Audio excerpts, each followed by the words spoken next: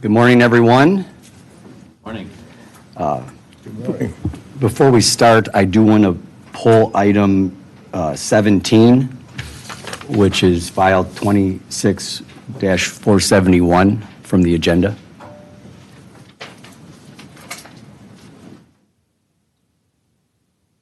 That's going to be at the next, that'll be in the June cycle. Mr. Chairman, confirming item 17, the DOMS Reimagined file. Correct. Okay. That's correct. All right. Madam Coordinator, please call the roll.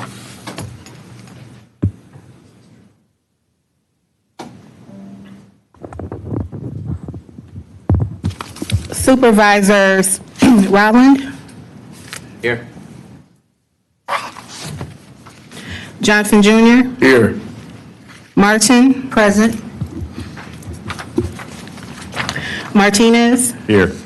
Belinsky, Here. O'Connor. Present. Mr. Chairman. Here. There are 7 members present, 1 appearing virtually. We have a quorum. Okay, a little housekeeping before we start, just a couple of things on the agenda. We're going to take up item 19, which is 26-403, that's a Trimborn Farm. Supervisor Vincent will be available around like a little after 11 o'clock, so if we probably won't get to that item by then, but we will take that one up as close to 11 o'clock so she can, obviously she's put a lot of work into this item, so we're going to do that. And then you all received an email this morning on item number 25. There's an amendment, so watch out for that if you haven't seen it. It's like a 3-page amendment that some of us on this committee have co-sponsored. So Supervisor Rollins, the lead sponsor on it. So on top of that, make sure everybody has their phones off. You've probably noticed, like, we got the agendas a little earlier, the committee has, so I just, and we've had 3 revisions, so I hope that all departments, moving forward, do get everything to Allison, because by noon the week before, she's going to do her very best to get me the agenda. My goal then is to have it out to this committee by either the end of Thursday or first thing on Friday morning to give all of us as much time as possible to review all the materials. On top of that, last week, was it a week ago? I met with all the departments, and we had a very good meeting about this meeting to make it more efficient. We're going to have shorter presentations, which allows for much more time for Q&As. So we're not going to cut anything short. If people want to hear more, and if my colleagues want to hear more, I'm not going to stop that. But I think, it's our responsibility to read everything in the packets in advance, come here prepared to answer questions. We need to have some sort of presentation because the general public deserves to have transparency on what we're talking about. But, some of these 50-page PowerPoints, we've read them, so we don't have to go into full detail. With all that being said, let's start with item number 1, please. Item 1, from the Milwaukee County Comptroller, providing the 5-year financial forecast for 2027 to 2031. This file is informational only unless otherwise directed by the committee. Good morning, CJ. Good morning, Mr. Chairman, Supervisors.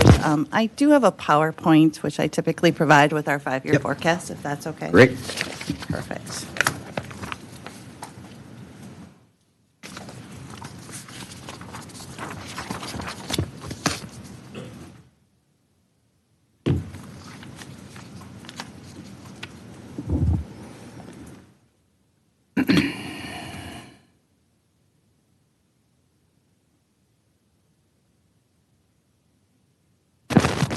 Thank you, Mr. Chairman, Supervisors. Thank you for having me here today. CJ Paul, I'm Financial Services Director with the Office of the Comptroller, here to provide an overview of our 5-year forecast for the years 2027 through 2031. I appreciate the opportunity to present this forecast to you, and we'll try and be brief while still highlighting some of the main takeaways of the report for you.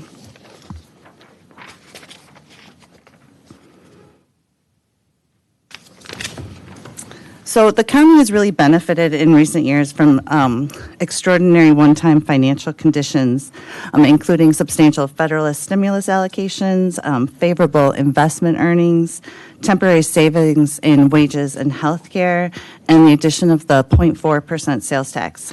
These conditions really allowed us to weather the uncertainty of the pandemic, support our essential workers, stabilize core services, and build reserves to levels we've never before achieved.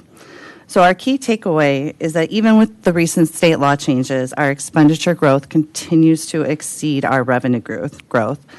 For the forecast period, our expenditures grow at 3.4% and our revenues grow at 1%.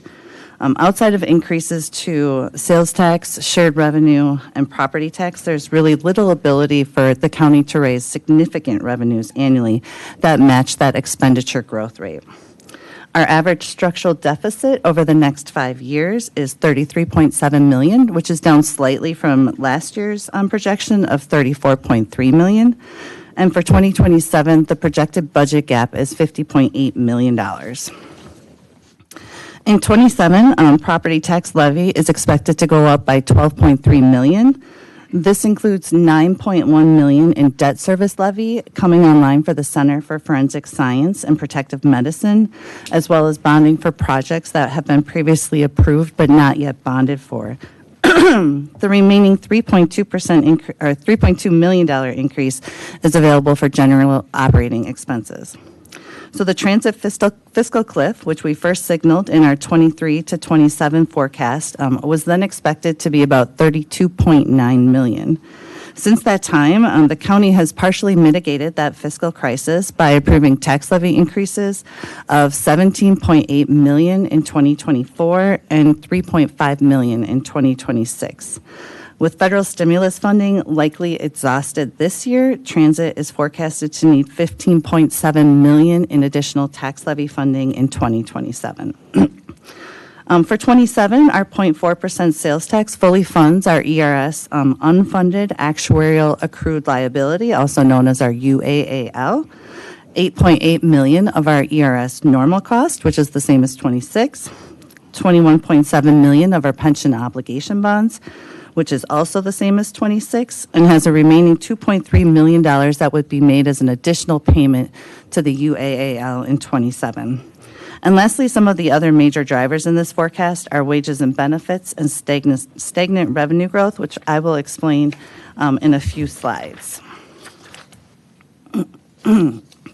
So I always like to explain this table because it shows both the structural deficit, which is the accumulation of the year-over-year deficits, and the cost to continue, which is what the county can expect to see if each year's prior deficit is resolved with long-term solutions. So there at the bottom, you can see that the average cost to continue is about $33.7 million.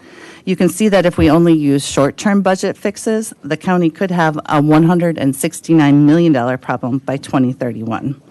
But again, this is over the 5-year period and based on higher trends that the county has been experiencing since 2024. So if each budget in the forecast period uses long-term solutions and some of the higher cost trends that we've been experiencing reverse or become more favorable, these numbers would hopefully get smaller over time.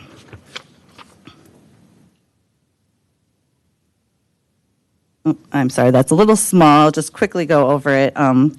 So how do we get to the $50.8 million for 2027?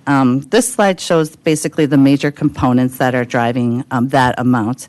So on the expenditure side, personnel costs and salary, overtime, and fringe are projected to cost an additional $36.1 million next year. And I'll also go into a little more detail later.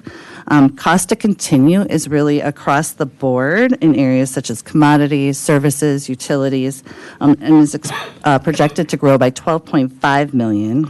Debt service is up $8.6 million, as I mentioned earlier, and transit expenditure increases are up about $6.3 million.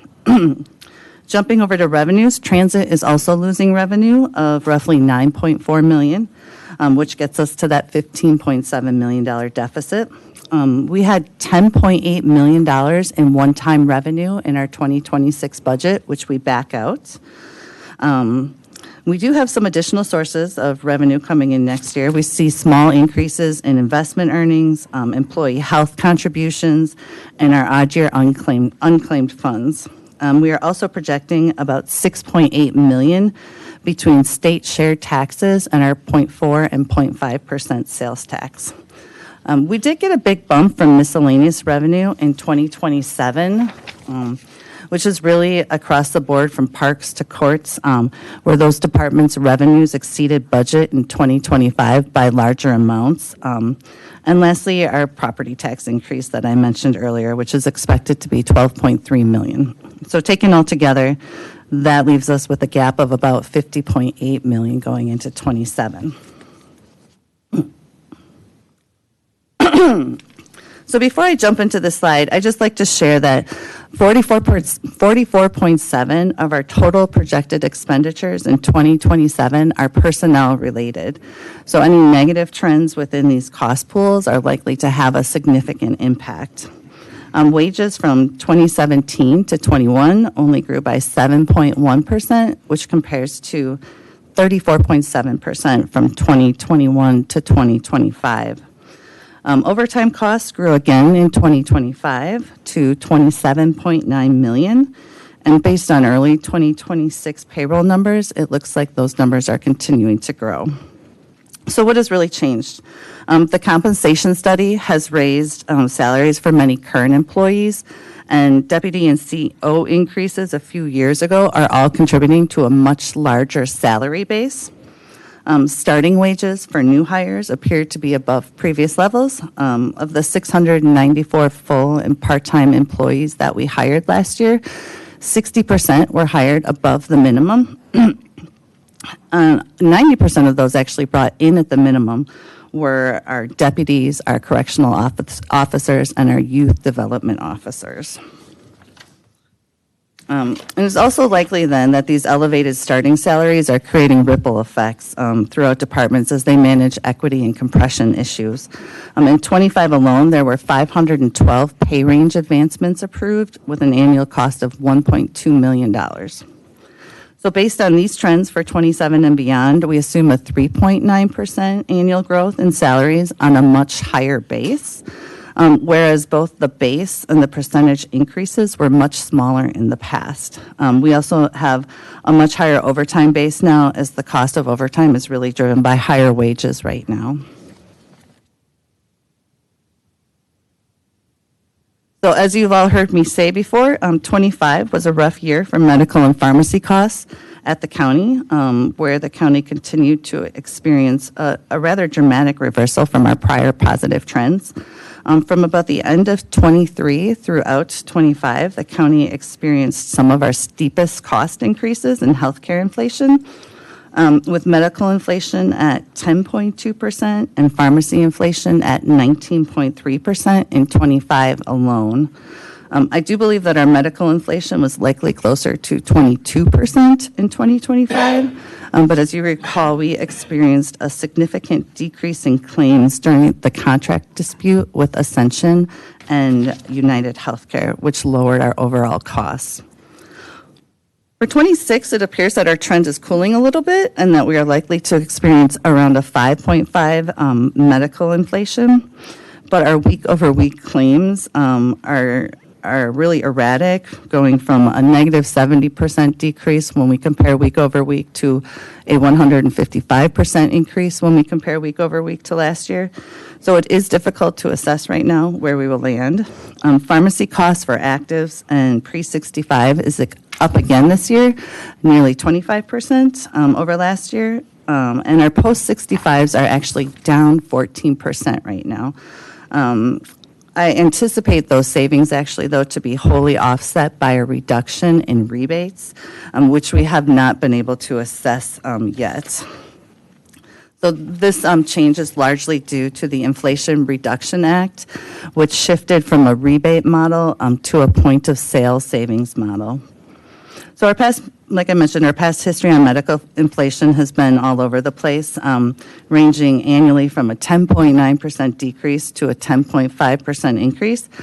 but pharmacy has been steadily increasing for many years now.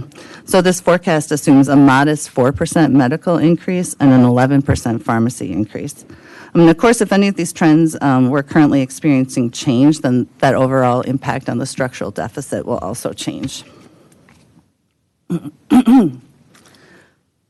So as you all know, the additional 0.4% sales tax began on January 1st, 2024, but the county is limited in how we can apply that estimated revenue. We must first pay our unfunded liability, and then we can pay any portion of our POBs, or our pension obligation bonds, our ERS normal cost, or we can make an additional payment to that unfunded liability.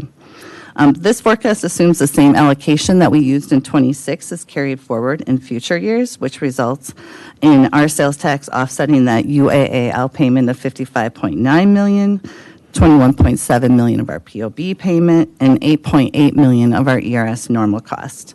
And then we have an additional $2.3 million, which we would make towards the unfunded liability.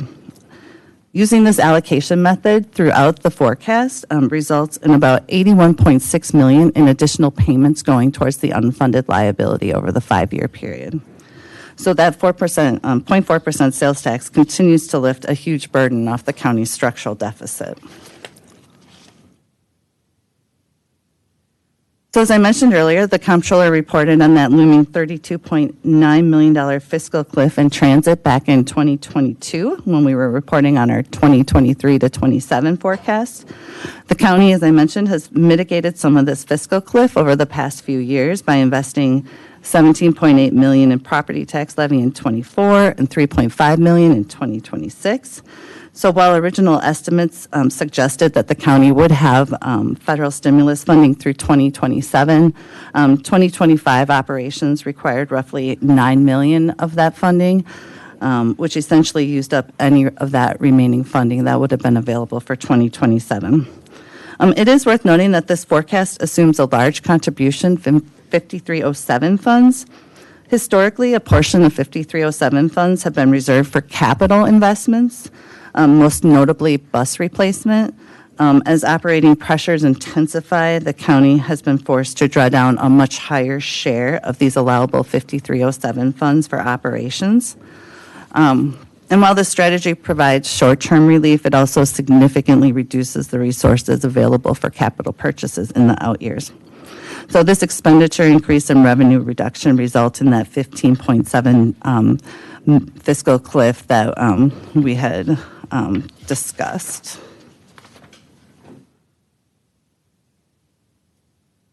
So to finish off on our last major driver, revenue, obviously the limits on our property tax levy have significantly impacted the county. On average, we see general operating levy increases of about $3 million each year, which is about 1.1%. To fix the 2027 budget gap, the county would need a property tax levy increase of 23.4%. The vehicle registration fee is one of the few growable revenue sources that the county has, but only if we increase the fee. The county hasn't really experienced any substantial growth in that VRF revenue in years, as the fee itself has not been increased since its establishment in 2017. The county sales tax is also limited by state statute, and increases are really dependent on economic conditions. This forecast assumes a modest 3% growth rate over the next 5 years. State and federal reimbursement revenue remains essentially flat throughout the forecast, with only marginal growth in some of our reimbursement-based revenues. For years, state and federal support to counties has grown at rates well below the rising cost of personnel, contracts, and mandated services. So this mismatch requires the county to absorb these increasing shortfalls each year. With federal stimulus funding, the county's investment portfolio was flush with cash for several years. That led to substantially higher average daily balances for us. During those same years, the county experienced some of the highest short-term investment rates, with rates above 3%. So as the county plans for 2027, our average daily balances are receding now that most of our federal stimulus money has been spent, and short-term rates are also on the decline. Long-term rates, however, are slowly increasing, which will help offset some of that revenue loss on the short-term side. And worth noting again this year is that significant growth in our miscellaneous revenues. In '25, there were some large surpluses across parks and courts and register of deeds that were accounted for in this '27 projection. In future years, these revenues grow at a much slower pace and will have a much less significant impact in the out years. And to wrap up this presentation, I just wanted to point out a few of the other determinants that could impact the county's long-term fiscal position. Federal and state policy changes not yet enacted can play a significant role in the county's future fiscal outlook. As we work through centralizing grants, I've noticed a decline in the number of grants that the county has been receiving, which if continues could obviously reduce our federal revenue even further. The county is still awaiting a determination on its indirect cost rate proposal. If the county gets approval, that could increase our ability to capture a larger share of indirect costs through grant awards. Unfortunately, the flip side of that, though, is whether there is sufficient funding in those awards to both maintain the level of services provided under those grants and also increase the amount of indirect revenue recouped. So as we are all aware, the county has significant infrastructure needs with nearly $1.1 billion in non-airport funding requests. Of that amount, $411 million is designated for the construction of the new criminal courthouse. This forecast only assumes that the tax levy allotted to the criminal courthouse project in 2026 is maintained throughout the forecast, but no additional assumptions were made with respect to possible debt service levy increases in the future. And lastly, with the federal stimulus funding expiring, many governments like Milwaukee County will likely face economic consequences as the needs in our community increase and heightened demand for county-supported safety net services. So with all of that, the county is left with really no great options for solving the structural deficit. We can either make reductions to expenditures to limit the growth rate or find ways to increase our revenues at a higher rate, which is difficult with the state's statutory limits and stagnant state and federal reimbursement revenue. And that concludes my presentation, and I'm happy to answer any questions that supervisors may have. You guys like how I started out this meeting? Here's where we're at, here's where we're headed. So, do we have any questions from committee? Supervisor Rowland. Thank you. I don't know if I have any questions. Just wonder if Interim Director Sinrem or if anybody else would want to come up and react to any of the information or talk about where we go from here.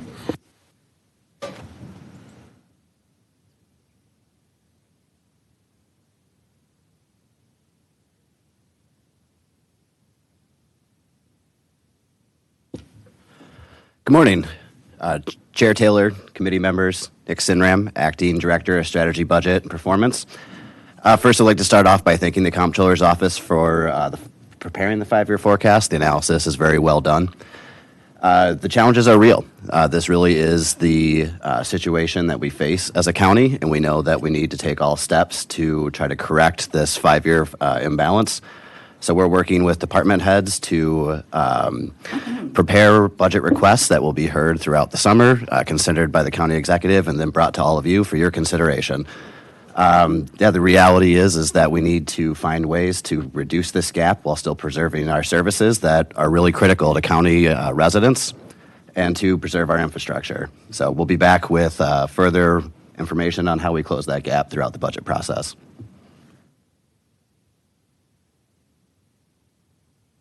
Supervisor Belinsky. Thank you, Mr. Chair. You mentioned that the forecast does not include any bonding for the new courthouse project. When we do bonding, generally, what's our interest rate been typically on these bigger projects? Has it been around 5%, 4%? Brian? Bond expert. And do we expect that to be a 20-year or a 30-year?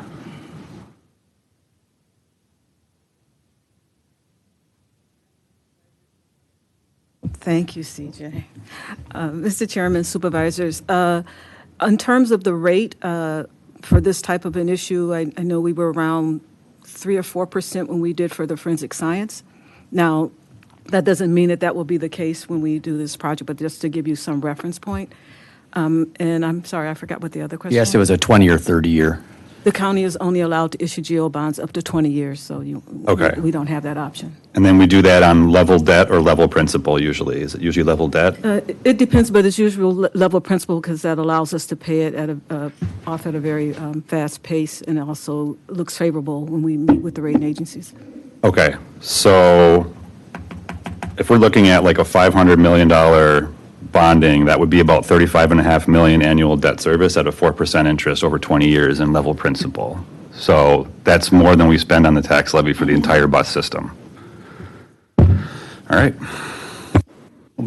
I know where you stand on this project, so that's not surprising. Any other questions?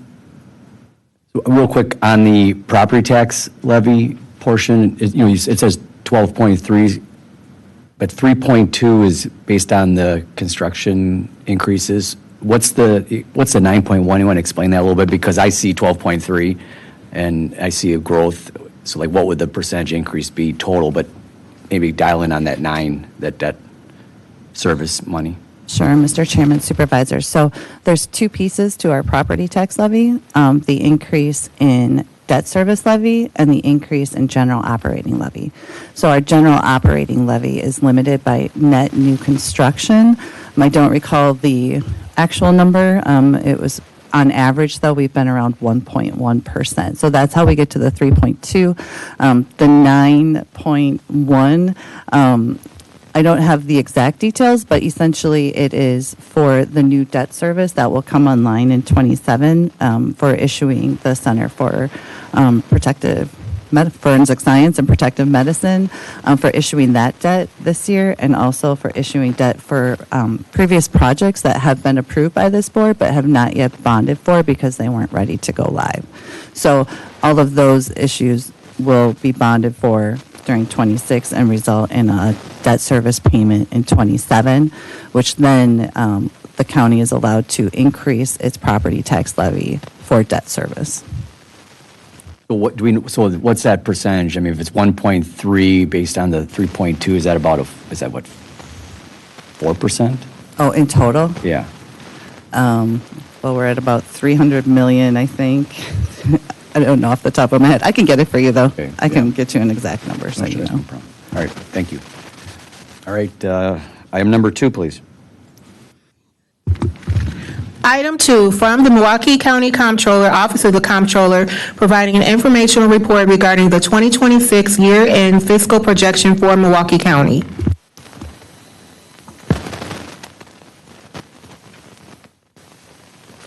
Yeah, please. Thank you, Mr. Chairman, Supervisors. CJ Paul, again, Director of Financial Services with the Office of the Comptroller. The report before you is our most recent fiscal projection through March of 2026. As you can see, we are projecting a small surplus of about $400,000 right now. Some of the major changes since I last reported to you on the January fiscal period. Our clerk, of course, is now projecting a surplus of about $800,000. That's due to fines and forfeitures coming in over budget and some savings they're experiencing in commodities and services. The treasurer is projecting a $100,000 surplus due to surplus in interest earnings on delinquent property taxes. The Office of the Sheriff has reduced their deficit slightly by about $200,000 due to an anticipated revenue surplus. The CRC has increased their deficit by about $1.4 million, which is largely due to the $2.1 million overtime deficit and a $600,000 salary and Social Security deficit. DHHS is reporting a $400,000 surplus. This is due to savings in vendor expenses in children, youth, and family services. Within fringe benefits, I mentioned earlier, medical claims continue to be erratic and difficult to assess. Overall, we have been trending more positively than what we experienced in 25. But after I submitted this report, we had a significant claims payment for one high-cost claimant come in at about $1.8 million. But even with that payout and an assumed 5.5% growth rate going forward, I do believe we'll have a surplus in our medical claims costs that can offset other shortfalls, and I'm currently anticipating in our pharmacy rebates. Pharmacy claims, as I mentioned earlier, for actives and pre-65s continue to trend around 25% above last year's costs. We are seeing, as I mentioned, a decline in pharmacy costs for our retirees, but again, that is offset by a reduction in rebates that we have not yet been able to assess. So at this point, I'm taking a conservative approach to that rebate reductions with the hopes of having more information in a couple of months so that we can better assess that impact. There is also a WRS pension issue on the budget side. The Office of Strategy, Budget, and Performance did report to you on this during the budget cycle last year. That is an impact of about $750,000 to the bottom line. But on a good note, we are seeing a surplus of about $875,000 in employee health contributions. So right now, that results in a net surplus of about $1.5 million. I'm hoping that grows over the next few months as we can get a better handle on that change in rebates.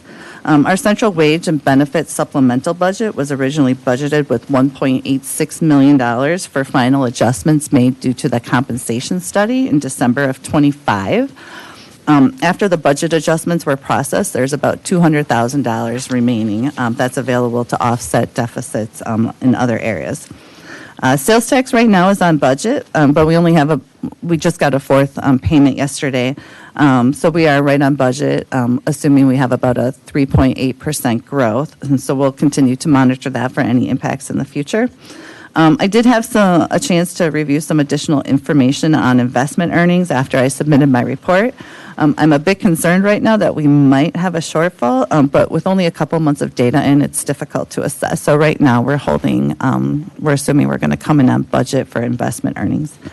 So with that, I am happy to take any questions you might have. Supervisor Blinsky? Thank you, Mr. Chair. Can you explain the Behavioral Health Division projected deficit of $3.8 million? I don't think I heard that. Oh, you know what, Mr. Chairman, I can send you the information. I don't have it in my report, I apologize. I can send you what the breakdown is of that deficit if you'd like. Okay, thank you. Supervisor Martin?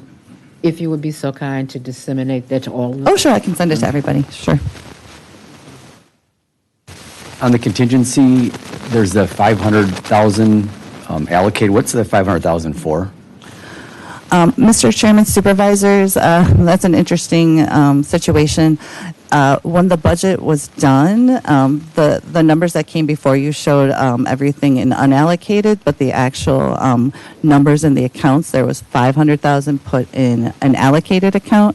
So it's sitting in an allocated account, but it was never truly allocated for anything. But since it's sitting in an allocated account, we're reporting it out as allocated until it's moved out of that account. But it is essentially available, and it was not allocated during the budget process.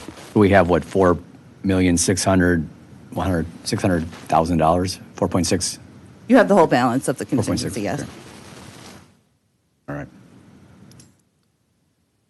All right, seeing nothing, no other hands raised. Item 3, please. Item 3, from the Office of the Comptroller, providing an update on progress to strengthen grants management. As follows, considered by the Committees on Audit and Finance, whereas at the May 11th, 2026 meeting of the Committee on Audit, this file was discussed with no action taken, and it is informational only unless otherwise directed by the committee. Mr. Chairman, Supervisor, C.J. Paul, Financial Services Director for the Office of the Comptroller. The purposes of this report is to provide an informational update to you on the status of our project to centralize grants financial management. We've been working for about 5 months on enhancing our Infor Projects module so that we can optimize grant tracking, reporting, and compliance monitoring within one central location. We currently use that project module for capital projects, but have built out the full functionality so that we can use it for operating grants as well. And we are currently in the first phase of rolling out that module where we are working closely with a small subset of departments whose grants we were hoping to go live by June 1st, but had to push that out to July 1st. Because no two grants are the same at Milwaukee County, the rollout process has been very manually intensive and requires a lot of communication with our office and departments. Part of that process, though, is establishing the grant expenditure authority in a new set of accounts that will be specifically used for grants going forward, making tracking these expenditures and grants awards more transparent and concise. All of these grant expenditures have already been approved by the county board, either through fund transfers or through the adopted budget. And these changes will only move expenditure authority between these new accounts. And we will be bringing these fund transfers to the Finance Committee in the future, but due to the rollout and timing, we must pre-process these transfers so that departments can get these accounts set up in time to go live. And once we have these first set of grants live, we'll actually, we're excited to announce that we'll be using the invoicing system in Infor, which will actually allow us to centrally track expenditures and drawdowns on funding throughout the county. Our goal is to get all the new grants in the system as they're awarded going forward and to continue to bring departmental grants in over the remaining months of the year. So we expect to be 100% in the system by January 1st, 2027. So with that, I'm happy to answer any questions. Any questions? No. So this will be like a dashboard where we all can see, or is this more internal? Mr. Chairman, right now, it won't be a dashboard, but we can certainly look at that. Right now, we're just bringing all of these grants into our system so that we can accurately track expenditures. Right now, every department has a different way of tracking expenditures. They have a different way of drawing down funds. So this will bring a little more accountability to the process. It will improve future processes. We have a report we have to provide each year. It's called the CFA, Schedule of Expenditures on Federal Awards, which is a very time-consuming process. But all of that information will now be in our system. But we can certainly look at how we could create some sort of dashboard to look at grants in the future and to provide information of how much was received versus spent, to date. But right now, we're taking baby steps and still trying to get these little. But I certainly would love to look at something like that and make that available for everybody. Okay. Supervisor Blinsky. Thank you, Mr. Chair. In the last item, I believe you mentioned that the centralizing grants had led to a reduction in the grants received. Obviously, that's not necessarily causation, but was that an unexpected outcome in your mind? Did you think that centralizing it would give us more opportunities, or was it just more about making them more efficient, the ones we do get, because it'll be less overhead on the writing of them? Mr. Chairman, Supervisor, thank you for that question. No, I think what we're seeing right now is fewer grants due to what's going on at the federal government level. So typically, the grants we would be receiving right now during the fiscal year 26 would have all began during 25. And we all know that 25 was a little bit messy at the federal government level, and they weren't issuing a lot of grants or doing a lot. So I think that hopefully that reduction we're seeing right now is due to that, and that we start to see a pickup again of grants in the future. But I don't think it would have anything to do with centralization. Centralization is really just internal for us to track and track all of our grants, essentially. Yeah, maybe if we had attacked the Capitol on January 6th, we'd be getting part of that $1.8 billion slush fund right now. All right. Oh, Supervisor Martin, sorry. Thank you, Mr. Chairman. One small question. What prohibits us from having continuity across departments as far an operational standpoint in monitoring and handling our grants? Mr. Chairman, Supervisor, I don't think anything prohibits us from doing that. It's just that it's been a decentralized state for a long time. So departments have taken on the role of, applying for grants, accepting grants, monitoring and tracking. And as we centralize that process, we are learning a lot about what departments are doing and looking at how we can improve the system centrally and also make sure that all of our departments are doing the same thing and following 2 CFR 200. Okay. All right, thank you. All right, item number 4, please.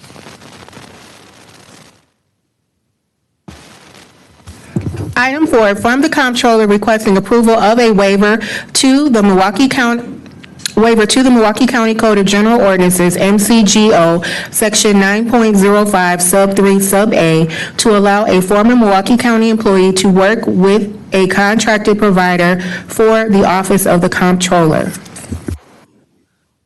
Mr. Chairman, Supervisors, CJ Paul, Financial Services Director for the Office of the Comptroller.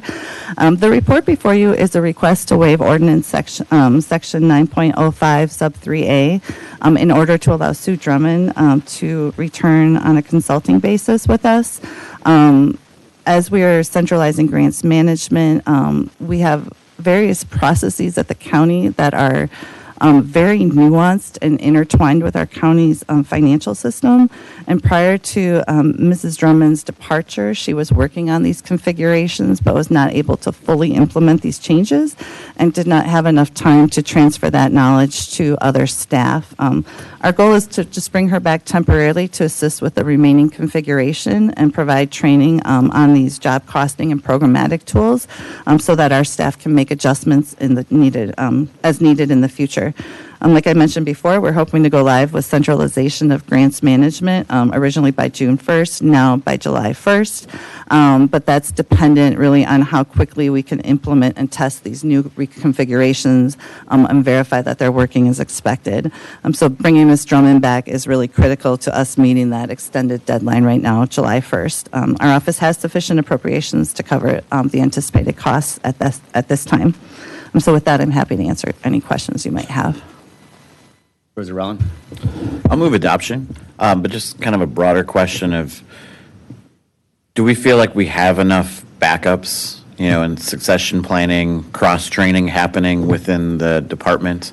If we have one person who has such an expertise and then we lose them for whatever reason, right? And then it inhibits our department's ability to function, right? That's a problem. So is that something that we're looking at in the future, just across the board within the department to make sure that we don't run into this? Mr. Chairman, Supervisors, definitely with respect to this process, I've gotten very knowledgeable on it.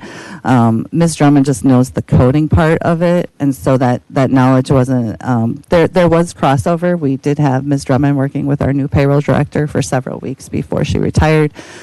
There was a lot to train somebody on, so this was just one of the things that wasn't completed and missed. But our goal is to make sure that we have several people that understand the process. I can't speak to all departments and what their plans are, succession planning, but obviously, definitely we're tackling this piece within our office right now. Supervisor Belinsky? Thank you, Mr. Chair. Just wanted to clarify, in the report, it sounds like this is an existing sort of waiver process that exists in the ordinances. It's not like we're creating a precedent. It's a specific exemption that we're able to use when we feel it's necessary. Mr. Chairman, Supervisors, that is correct. There was an ordinance created that if anybody returns to county employment or even as a consulting or anything, not actual county employment, I'm sorry. If somebody leaves county employment and then has some contractual agreement with the county before 1 year, then approval is needed. Mm-hmm. Yeah, and I appreciate looks like it'll be absorbed in the budget existing. Correct. Yeah. How long was Ms. Drummond, how long was she here prior? Ms. Drummond was here 18 years. 18 years. Okay. All right, please call the roll. On the motion by Supervisor Rowland that item 4 be approved, Supervisors Rowland, Aye. Johnson Jr., Aye. Martin, Aye. Martinez, Aye. Belinsky, Aye. O'Connor. Aye. Mr. Chairman, Aye. 7 ayes, 0 noes. The motion prevails. And just so the committee is aware, this item would not advance to the county board because it's just approved by standing committee. Okay, thank you. Thank you very much. Item number 5.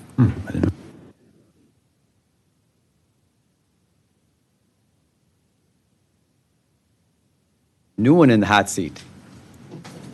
Item 5, from the Capital Project Manager, Office of the Comptroller, providing an informational report regarding the status of projects within the Capital Improvements Program as of December 31st, 2025. This file is informational only unless otherwise directed by the committee.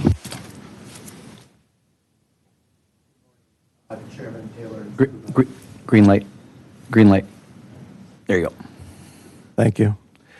Good morning, Chairman Taylor and Supervisors. My name is Justin Rodriguez, and I am the Capital Projects Manager from the Office of the Comptroller. The informational report before you contains a list of all active capital projects, the estimated completion percentage for each project, and estimated substantial completion dates as of December 31st, 2025. The project financial information is in a life-to-date format. This means that budget and actual amounts shown for each project will include all budget amounts and actual expense amounts since each project was created. Encumbrance amounts for each project represent snapshots of funds under contract as of December 31st, 2025. Under contract means they either have an active contract or a purchase order that is being attached to the project. Page 3 of the report contains a table of the number of projects by each capital department as of December 31st, 25. There was a total of 344 active projects.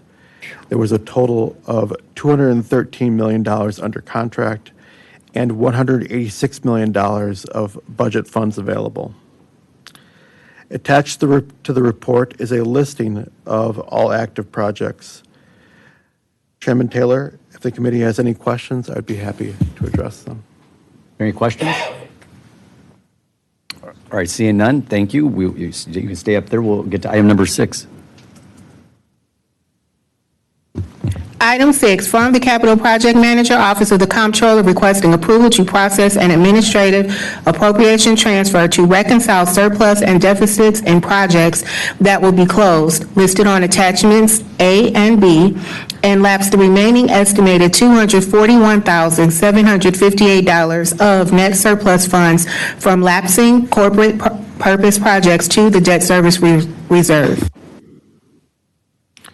Good morning again, Chairman Taylor and Supervisors. Justin Rodriguez, Capital Project Manager from the Office of the Comptroller. Our office has worked with project managers to identify projects that are able to be closed. For a project to be closed, work must be completed or a project has been canceled. All contracts and purchase orders must have final payments made, and all financial commitments associated with the purchasing documents must also be closed. All job authorizations for internal staff must be inactivated, and all outside revenues, like federal or state grants, must have been received as well. The airport projects being closed are listed in Attachment A, and the non-airport projects are listed in Attachment B. The net impact from closing non-airport projects is estimated to be a surplus of $241,758. The resolution before the committee authorizes the Office of the Comptroller to process an administrative appropriation transfer to reconcile surpluses and deficits in projects that will be closed, and process an appropriation transfer to lapse the remaining surplus funds from non-airport projects to the debt service reserve. Of the estimated $241,758, there was approximately $58,000 in unspent bonds.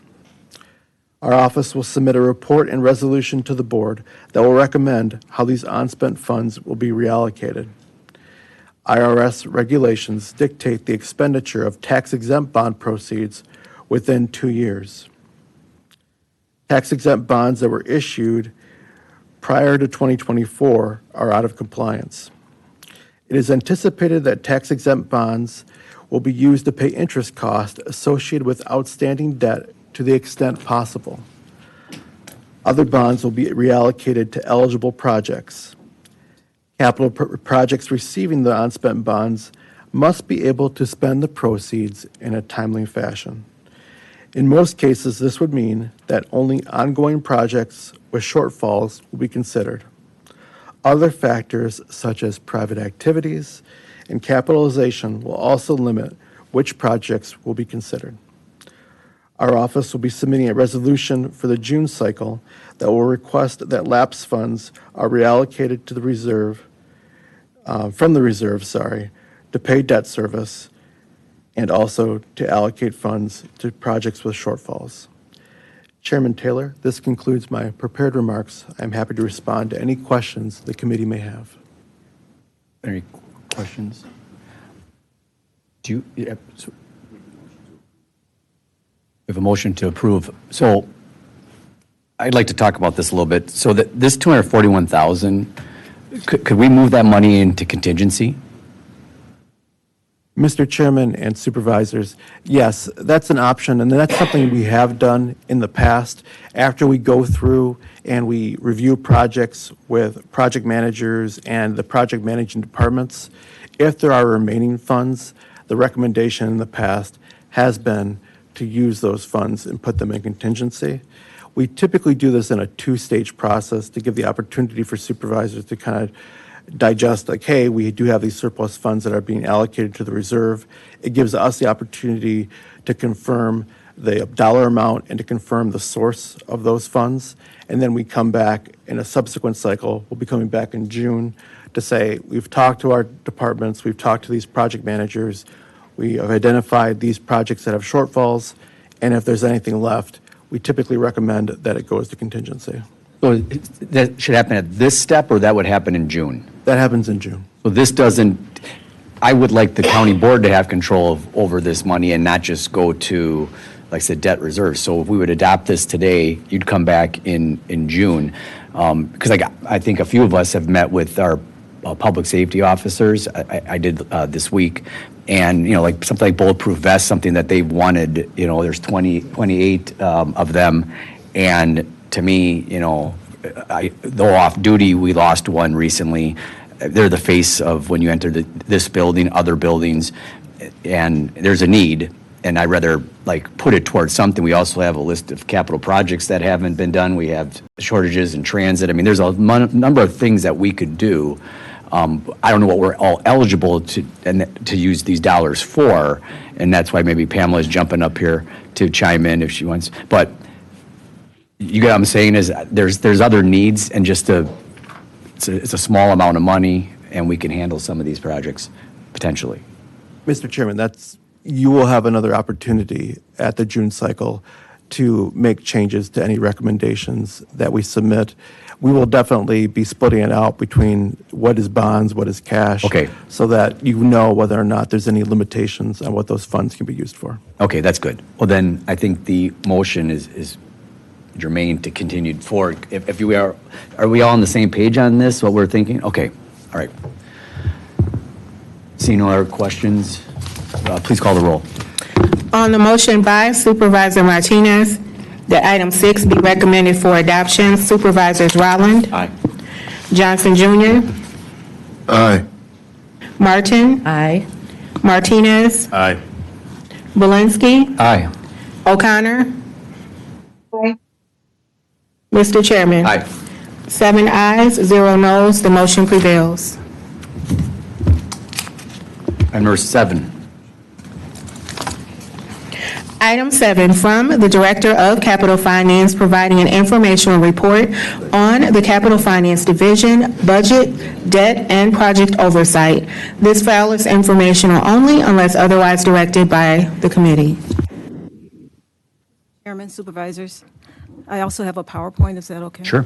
Mr. Rodriguez is going to be assisting me, so just give me a moment. He's going to be in charge of the PowerPoint? He's in charge of the PowerPoint. All right. Other duties as assigned. Teamwork. Okay. Okay.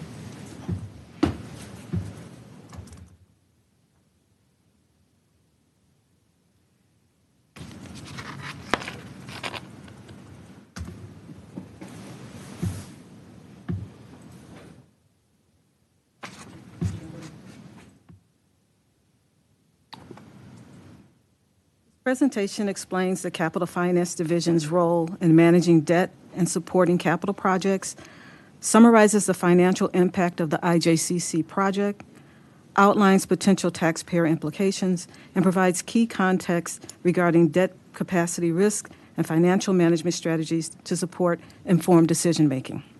Next slide. The Capital Finance Division serves as Milwaukee County's central resource for managing the county's debt program and supporting departments throughout the life cycle of capital projects. The team oversees annual bond issuance, reviews capital project requests for bond eligibility, ensures compliance with federal tax-exempt bond requirements, and monitors unspent bond proceeds to promote timely eligible spending. This work requires close collaboration with county departments, financial advisors, bond counsel, and leadership to ensure that borrowing is aligned with project schedules and the county's long-term financial plans. As a part of its role in the IJCC work group, the Capital Finance Division prepared a fiscal analysis of the project's estimated debt service costs and potential impacts on the county's property tax levy.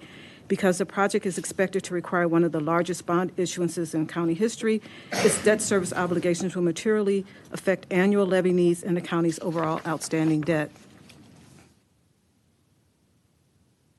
Milwaukee County primarily uses two forms of borrowing: general obligation bonds backed by the county's full faith and credit, including its authority to levy taxes for repayment, and airport revenue bonds repaid using revenues generated by the airport operations. Because the IJCC project would likely be financed through general obligation bonds, it is helpful to understand the concepts of bonds and debt service. Bonds are a financing mechanism that allows governments to fund capital projects and repay costs over time with interest. Debt service is the total amount paid to repay debt, including both principal and interest. Property tax levy. The state of Wisconsin imposes strict levy limits that restrict the county's ability to increase property taxes for operational purposes. With limited exceptions, the property tax levy for operations may only increase based on the county's annual growth in new construction. Historically, Milwaukee County's net new construction has ranged from 0.5% to 2%, allowing for approximately $1, $2, $3 million in additional operating levy each year. These levy limits do not apply to property taxes levied for debt service. This means the county may increase its levy as needed to cover higher debt service costs and must reduce its levy when GO debt service decreases. Although the county is subject to a cap on its operating levy, but not on its debt service levy, and both levies are funded through property taxes, their combined impact ultimately falls on taxpayers. Although the state does not restrict the county's ability to increase property taxes for debt service, it does limit the total amount of GO debt that the county may issue. Under Wisconsin Constitution and Wisconsin statutes, the county's outstanding GO debt may not exceed 5% of equalized value. As of December 31st, 2025, the county had $422.3 million in outstanding GO debt and an equalized value of $105.9 billion, resulting in a statutory debt limit of $5.3 billion. While the county is well below this limit, issuing substantially more debt could lead to higher borrowing costs. The Capital Finance Division prepared estimated debt service schedules for two IJC project bonding scenarios. Scenario 1 provides a high-level estimate that serves as a simple benchmark. Every additional $100 million in project costs or bonding would increase interest costs by about $72 million. Scenario 2 reflects the estimated financing costs associated with the remaining $436 million balance of the IJCC project. While the remaining project balance is $436 million, the actual project costs are expected to exceed that amount. Issuing $436 million in bonds would generate total debt service approximately $748 million over the life of the bonds, including an estimated $313 million in interest expense, as well as an estimated first year's debt service payment of approximately $44.4 million. Viewing the estimated debt service impact for that of a median home value of $250,000, a homeowner would see an average levy increase of about $88. Each additional $100 million of issued bonds results in an estimated average levy increase of about $20. These scenarios are intended solely to provide preliminary cost context for discussions until the final project cost estimate is available. Although it is important to understand how a project of this scale affects taxpayers and ensure that general obligation debt remains within state limit, the calculated impact can appear modest because it is measured against a base of over $100 billion. A clear understanding of the county's actual project cost is shown through the annual increase in debt service and the growth of outstanding debt. The county's outstanding debt amount as of December 31st, 2025 is $422.3 million. The projected outstanding debt is expected to increase to $484 million by the end of 2026. The debt had been declining every year since 2010. The streak of declining outstanding debt ended in 2024 when $45 million was issued for the new building for the museum, followed by the first issuance for the Forensic Science Building, $27.5 million. The projected increase in outstanding debt for 2026 is the final amount for the Forensic Science Building, $50.4 million. A $436 million obligation for IJC would increase debt service to $890 million in 2027, and that's using the example of scenario 2.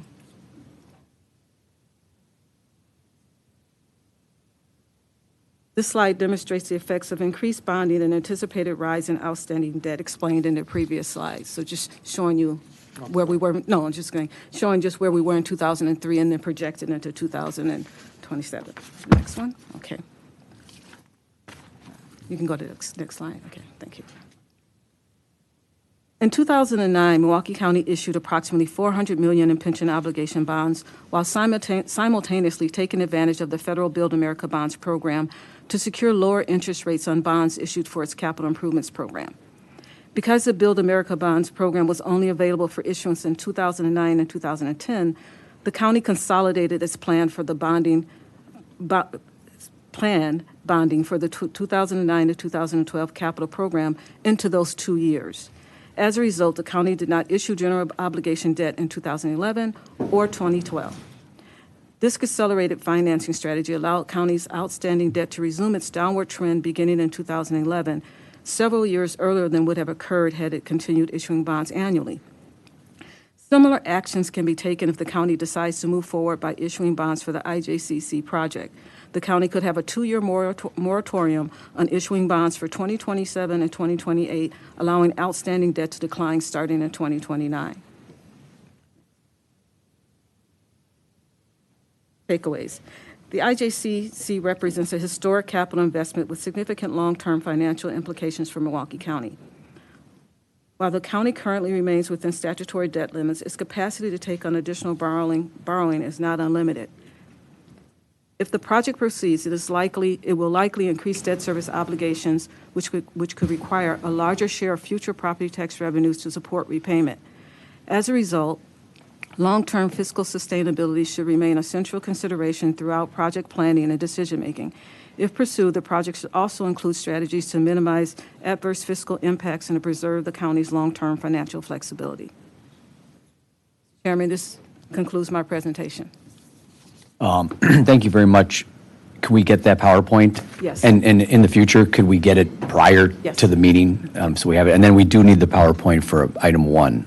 Right. Okay, because that has not, right, the same thing. I do want PowerPoints in advance of the meeting so my colleagues and I can all review it and be prepared to answer questions and that, so thank you. Thank you, Mr. Chairman. What? I said thank you. Okay. Questions on this, Supervisor?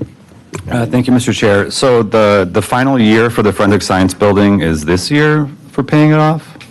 Or it made it seem like this was the final amount? That's the $50.4 million is the bonded amount, the last part of the bonded amount. So that won't be in our books next year? Well, there's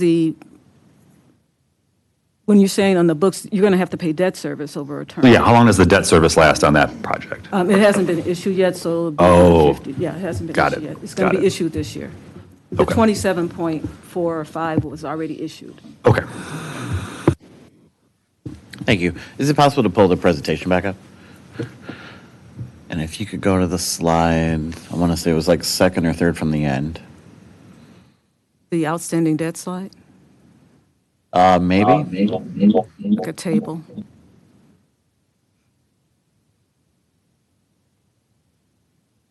Keep going. That's the one. Oop. Oh. That was the one. This one here, The next one. the next one, okay. Oh, the strategy, Yes. okay. No. No, he Ahead. wants the one where we talk about the Build America bonds and that one. There you go. Bingo. I just want to wax on this one a little bit because this is a pretty significant slide. Because what it's asking us is to consider not doing any bonding for any capital projects for 2 years, right?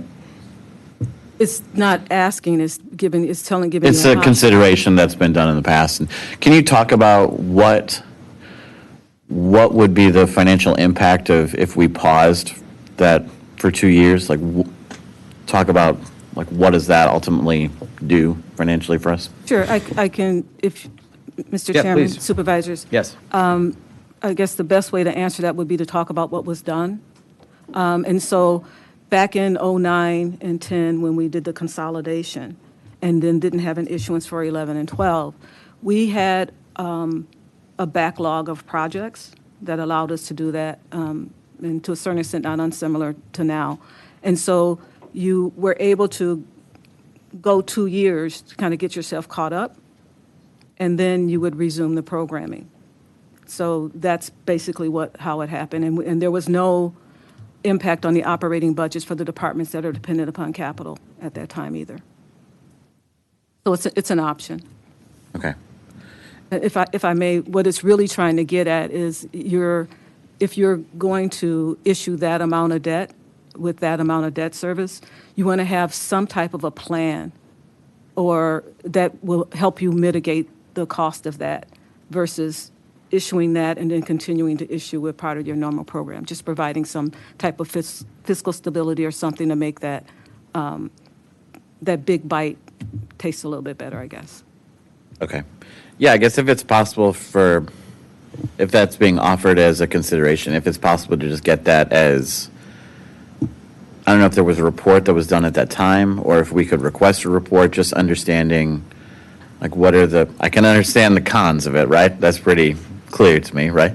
That we would delay bonding on capital. But just so I can better understand the pros of it, on like a dollars and cents standpoint, that would be helpful to understand. Sure. Mr. Chairman, supervisors, there was a report that was written at that time. Please keep in mind that this was also part of the Build America Bond program, so there was earnings that the county did realize.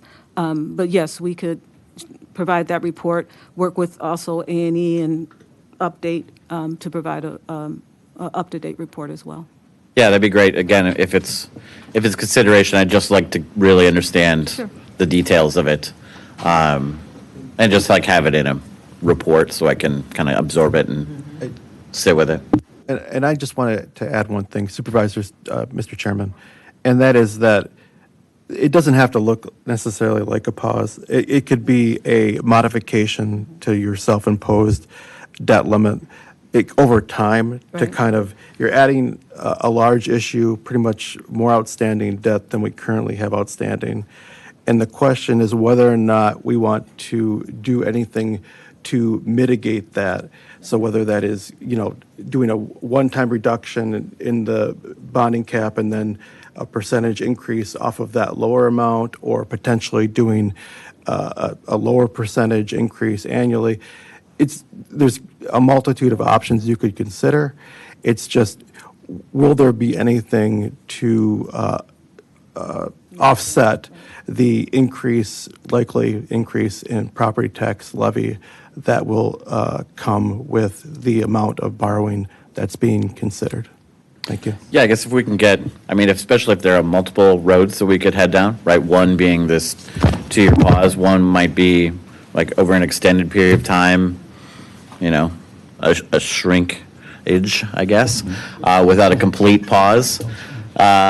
Yeah, it would be interesting to get a report with different things of what we can consider. Director? Yeah. You want to address that? I would, if I could. Chair Supervisors, Aaron Hertzberg, Director of Administrative Services from Milwaukee County. I just want to put context to this, right? The county board, is a part of the approval for the 26 budget, requested an analysis on this. And so we're bringing this analysis to you in a 3-part series. This is part 1, which is kind of an overview on how bonding works and what the impacts of bonding are from a project, right? In the next cycle, in the June cycle, what you're going to see, part 2 of that report is going to be from our facilities management group, giving an overview on project status. What's their capacity to take on projects? Where are they at in their project queue? Are they prepared to deliver this project? What are the impacts of a holiday from their perspective on deferred maintenance and otherwise? And then in July, we'll bring the 2 reports together and I think provide the analysis that you're looking for talking more about the numbers, talking about what the potential impacts are and what the trade-offs, pros and cons of those various options are. And with that, looking for some direction about where we go forward as we get into the final stages of the budget process. What's the consensus of the group and where we're headed? So I think we're prepared to deliver that to you over the course of the next couple cycles, if that's acceptable. See, there's the flow of this agenda.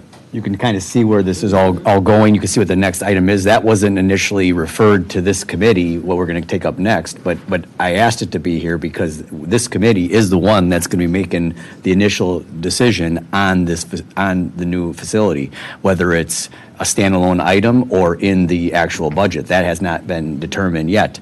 But clearly, we all need to be caught up to this issue, like the seed committee has been this entire time. Back in, 2009 and 10, were there more projects done at once? Was that like a larger capital amount that was done? So like, yes, you took off a couple years, but then you did more at once because taking advantage of the Borrowing America, whatever it was called. Is that kind of why you took off a couple years?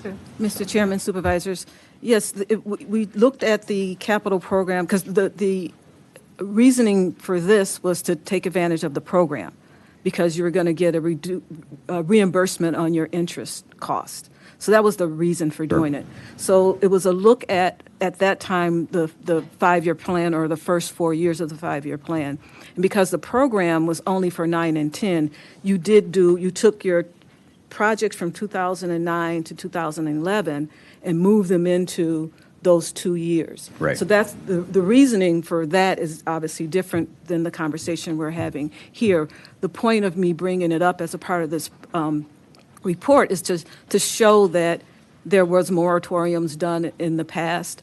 You also, there have been improvements in terms of project implementation compared to that period of time. So there is some difference, but the point is to show that you have this huge cost coming on and trying to do something to mitigate. And as Mr. Rodriguez said, that could take very many forms. Right. So roughly the same amount of projects were done, just they were bonded in a shorter period of time.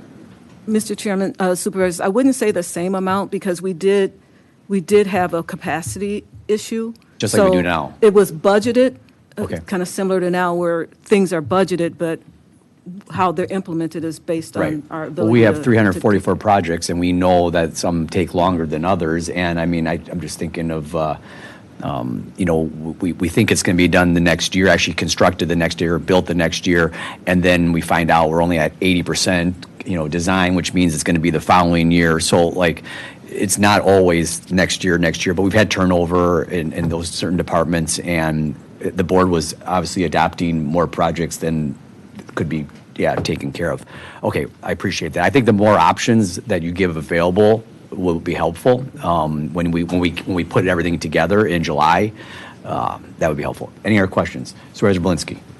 Thank you, Mr. Chair. Yeah, so we're kind of in this impossible position where we have one pot of money that is uncapped, almost, virtually uncapped, which is the bonding, and then we have the one that is not, which is the operating budgets that are capped at like 1.1 or 1.3% growth every year. And we saw in the earlier report that the Sheriff's Department, I think it's like at a $4.4 million projected deficit due mostly to the overtime. In my other job, I got a memo from our governor last month that is the quarterly transportation aids money that is sent out to municipalities and around the state and counties around the state. And in it, the second quarter payment to Milwaukee County for expressway policing aids is $4.7 million. But that, of course, as we know, isn't staying in the Sheriff's Department. It's being pulled out of operations and put into capital and, freeing up money to be put in capital. And so, what I would suggest is that we stop doing that so that we have the Sheriff's Department fully funded, that they don't have to run a deficit. We continue to have our highways patrolled, and we find other sources of money to do this bonding. Because as much as we hate property taxes going up, like at least we're not having to cut parks or having to cut transit to make up for what we bond.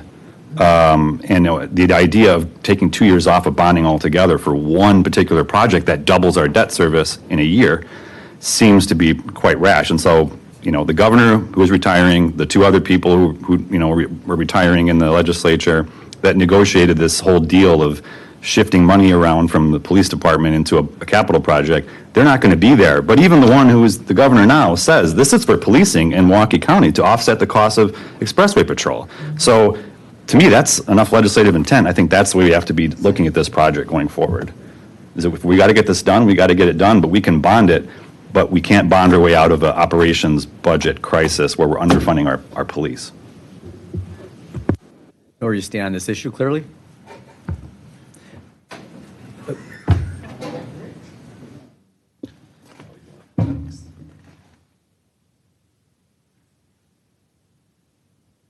Good morning, Chair Taylor, members of the committee, Jeremy Lucas, Acting Deputy Chief of Staff for the Office of the County Executive, David Crowley, and the Funding and Finance Work Group Lead for the IJCC project. I want to thank the Comptroller's Office for bringing this forward. As you can tell, it's complicated. There's going to be a lot of moving pieces to the project. And I think mainly the key, and I think Supervisor Belinsky pointed it out, that more debt service equals bigger property taxes. And so that is just something that is kind of like the underlying component of this project. Paying for projects with cash avoids debt service. The total debt service amount, I believe that Ms. Bryant mentioned something along the lines of $750 million, over the life of the project for borrowing 436. That is real money. That does impact how much we pay for things. So, these are questions that we're going to have to deal with as we figure out how to finance this project, how to reduce impacts or manage impacts in the operating budget, because bonding can't be used for operations. So this is exactly why we're here, to really bring forward these issues, to bring kind of the highlight and bring forward the complicated nature of all the options we will have, and the board's preference on kind of where we should go, because as Mr. Rodriguez mentioned, there's a whole host of options that we could take ourselves down. So thank you again, and just wanted to know that this is a key component of this broader conversation. All right, and we all know, let's not try to do revisionist history. We know why the express money we even received. We know what was negotiated.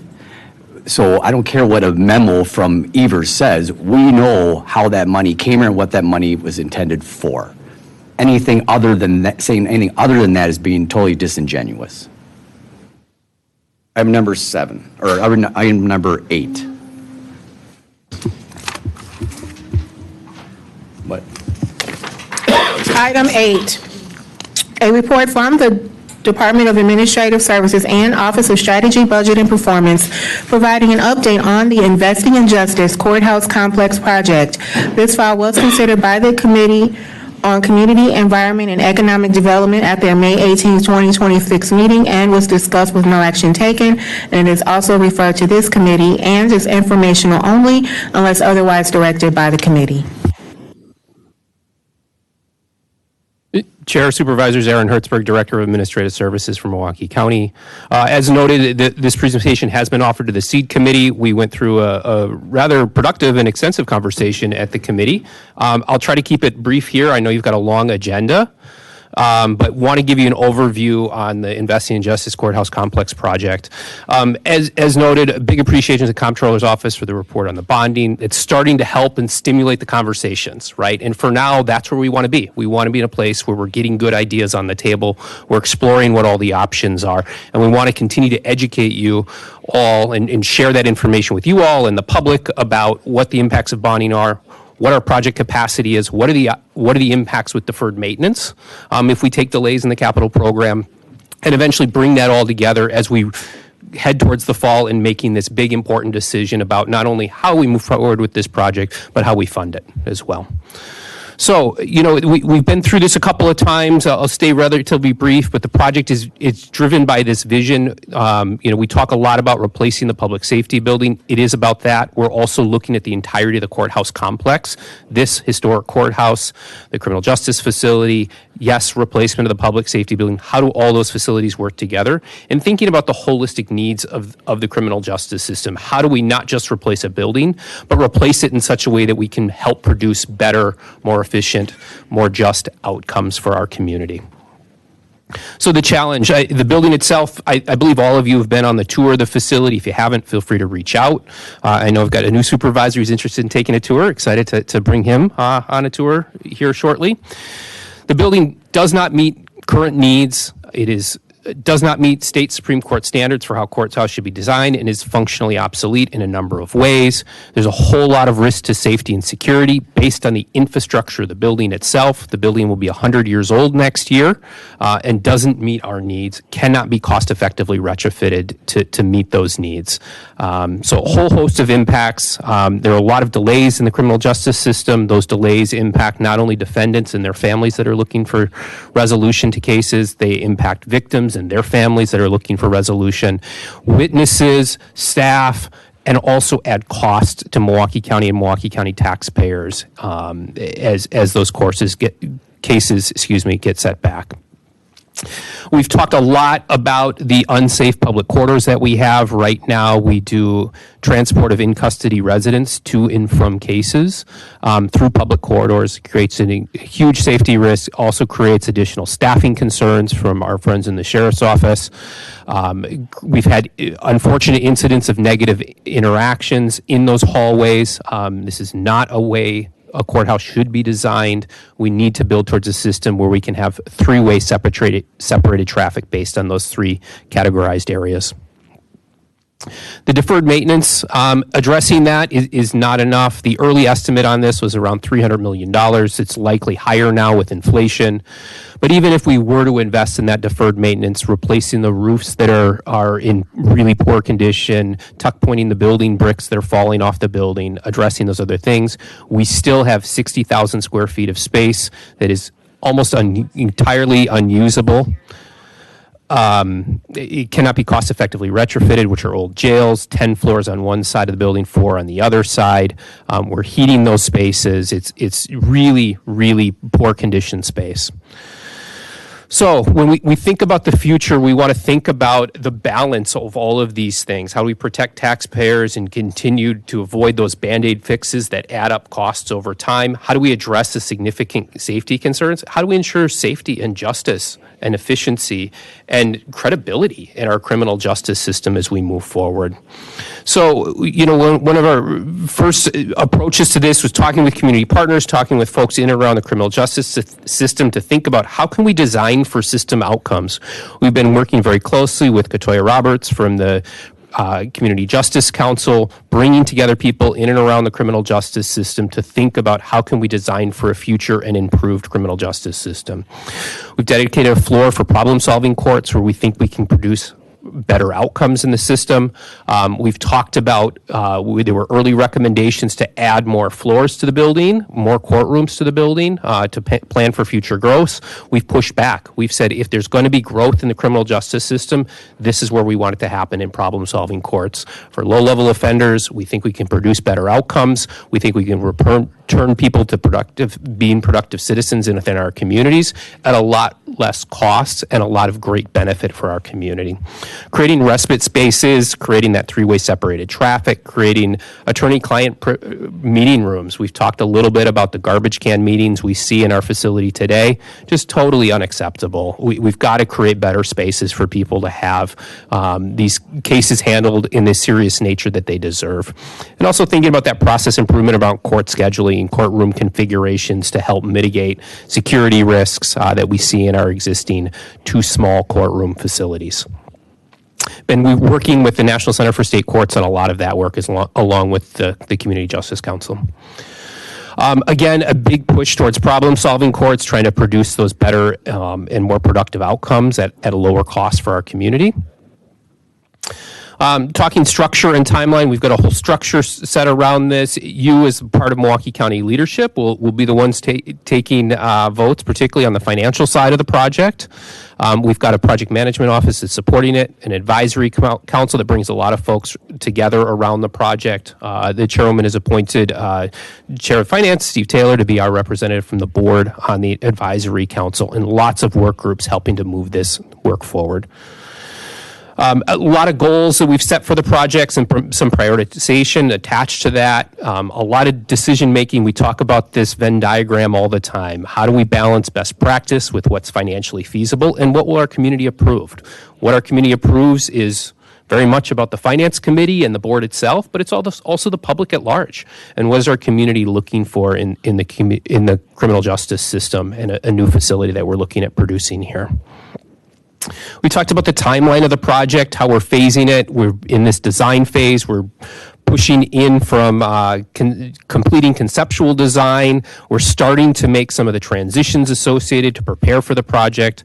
All told, we want to be in a position to have everyone out of the public safety building by the end of next year so that we can tear down the building starting in 2028 and start reconstruction over the next several years. There's then some back renovation work that needs to happen in the historic courthouse to make all of this work together.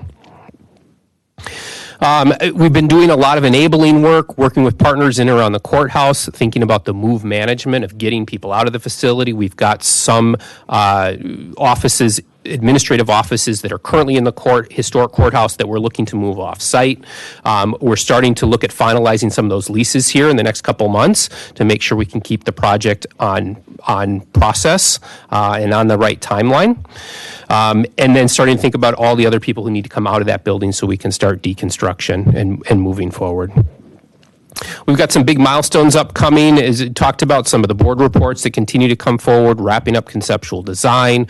We've been talking about some of these fiscal reports. We've just started the overview on the bonding. As I said, we'll be back in the June cycle to talk about project capacity and the impacts of deferred maintenance. In July, bringing all that together to talk about funding options, and then eventually moving forward to late summer, early fall to talk about an action to fund the project moving forward. Conceptual design, we do have some updated conceptual designs to share today. This is our 100% conceptual. That doesn't mean things can't still change, but it means we've got the bulk of things figured out. The big boxes are starting to lay themselves out. You can see the planned new courthouse there with a public plaza. You'll see some renderings of that in a minute up on 9th and State. There is access planned from the MacArthur Square parking garage. We're going to move the location of that a little bit to create some efficiency in the building. Make it easier for folks to get in and out, and you can start to get a sense of how that building stacks up between the criminal justice facility and the City of Milwaukee's police administration building on the north side of MacArthur Square. You get a sense of how the building starts to stack up. Hopefully you've seen some of this. We continue to make minor refinements around this. Basement level parking and utility infrastructure, first floor for traffic court and our ceremonial courtroom when those big trials that have a lot more public interest, potentially in that larger space there. We're looking at doing all jury management in the new building, right? Moving out of the historic courthouse. Easier building for people to get in and out of, we think, with the new facility. We're also intending to have all criminal courts in this building. Most trials that require juries are criminal trials. There are less juried trials in civil court. So we'll have all of it in the same building, or most of it, in the same building. Second floor will be dedicated for sheriff's office. There will also be secure transport on that floor. The deep red color is in custody holding. So in-custody residents will move on the second floor of the Skyway onto the second floor of the new building. They take elevators up or down to the floor, so they're out of public corridors throughout that process. The third floor of the new building will connect across, as it does today, through the Skyway system to the first floor of the historic courthouse. Be4 courtrooms on that floor, along with some supportive services. The fourth floor is for the district attorney's office. The fifth floor is our dedicated problem-solving court floor. And floors 6 through 9 are our traditional court floors with 4 courtrooms on each floor. It's a rendering looking down 9th Street from State. You get a sense of what that building looks like. This is modest upgrades from the 75% conceptual designs that were shared previously. You can see the Skyway rebuilt, connecting across to the criminal justice facility. That's that main entrance that we were talking about, that entrance plaza there up on the corner. You'll get some inside renderings here in a second, looking inside that space. This is looking across from the Public Museum site. Again, minor modifications on the 75% design. You might remember there were several boxes of those windows kind of hanging off the mid-tier of the building. We've now consolidated some of that. We're still looking at refinement on that going forward and some decisions to make. Here's some of that interior shots. In the upper left, you can see that's the interior entryway coming in from State Street, 9th Street running parallel along the right side.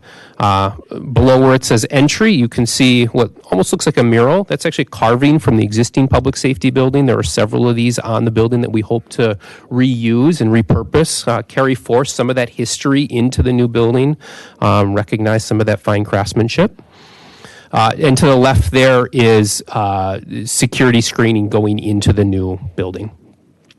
On the lower left there, that's up on the 5th floor. That's a problem-solving court floor. You can see that sort of nice look back to the historic courthouse over MacArthur Square. And on the right side there, that's the main entry lobby of the building on the 1st floor, with MacArthur Square being on the right.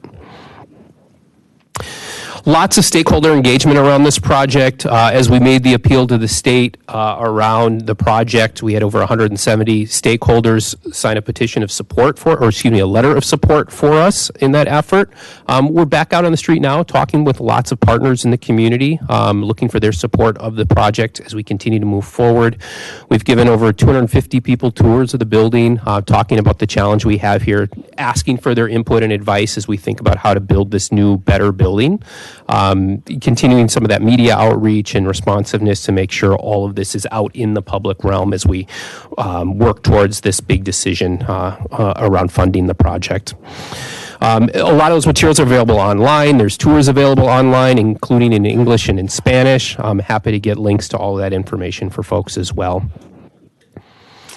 We'll continue to work on a lot of that as we move forward here over the next several months and continue to refine the building.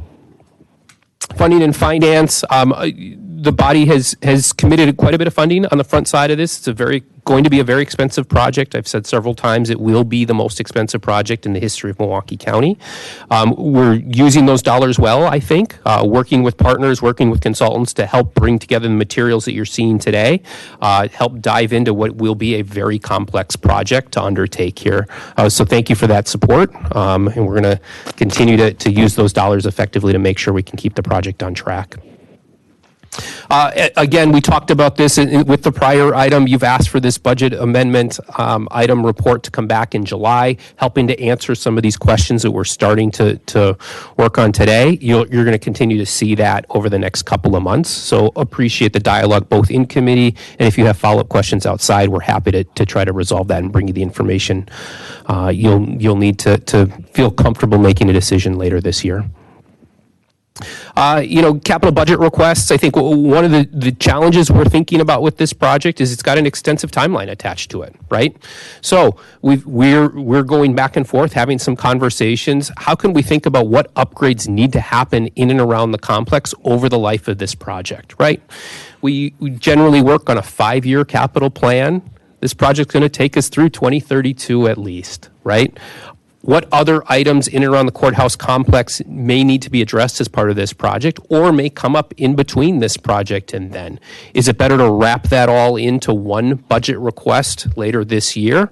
Or do we want to separate that and say, no, let's just focus on the costs associated with building this building, knowing that we'll have to come back with other capital requests in and around the complex over the course and the life of the project while it's being constructed. So that's a decision point that we're want to have open conversations and dialogue back and forth on. We're also looking at some utility infrastructure upgrades. How can we better serve the complex? You've certainly experienced it if you've been in the building over the last several days. We deal with wide temperature swings. These are old buildings. It's hard to get our systems switched over and turned over. We're looking at a complete upgrade of all of that infrastructure over the project life. Some of that will likely extend after the project life. We've got some chillers in this building in particular that have good life left in them. And so we wouldn't look to fully phase that conversion into a central utility plant until those have met their useful life. But we want to make sure we get that phasing right. And with that, I'm happy to take any questions on sort of the project program and building design. Thank you, Mr. Chair. What percentage of the existing courtrooms would you say are in use on a typical day? Existing court space that we have now. Chair, supervisors, I'm not the experts on the court system. Be happy if somebody who's got better experience with the court system than I do is here. But generally speaking, our courts are fairly active. On any given day. When we do tours, we often have to schedule around lunchtimes, or we're scheduling on sometimes on Fridays in certain courtrooms that are less busy on Fridays. But generally, in our experience, it's fair activity, a fair amount of activity within those courtrooms on any given day.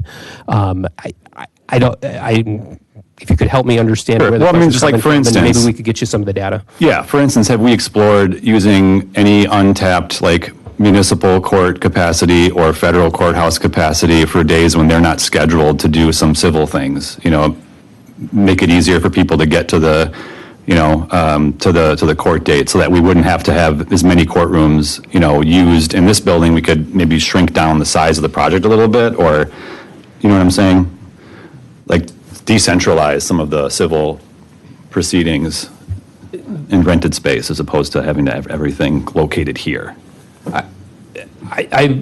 could certainly look into it. I'd be worried about the logistical challenges of that, of how things get scheduled within the court system, and changing locations on a frequent basis could be very challenging. I'd want to talk with the court commissioner on how that would all work out, particularly if we're talking about other complexes. You suggested federal courthouse or the municipal courthouse and things like that. We are talking to those partners about what their scheduling looks like, what their capacity looks like, to try to get an understanding of it. You might have to do that during the transition period anyway. I think we've got a strategy built for how we can accommodate it here. We also have this challenge that one of the reasons we're looking to build a new facility is to address the security concerns, right? And so for the criminal side, for the criminal side, for sure, right? And so those would be more difficult to move across to this facility, to the historic courthouse. But happy to talk offline and see if there's something there that we could look at for the project. And then just final question would be, how much have these groups that have signed on in favor of the project pledged in financial contributions to the project? Or have any businesses or philanthropic foundations been approached for funding? I know, I think Line to Line just donated $100 million to UWM School of Freshwater Sciences. Have we got any capacity there for this project? Chair, supervisors, this is a public building for court services. I'm not aware of anywhere else in the country that has received private funding to help support that. I don't think we've asked that question directly, but if it's something you're interested in pursuing, would appreciate any relationships you have or outreach where we could have that conversation. I think there is a legal question to figure out how exactly would something like that work. I know there's been suggestions in the past about potential conflicts of interest of private money coming into public projects. Would want to think about how all that lays into all of this, but happy to explore options. Yeah, UWM's public as well, and they get private foundations donating all the time, so. I mean, I've heard George Soros has deep pockets, so we could maybe reach out to him. He donates lots of money too. Regarding the first question that was asked, did we not look at the cost of building the new building in a different location? Let's say we moved it to where the museum currently is, and there was millions of dollars of cost involved in transfers and that. I mean, we did look at that at the committee task force Chair, level. we did. When you're replacing a building, the ideal is to be able to build the new building while you're still using the old building, and then shift over and then tear down. And we went through a rather extensive process of looking at alternative sites. Where could we sort of squeeze this building in, or where could we place it? And ultimately decided that what we're going to do is go through about 5 years of pain of having to remove the building while we're building the new one, roughly 5 years of pain, so that we can make sure the building's in the right spot for the next 100 years. We toured some complexes within driving radius here. I believe there was one in, I think it was Will County, Illinois that we toured. We toured both. Was a relatively new courthouse. Their jail facility was, I call it maybe a block and a half, 2 blocks away from their new courthouse. They have to shut down streets every single day, in the mornings, in the afternoons. If there's additional transport that has to happen, there's a lot of logistic and costs associated with that. They've been racking their brains trying to figure out how they can do secure transport for that. We evaluated some of those options. When you look at, the underground tunnel systems, the infrastructure with MacArthur Square, traversing that area gets incredibly difficult through secure means. We went through a really extensive analysis looking at it and came to the conclusion that, again, it's worth going through 5 years of pain to make sure the building's in the right spot for the next 100 years. Any other questions? Sure. Oh, sure. Yep, no problem. You bet. Okay, we will go on to item number 9. I think we'll try to get 9 and 10 done and then probably take up 17, just depending on, or not 17, 19, depending on where we're at in time. So item number 9. Item 9, 2026 CRC budget deficit, informational only unless otherwise directed by the committee.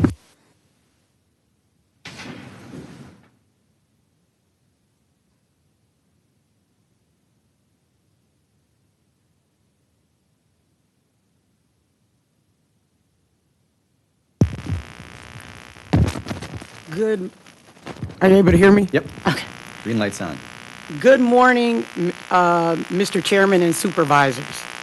I am Shayla Fitzroy, Assistant Superintendent of the CRC.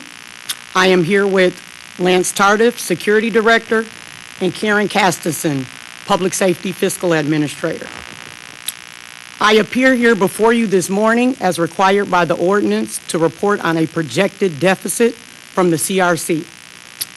This budget deficit is primarily driven by overtime costs and a reduction in revenue. We are in a situation where each challenge leads to additional operational impacts. We are currently operating at a 13% vacancy rate, which means we are 34 officers short. This does not include coverage for staff off days, vacation days, sick leave, or other paid time off.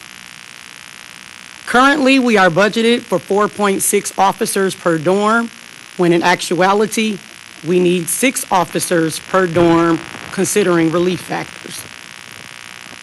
Our vacancies and ongoing overtime demands contribute to increased resignations, as it becomes difficult for staff to maintain a healthy work-life balance. In addition to resignations, there are individuals who either violate policy or are just not a good fit for the position, and we must let them go. It can be a difficult job, and it is definitely not for everyone. Another factor contributing to our overtime is state-mandated training that all staff must complete. New officers must complete 8 days of new employee orientation, 22 days of field training, and 5 weeks of jailer training within their first year of employment. All staff must complete 24 hours of in-service training, and this is in addition to other specialized training such as weapons and correctional emergency response team or CERT training. CRC experiences high levels of FMLA usage among staff, which is likely influenced by the amount of mandatory overtime. In addition to FMLA usage, we are legally required to comply with other accommodations, such as ADA and light duty assignments. This often results in additional staff being out on leave and/or unavailable to cover any posts. Our population is dynamic. Almost daily, we are required to accept transfers from the jail to assist with population control in order to maintain compliance with the consent decree. We currently have 29 of our 30 dormitories open and are operating near capacity. The one dorm that is closed is due to maintenance-related issues that are currently under review because, quite frankly, we need the space for operational use. The increase in transfers creates additional issues. It means we have an increase in higher-risk pretrial residents. This results in an increase in fights, which ultimately leads to an increase in hospital runs, all of which require additional staff. We have had to add additional post assignments to cover virtual courts, resident discovery reviews, a kitchen supervisor, and a dedicated officer to monitor residents in the medication-assisted treatment program, or MAT program. To address this deficit, we continue to work on sustainable long-term solutions. We have been working collaboratively with the Department of Corrections to expedite the transfer of residents who have been sentenced to state facilities but are currently housed at the CRC. This effort will help free up much-needed bed space. We continue our recruitment efforts and have added a third staff member to our backgrounds and recruiting team. We continue to work with human resources to host hiring events and local institutions such as MATC and UMOS to strengthen recruitment pipelines and enhance hiring efforts. In terms of retention, we continue to make CRC a place where people want to work and build a career. This includes supervisory mentorship, expanded wellness resources such as mental health, peer support, chaplain services, and dedicated space for employee wellness. We are working collaboratively, again, with HR, the Office of Strategy, Budget, and Performance, and the Jail and Justice Support Center to strengthen workforce planning, enhance recruitment and retention strategies to improve staffing stability. I would now be happy to answer any questions that you may have. Mr. Blinsky. Thank you, Mr. Chair. Just one question.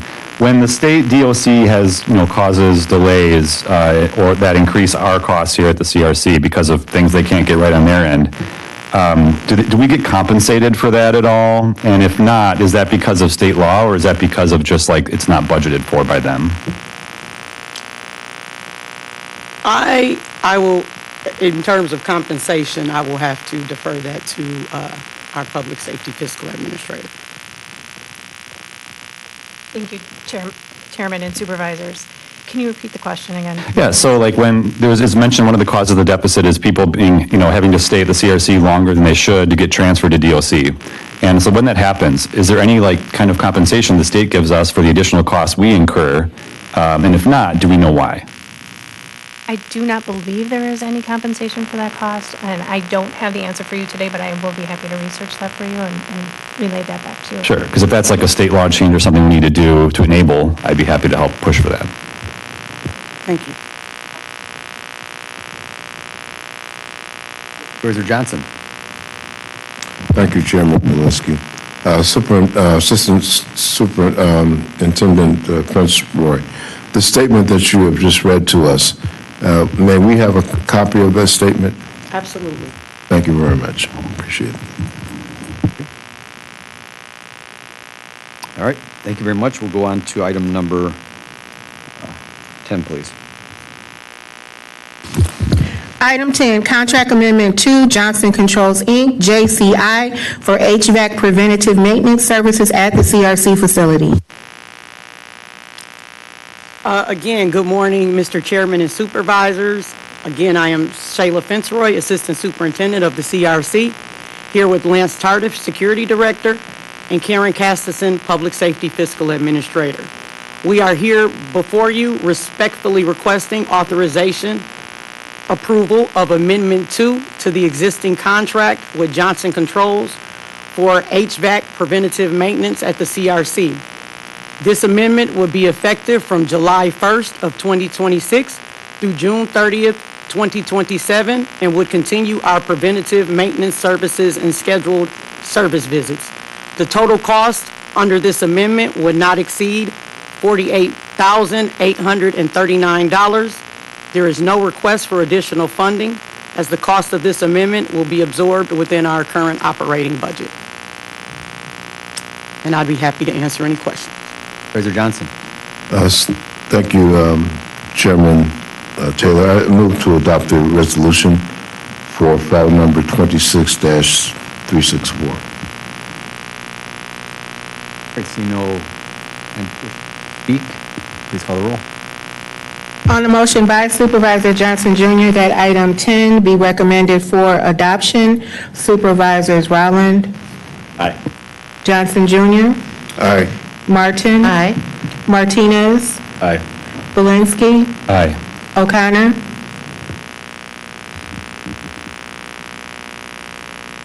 Supervisor O'Connor. No voice. Saying aye. Yeah, I can see she's saying. Okay, I have that recorded as aye. And Mr. Chairman? Aye. 7 ayes, 0 noes, the motion prevails.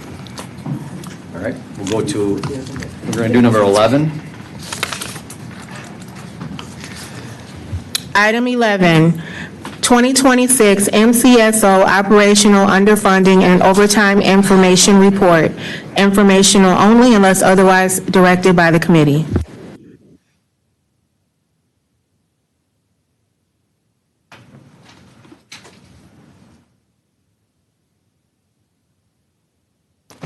Good morning, Mr. Chair, Supervisors. Brian Barco, Chief Deputy, Milwaukee County Sheriff's Office. Before you, you have the report that we are required to submit anytime that we are observing a deficit. Try to be brief. There's really two primary deficit factors, and both are related to underfunding, whether it's underfunding of our overtime budget. Simply put, it has not kept up with salary increases that we have seen over the years.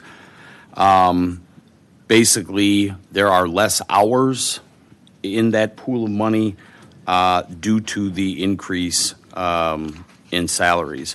And then the number of budgeted positions creating a true shift relief factor to offset the time that people are away to work. Full-time equivalents, full-time employees, they work an average of 260 days a year, okay? And while they're paid for 2,080 hours, when you take into account vacation, sick time, training, holiday, and other time away from work, FMLA, you're looking at from a full-time employee who is paid for about 2,080 hours of work. Those hours that they actually work are roughly around 1,700, give or take, per year. Even if we fill all of our vacancies, and I'll get to that in a moment, overtime will still be an issue, maybe not as much of one, but it will still be an issue because over the years, and I've been with the county almost 30 years, typically we have relied on overtime to fill these vacancies or these holes in our schedules when it comes to vacations, sick time, FMLA, training, etc. Recruitment and retention. I think if there is some light at the end of the tunnel, I do believe that we have seen significant positive changes in the area of retention. We're not seeing as many leave, however, as was previously mentioned by the CRC. Unfortunately, we do, while we hire many individuals, some just don't either fit into the job or they find out it's not for them or because of policy or other related violations, they are let go. So there is a small percentage of people that come in that either find out or realize that the job is not for them, or they're just not a good fit for the organization. As far as recruitment, we have ramped up our recruitment efforts since the beginning of the year. We have a recruitment team. I will note that we're doing this really without any kind of recruiting budget. Ideally, it would be nice to have someone who is assigned to as full-time to do more active recruiting for us, having some type of marketing budget to market. We have traveled to Chicago and other parts of Illinois for job fairs and recruiting efforts. We are, like I said, we are seeing some positive results with that. Just to give you some insight as to what we're looking at through the remainder of the year, when it comes to vacancies, currently among the deputy sheriff ranks, there's approximately 41 vacancies. Now, this number is going to fluctuate because it's kind of hard to always to determine just how many people may retire. If you recall, and I believe we've spoke here at this and probably in J-Legs, that there was a 13-year hiring freeze for specifically with deputy sheriffs, and so we have a very imbalance as to much of the deputy sheriff rank is at or will be within the next 3 to 5 years at that retirement age. So there, while we're seeing some light at the end of the tunnel here with our recruiting efforts, we can't take our foot off the gas anytime soon. We have to double down on our efforts to constantly recruit. But if all goes well, there will be 26 of those positions beginning the academy next month in June. We're looking at another 8 more laterals that would potentially fill vacancies either late summer or early fall, which, here again, keeping in mind the number of retirements, we could, in the first time in a very, very long time, see single-digit vacancies among the deputy sheriff rank. That would leave, though 26 and 8 is 34, that would literally leave us a vacancy of 7, okay?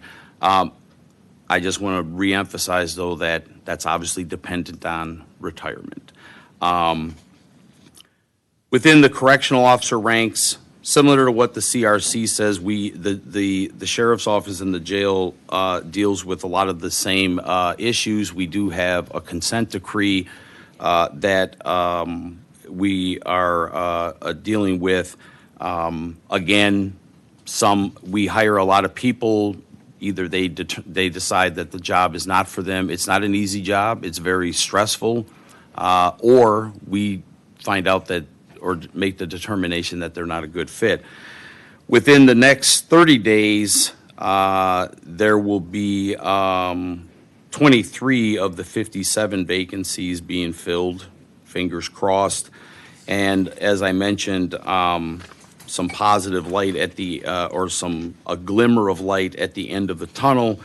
In the last 60 days, we have hired double-digit correctional officers. And we have only lost, so out of the 29 that we've hired, we've only lost 6. And that was either due to them resigning that the job wasn't for them, or they did not make it through their probationary period as a good fit. One thing I know the CRC mentioned this regarding hospital runs. The Milwaukee County Jail, we suffer, I don't want to say suffer, but we deal with the same amount of hospital runs. We've seen an increase year to date. Just to put some numbers here, year to date, we've had 156 runs. These runs are mandatory. They're required from our medical staff. Obviously, we are trying to offset bad outcomes within the facility. So, and often out of an abundance of caution and just good medical practice, our occupants will be sent out to the hospital. This does require additional staff, And of the 156 runs, 72 year-to-date required a hospital watch. It required admission into the hospital. That's just a little less than half of the runs year-to-date.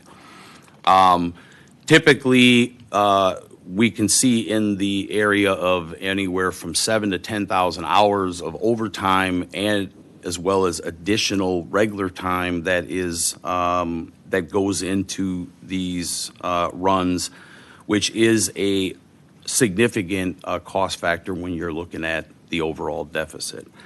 And with that, I will pause or conclude with anyone has any questions. Thank you. Supervisor Blinsky, then Supervisor Martin. Thank you, Mr. Chair. So I want to, just applaud and appreciate the reduction that has been made in the overtime deficit, despite the fact that wages have had to go up to attract more candidates. I think, was it 47% over the last, since 2016 for deputies, and I think 73.8% for COs over that 9-year period. In the report, it mentions that the contract isn't settled yet for 2026. Will that be backdated if there's a pay increase? Will that go back to the beginning of the year? Like, I guess, is that budgeted for, is kind of like my question. Mr. Chair, Supervisors, I would say historically it usually involves some back pay or backdating typically. However, I don't know if anyone from HR, generally the administration does not get involved with, the contract negotiations or the settling of the contract. Yeah, I'm not trying to get involved in negotiations. But to answer your question, yes, usually it does involve some back pay. Oh. Yeah, we're not on this item yet, though. That's not before us. No, but this was in the report that we just had before us about reasons, it was included in it, like directly. There was a line in it about how the contract wasn't settled, and that where is it? The 2025-26 MDSA contract has not been settled yet. It was talking about the wage increases. So I was just curious if that was something that could potentially affect it. But we can talk about it in the next time if we want. I don't think care. That's, yeah. Right, yeah, you can continue. Oh, okay, that was my only question on this. No, I mean, actually, go ahead. Mr. Chairman, Supervisors, CJ Paul with the Office of the Comptroller. So in that case, yes, the retroactive pay would be given to all the deputies. So retroactively, all of their wages get recalculated from the first increase all the way through. I think we were probably coming up close on pay period 14, which is for 26. So there may not be a retroactive pay for that one if we can get it in time, but all the increases for 25 would be retroactively paid out. For last year? Correct. So, Mr. Chairman, I will just add, the county, per accounting rules, we actually accrue for those costs, what we anticipate those expenses to be. So we did accrue an amount, and I can get more into that in detail during the MDSA, but we did accrue an amount to cover the cost of 25, so that is paid for. Got it. Supervisor Martin, and then Supervisor Martinez. Thank you, Mr. Chairman. My question is in regards to the hospital runs per year. Do we have an estimation or even know how many of those runs are related to mental health versus the physical health requiring admissions? Yeah, typically the hospital runs are due to medical related. However, if I'm hearing or understanding the question correctly, we do have anywhere from 50 to 60 occupants in our care that are awaiting beds at state hospitals, either Mendota or Winnebago, for competency. And so there is a number, it's a significant number when you're looking at finite bed space that is taken up by these individuals that are awaiting transfer to a state hospital. Thank you. I asked that question as it relates to, is it more prudent to actually have a facility available for mental wellness versus putting those folks in a jail or at the CRC, in particularly if they have not done a heinous crime or anything of that nature?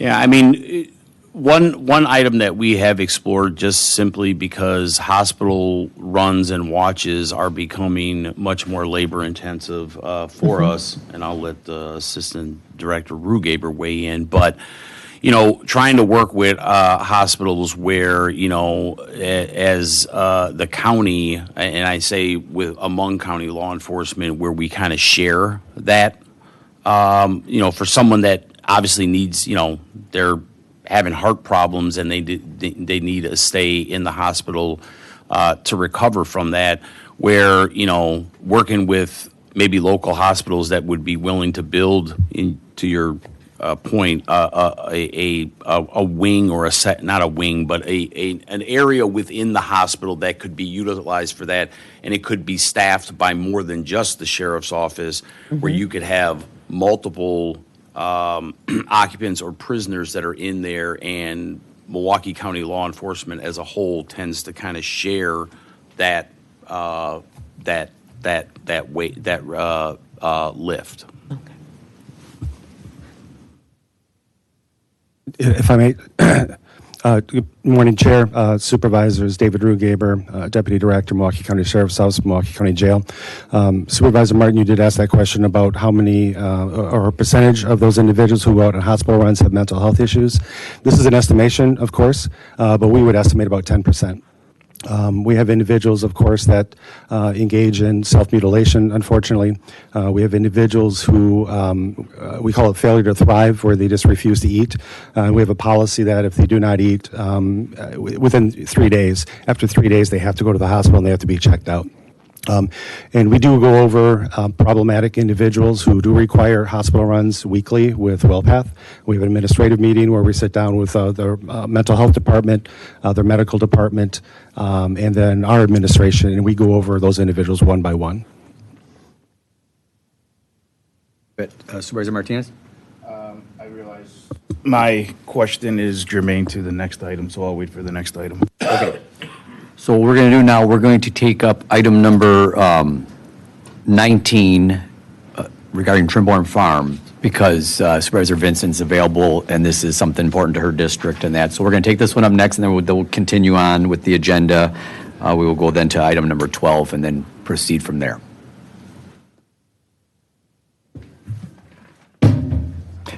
Please read to the record. Item 19, the Milwaukee County Parks Department, in coordination with the Department of Administrative Services, Economic Development, and Real Estate Services Division, is requesting approval authorizing Milwaukee County to enter into a long-term lease agreement with Two Weather Vane LLC for the lease of Trimborn Farm located at 8881 West Grange Avenue, Greendale, Wisconsin.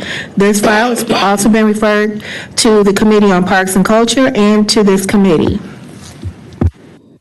Good morning, Chairman, Supervisors. Erica Goubelet with Economic Development, Project Manager, Department of Administrative Services. Mr. Chairman, committee members, Robert Singlab, Contracts Manager, Milwaukee County Parks.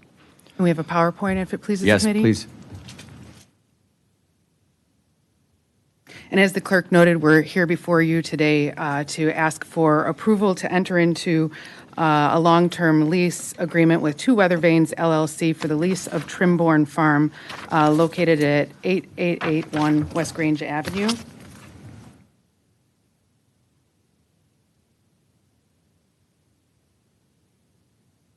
As the committee knows, this is a historic farm, a historic park. There's 3 historic structures on the property. And Milwaukee County took ownership over Trimborn Farm in approximately 1980.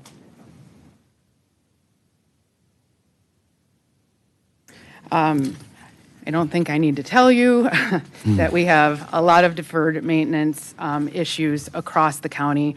Over $500 million in Milwaukee County parks, over $1 billion across the county. You heard this morning the financial difficulties that the county faces with the structural deficit. and the large amount of deferred maintenance that we have. And so in economic development, working with our cultural partners, we're looking at all options to reduce operating and capital expenses in a way that is a responsible way for the county, but that reduces those expenses over time. So last year, we came before the county board in April 2025 to talk about Trimborn Farm. So even since the 1980s, Milwaukee County has relied on partnerships to manage Trimborn Farm. It was originally the park people, and then since 2004, it's been the Milwaukee County Historical Society, which I think the county can say we're very grateful for that partnership. But even over the last few years, the Milwaukee County Historical Society has said it's not aligned with their mission to take care of historic properties. They don't have the capacity to properly care for this property. And then the county is also looking at historic properties when we have so much other deferred maintenance and mandated services that we don't have the funding to properly care for our historic properties either. And that's when we came in April 2025 to talk about we're looking for another partnership. And throughout April and June, we did a lot of community outreach coming to the county board. We went to the village board of trustees in Greendale to let them know that this was that we were looking at to RFP this property to find a partnership. Supervisor Vincent did a ton of outreach. She went and her staff went door to door, especially around the neighborhood because it's located in a residential neighborhood, put out over 5,000 flyers. And then we ended up having a public meeting June 5th, 2025, to further engage the community and collect feedback. And that did help inform the RFP process. So July 30th, we released the public RFP and was publicly posted. We got some good news coverage. August 22nd was a public walkthrough, and we had a large number of people attend that too, speaking to the amount of public outreach we did before this process. We kept that RFP open through October 31st to give a length of time for as many possible options to go over as we could for a partnership for Trimborn Farm. November 1st, the evaluation started, and then January 30th, 2026, we notified that we had the intent to award, and that was with the partnership with 2 weather vanes.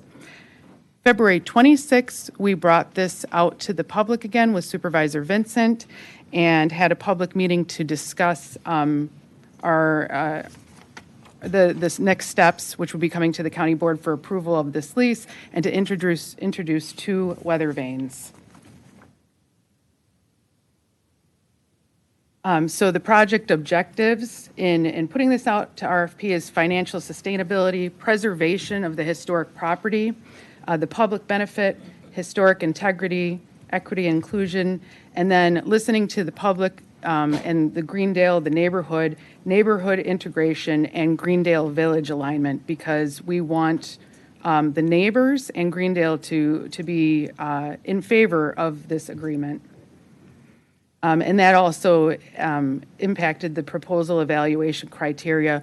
We made sure that we included a member of Greendale on the panel to make sure that the village and the neighborhood was represented when evaluating the proposals.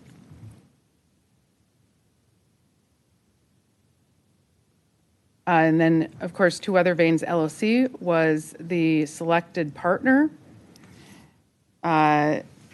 They were selected as the most responsible and responsive proposer, and they also have a proven track record of successfully managing and revitalizing similar historic properties, including our own Loomis Barn that they have a current lease with Parks for.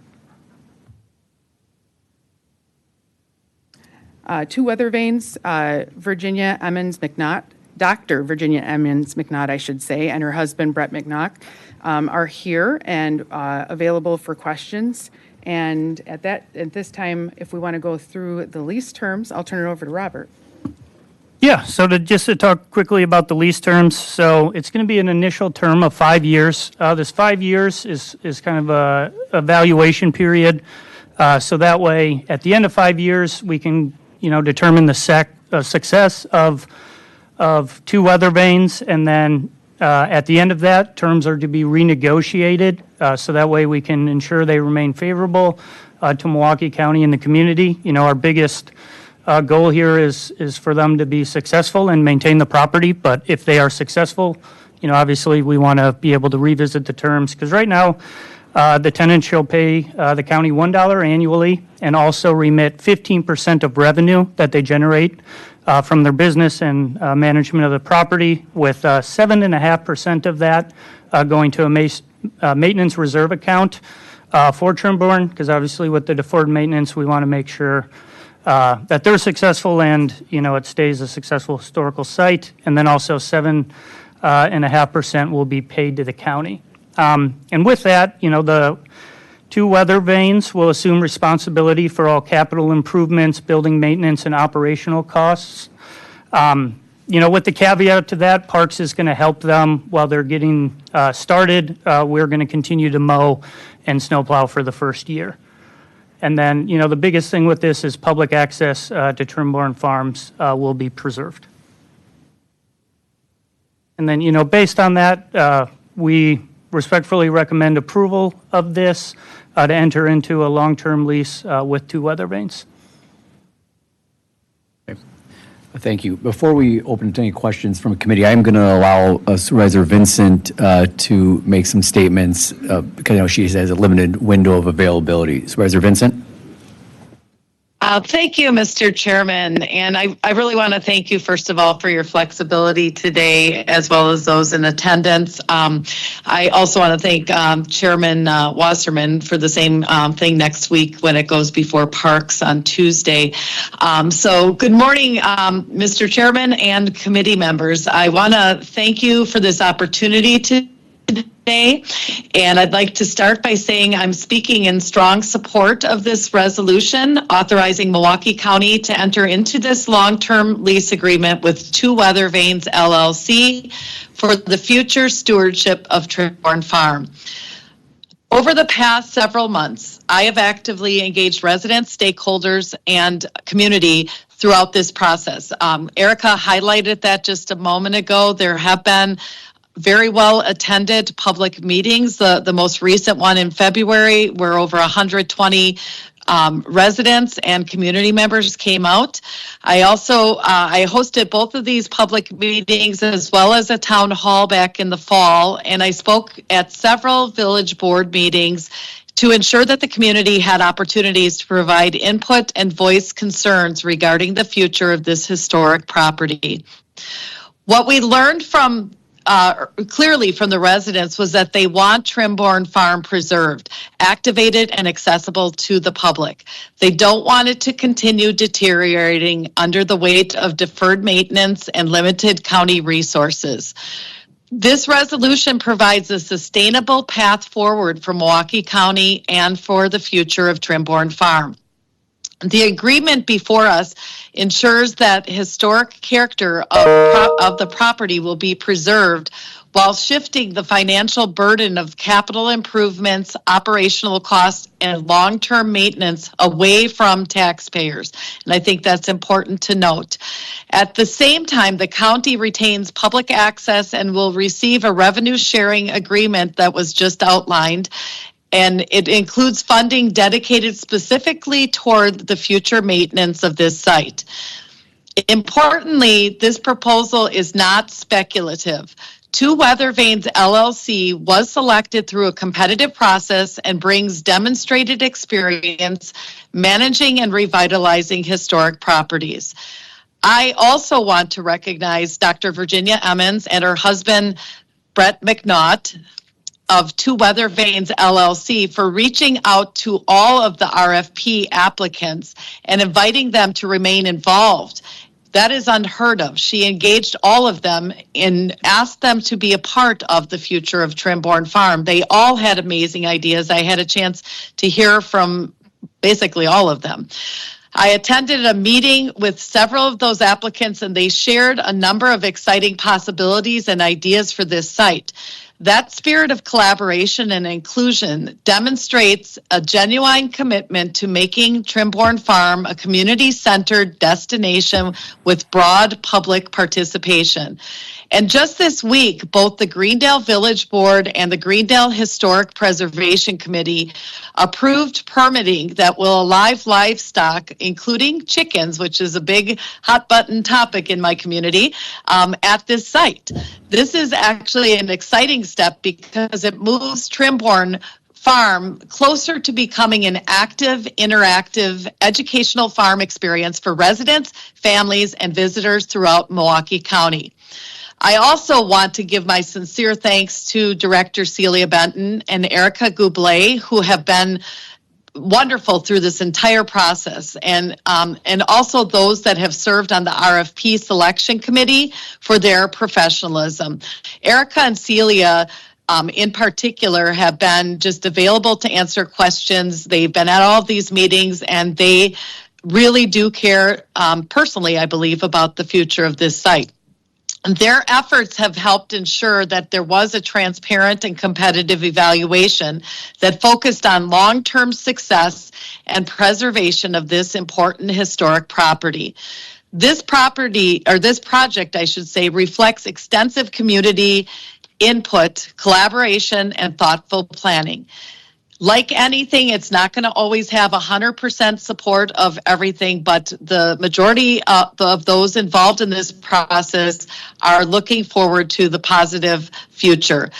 And I want to mention that it honors the history of Trimborn Farm while creating a realistic and financial responsible future for the property. For these reasons, I respectfully do ask this committee for your support on this resolution, and I'm happy to answer any questions as it pertains to this site or to the community at large, because I have been part of the process the entire time. Thank you. All right, thank you very much, Supervisor Vincent.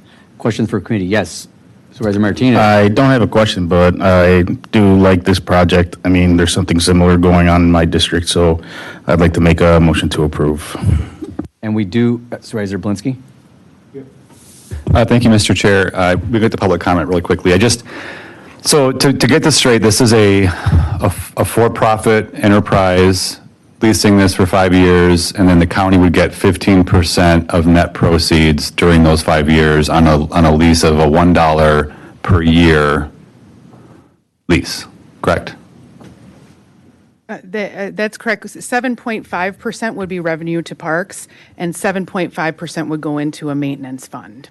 And the reason for this is the reality of this property. Right. Is that there is a large amount of deferred maintenance. It's a historic property, so it's difficult to work with. And we don't know at this point, which is why there's a 5-year term, how successful the projects will be at this property.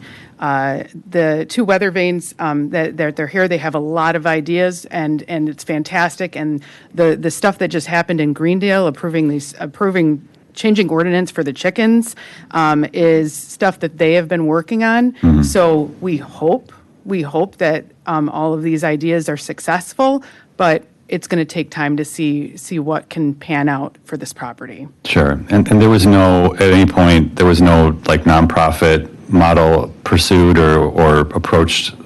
This was the only one kind of thing, or were there multiple bidders in the RFP? I don't. We actually had 7 responses, which was wonderful. Okay. The panel had requested three respondents to come and give additional information, and based on all of the criteria, including the realistic, like financial reality of what they were taking on, their own resources, their history and experience, Two Weather Vanes was the most responsible respondent. Okay. Yeah, this is going to be a tough one.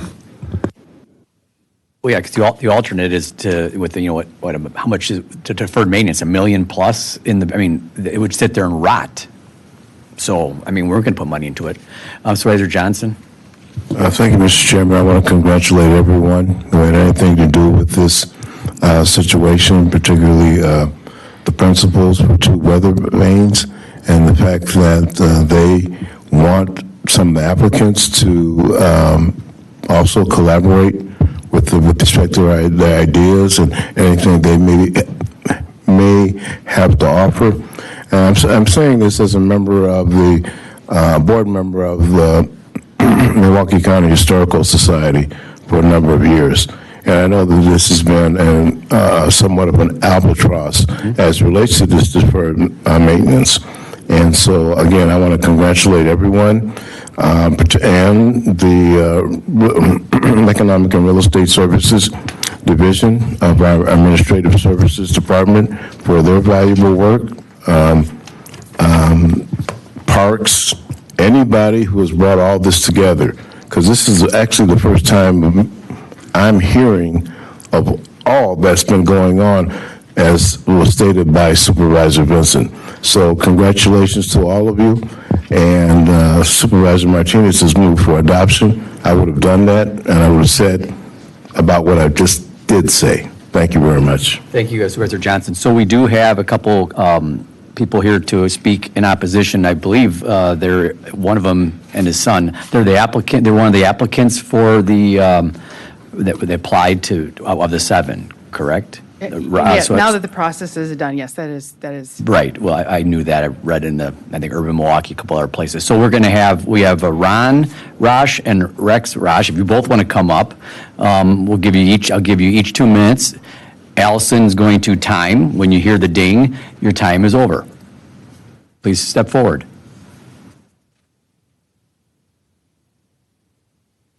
And just state your name so we know who's who. I know who's who, but for the record. Chairman and all in attendance, 2 minutes is an absurd amount of time given the gravity of the situation.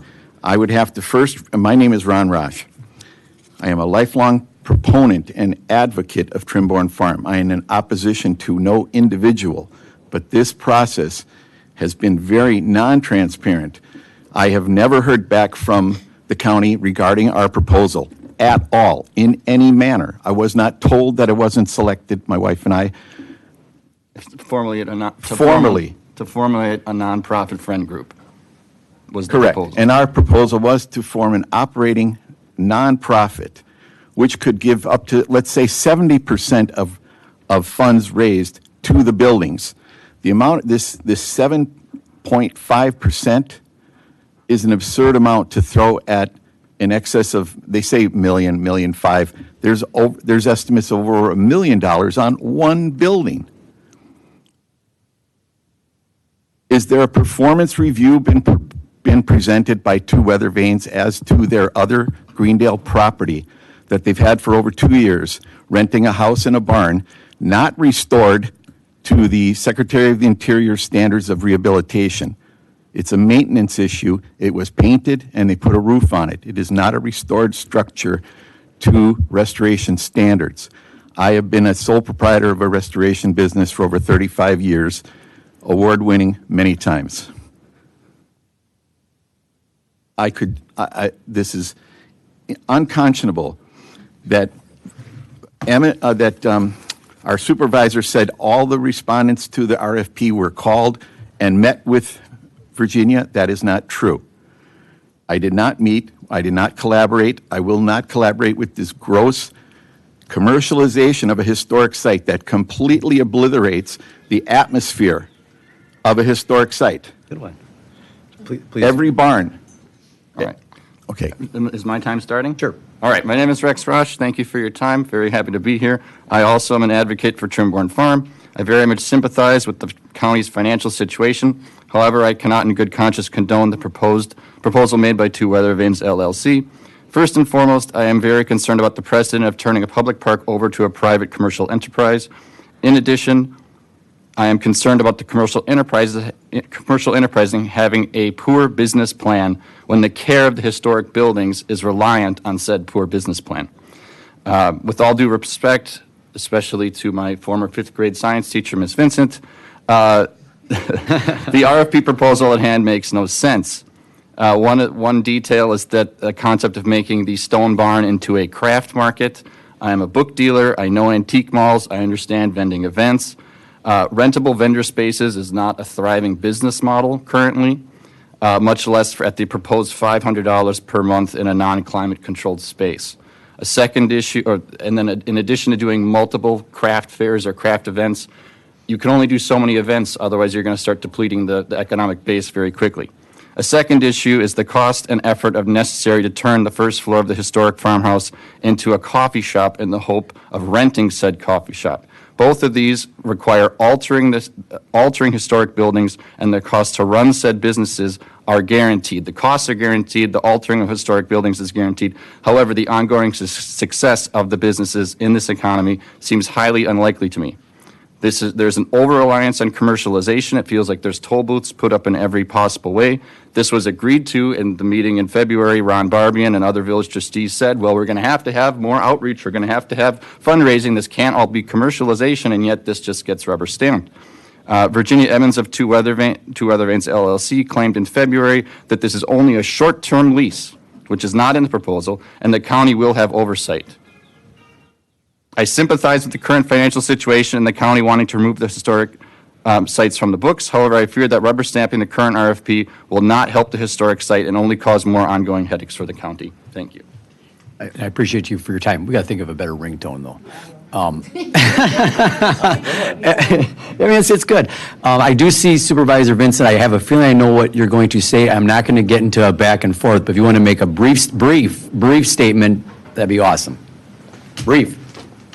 I'm all about brevity. No, I'm just kidding. Well, thank you, Mr. Chairman. And I do want to thank Ron and Rex for being there today, but I do want to clarify what I said is that Two Weather Vanes did reach out to all of the RFP applicants.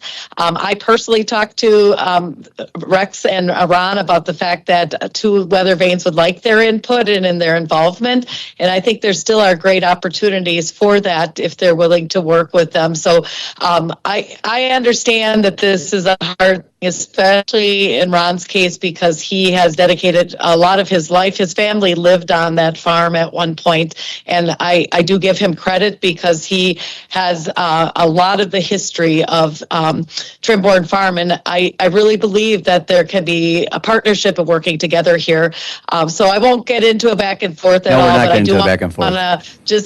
I do want to just notice here that Rex was a wonderful fifth grade student. Thank you. Thank you, Supervisor. Thank you very much. I don't want to back and forth either. We're not. Well, we're not. Not at all. Not at all. The issue at hand, in my personal opinion, is everyone's happy to work together, aside from the fact of bad ideas that go to one single person that gets to say, there's no issue with working together with anyone. Right. The issue is the process of, everyone compliments my dad. Everyone says my dad knows the most, he's the most dedicated, but really he's supposed to take a back seat to someone who calls it Trimborn Farms, who lives in Florida, who's not really that dedicated. So we're not. You had your chance to make your statement. I actually do want to allow Two Weather Vanes in Virginia that to for any questions of the committee and that. So thank you very much for your time. Thank you.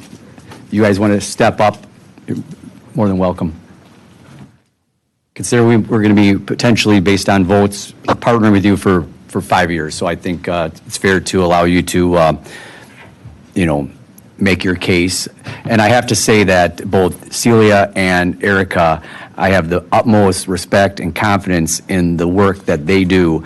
We have had major challenges on some of our cultural assets, historical assets, whether it's Charles Alice, Villa Terrace. I mean, this was another one. These things are not easy. The Marcus Center negotiations, even though I didn't see eye to eye to them, I do know the efforts that are put in and the diligence that they do. So anything against the job that they do, I totally disagree with.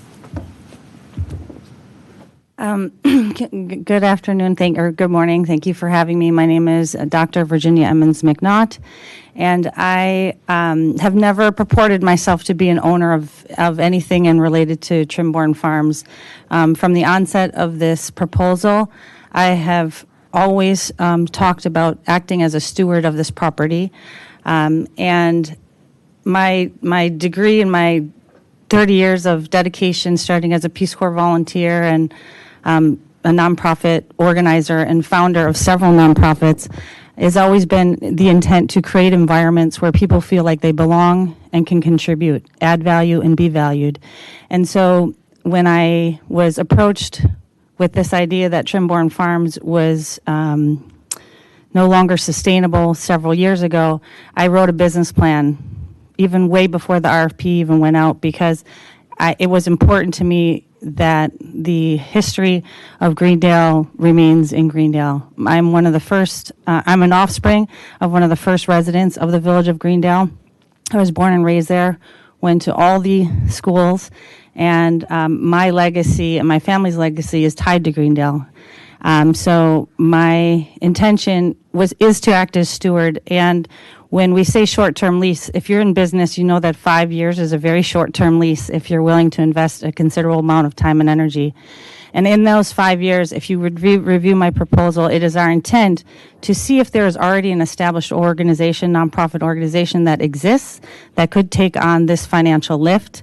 And if not, we may need to form something that could be sustainable going forward.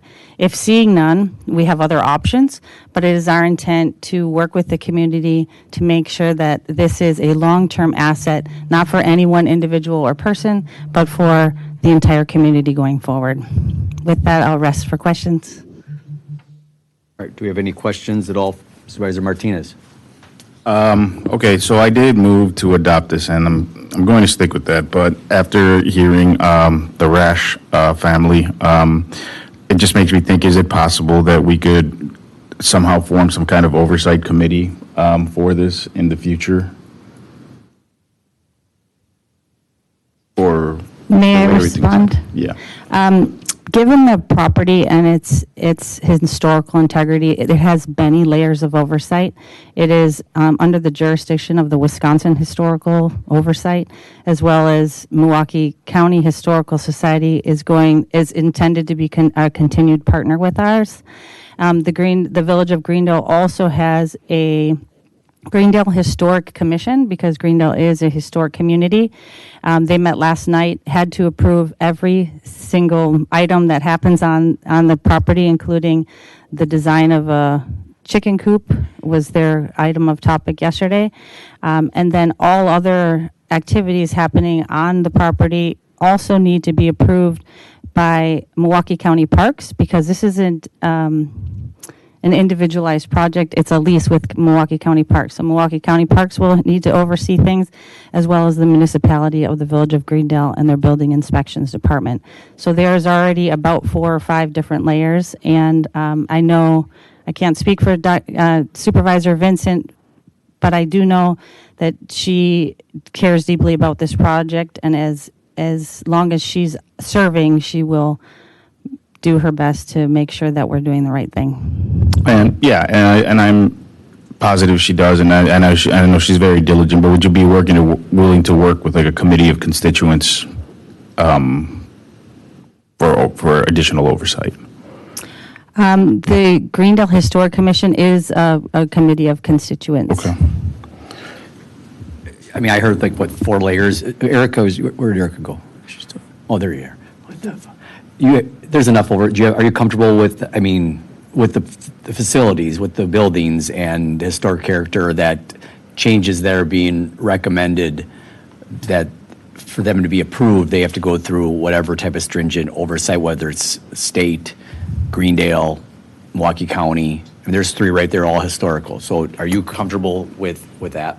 Yeah, yes, there's a lot of layers of approval processes, whether it's the county, the State Historical Society, or Greendale, or the Greendale Historic Commission.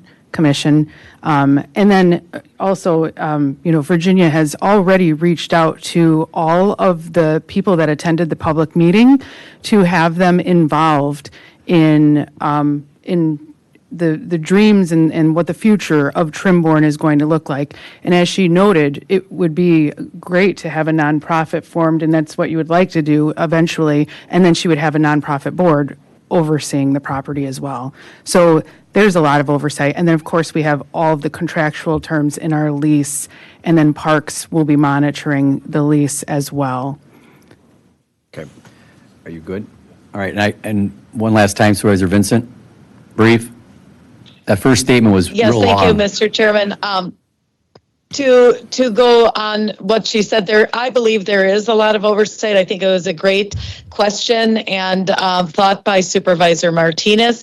The one thing that I do want to mention is there is also talk of forming a Trimborn Farm Friends group, and that is obviously not something that is out of the picture here, just like a lot of our other parks have friends groups, and I think that would add another layer. But I can guarantee you the Village of Greendale alone is going to have a lot of say on approvals and so forth, and I attend those meetings regularly as well. So as she said, even if I'm not on the Board of Supervisors, I'm going to be advocating for this property because it is part of our history in Greendale.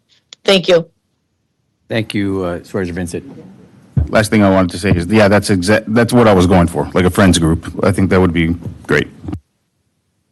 Friends groups are great. Yes, and I can just respond to that very quickly. It's a process of how you apply for programs with Milwaukee County RFP processes.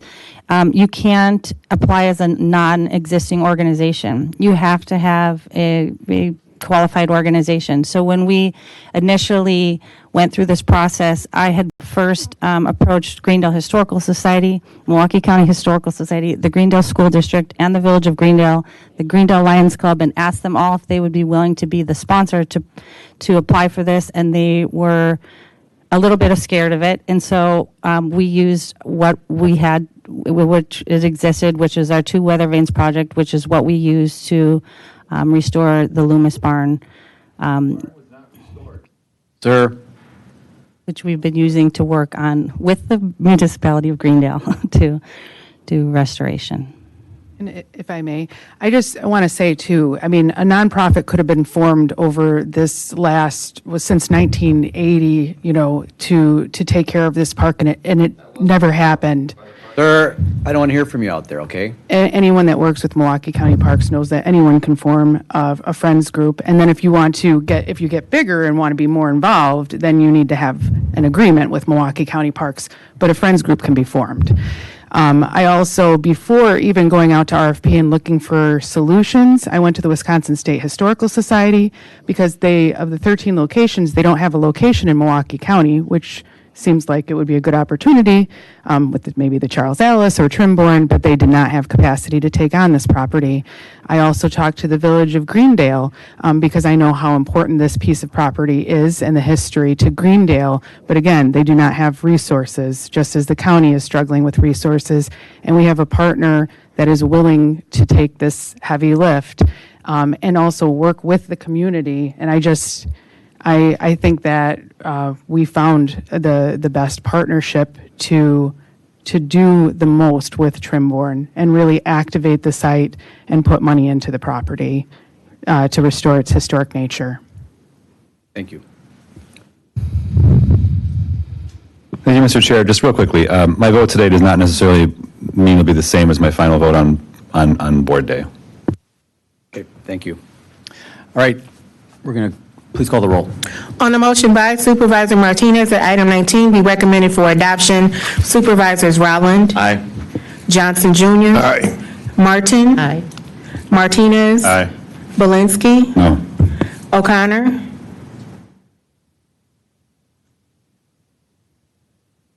Aye. Oh, Supervisor O'Connor, the thumbs up. And Mr. Chairman, Aye. 6 ayes, 1 no, the motion prevails. May want to try restarting your laptop or something. Maybe your volume's not working. Because we may want to hear from you at some point, Supervisor O'Connor. I mean, that's okay if we don't, but I mean, we may, you may want to say something. And also, Mr. Chairman, committee members, also sometimes if there hasn't been an update done on the computer, Okay. sometimes that may affect it. Sure. But I would check for any updates first, and if there are, do that, and then restart your device. All right, thank you very much. We're going to go to item number 12.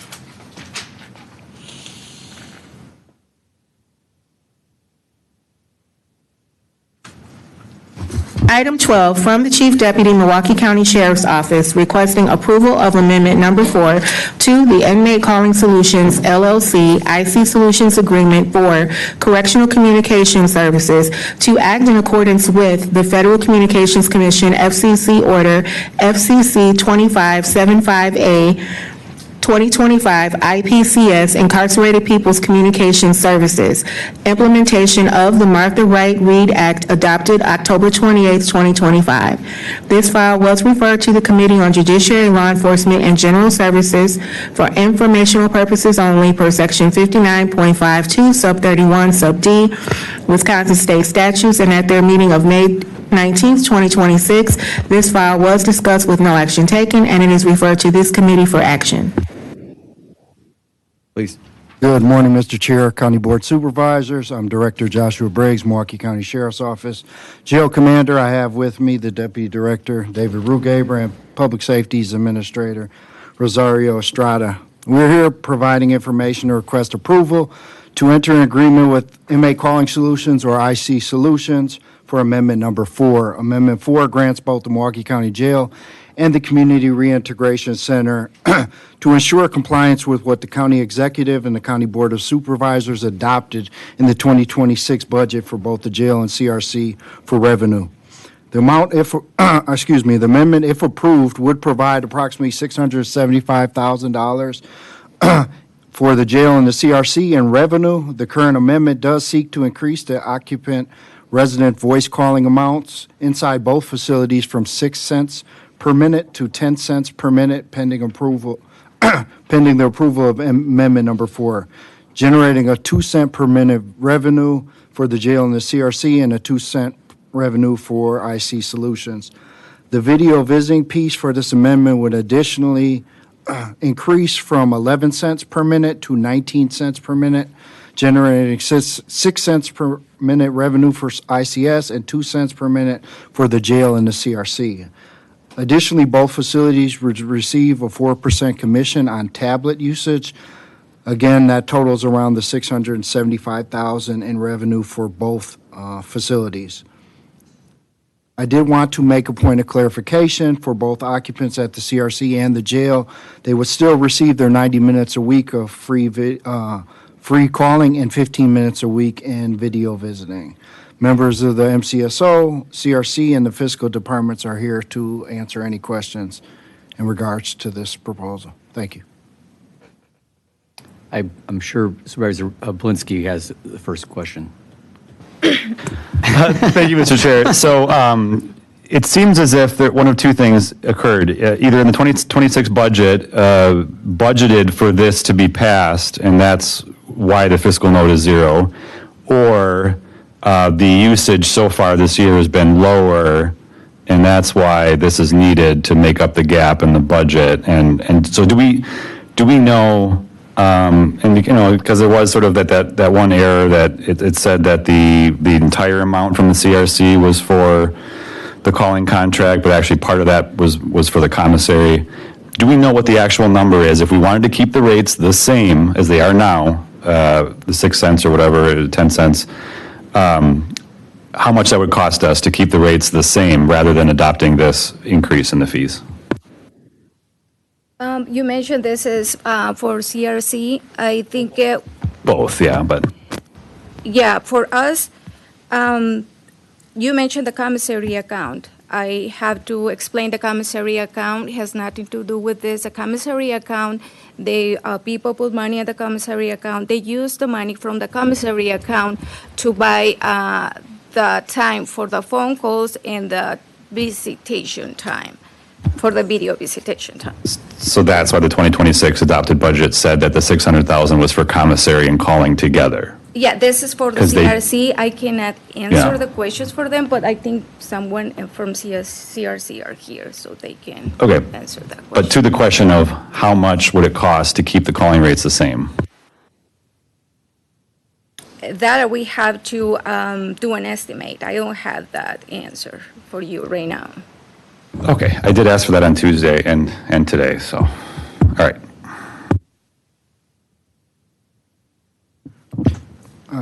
Mr. Supervisor, if I had to guesstimate on that, I would think it would be that $250,000 hole in our budget if we kept the calling contract the same as the 6%, at the 6 cents, because we wouldn't get any of that additional revenue generated from the budget. Yeah, I'm sorry, it's not going to be any revenue for us, and the budget was already approved. Even if this is approved, we're not going to receive the full amount of the revenue because we're almost in June, so probably we're going to be receiving the 50% for the 6 months.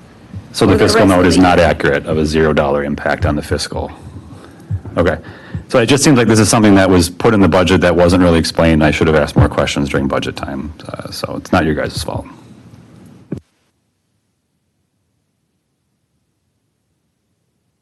Mr. Chair, Supervisors, Brian Barco, Chief Deputy, Mohawk County Sheriff's Office.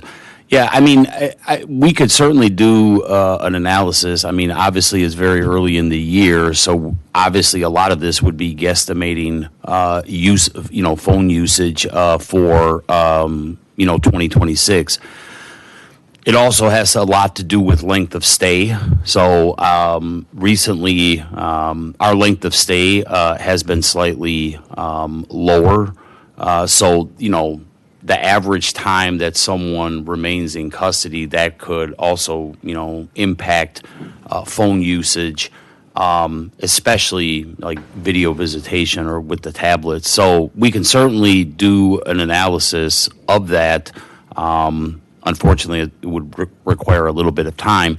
But, I mean, I think to answer your question, and I kind of mentioned this on Tuesday at J-Legs, I think, and we would have to verify this, but if we did nothing, we would have that $250,000 hole in the budget. So, like I said, this option 3 was the closest that it came to that was already put in the 2026 budget that would align. It's actually, I want to say, about $75,000 less or off from what was approved in the budget. So doing nothing, the vendor is still going to get their money for actually providing the service, but to be clear, I believe that would create a $250,000 hole for the sheriff's office, and I don't want to speak for the CRC, but potentially a $600,000 hole for them. So when you presented the budget, you had this revenue baked into it, correct? And you knew where you were getting that money from, correct? Correct. Was it spelled out in the narrative how you were going to do it? Even though you knew, I mean, I think that's where Supervisor Belinsky is getting at here. It says we're going to have $600,000 more revenue at the CRC, $250,000 at the jail, and I think we all would probably look at this is great.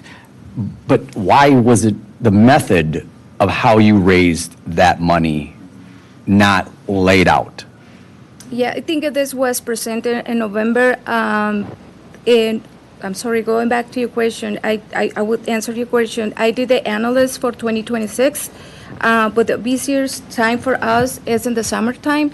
So if I use the first quarter to project what we're going to receive in 2026, I'm not going to get the right number since I have to use the months when we're more busy. So we're going to be probably a 75% in the budget using only the 3 months for this year. So that's why we use the 2025 data, because we have to use actually the summer time when people are more outside and the phone calls are going to increase. Going back to you, that was presented in November. I think Tamika, you here, can you answer that question? Fortunately, I was not part of the budget in November, So, but we have someone can answer this question. I mean, it's not laid out in the narrative, and I know that if it was mentioned during the budget process in October, my colleague right here, he would have said something about that, right? I mean, so it wasn't. So I just am curious why it wasn't, because, clearly there is a hole if we don't do this.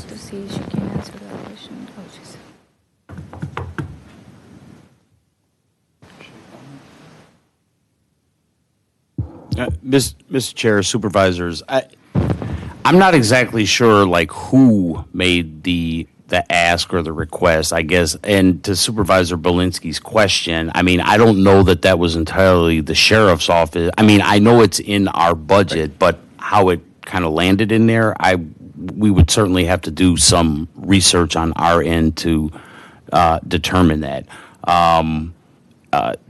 Like I said, there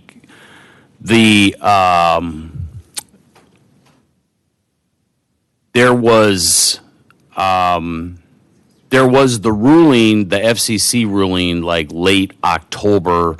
There were some meetings November, but with holidays, November and December, this kind of picked back up after the first of the year. I believe it was February 17th was like the first meeting that we could recall when the Sheriff's Office, CRC, and the vendor sat down to have these conversations. So specifically how it was ended up in the 2026 budget, we would have to research that. The reality is, even if it came up, let's say you knew exactly what it was going to be, and it came up during the questions, we would have to have found $800 and some thousand anyways. Like, so where would we have found that? So I mean, the reality is, I think this was going to move forward, except unless you found $850,000 worth of cuts to offset that, right?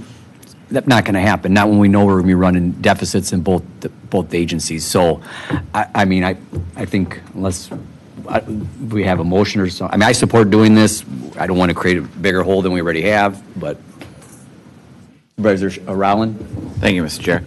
One other question I've got is on the 250,000 and the 600,000, and is that estimate reflecting a start in June, or is that reflecting an entire year's worth of additional revenue coming in? So in other words, we've been charging, right, 6 cents per minute for phone, and let me go back to the chart here. 6 cents per minute on phone, is that right? And then 11 cents per minute for video. So then in June, if this would start, that's that 250 for the sheriff's office and 600 for CRC. That's reflective of what, 7 months of revenue? No. No. That's reflecting the 9 months from the 2025. That's when we start receiving revenue from the tablet. Okay.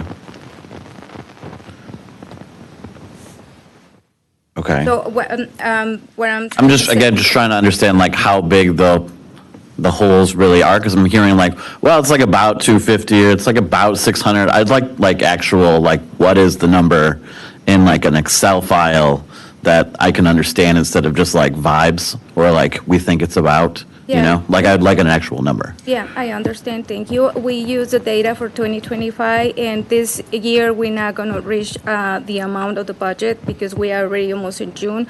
So if this is approved, probably going to start receiving revenue in July. So we're going to have only 6 months. So probably we're going to receive only the 50% of what was approved in the budget. I do see Tamika has her hand raised. If she wants to, maybe can help answer the questions that are being asked. Good morning. Good morning, Supervisors and Chair Taylor.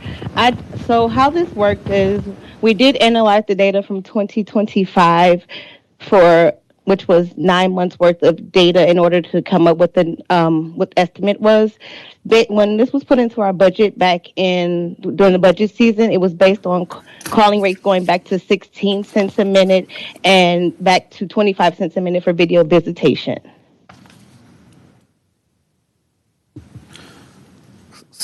So, wait a second. So the 250,000 in revenue and the 600,000 in revenue, and sorry, Mr. Chair, I don't know if it's still my turn, but that's okay. That revenue that we're projecting was based on 9 months of doing this at a rate that's higher than what we're talking about Well, here. Is that right? No, sir. No, sir. So basically, when the FCC ruling came out in 2024, that took the calling rates to 6 cents a minute for calling and 11 cents for video visitation. We were still in our trial period for implementing free calling, so we did not have to, at that time, change our calling rates. When we signed the contract in March of 2025, we had to abide by the FCC ruling of the 6 cents a minute and 11 cents a minute. What happened was the FCC then put a pause on that with FCC ruling DA 25565, where it said that until they did more investigation, we could go back to the 16 cents a minute and 25 cents a minute in calling. What happened was, and before we could get that implemented, which is all of that was happening during the process of the budget last year. Before we could get that implemented, FCC came out with their final ruling, which is FCC 2575A1, which said the most that we could charge was 10 cents a minute for a phone calling and 19 cents a minute for video visitation. What happened was we took the 9 months of data that we were charging 6 cents a minute to figure out what the calling rates could be, because we couldn't use the first 3 months in January, February, and March of 2025, because at that point in time the phone calling rates were still 16 cents a minute. As far as the revenue, that was the $250,000 for us and the $600,000 for the CRC would be based on a year, not 7 months. So if we would start this contract in June, we're basically looking at probably half of the $250,000 in revenue, because the $250,000 revenue will be for a year's time, but we won't have this contract implemented for a year. Okay, so that sounds like, based on what I'm hearing, kind of either way, approve or not approve, there's going to be a hole left in both budgets that's left by the fact that this is coming to us in May and we won't start receiving any of the revenue in July, Correct. right? That's correct. That is correct, sir. Okay. Yeah, I yield, I guess.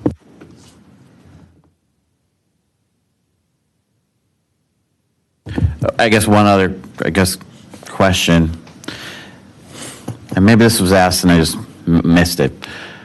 The reason this is coming to us in May instead of December of last year is, why is that? CRC asked us to hold the item in JLEGS earlier this year. We did get the proposal in December with the option from IC Solutions. However, we did want we wanted the full year of data, and so that was provided by IC Solutions to us in February. And so it did take a little bit to analyze the data and go over the options to come up with these numbers. Okay, thank you. Welcome.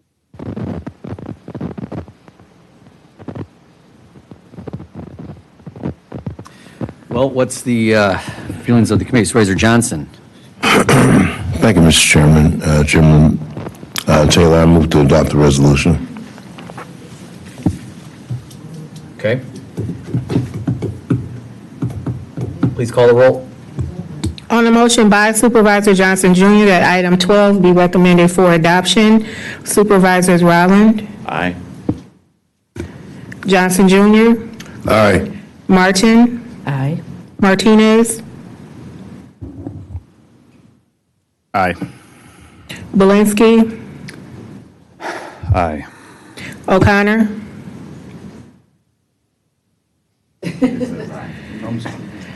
O'Connor, aye. Mr. Chairman. Aye. 7 ayes, 0 noes, the motion prevails.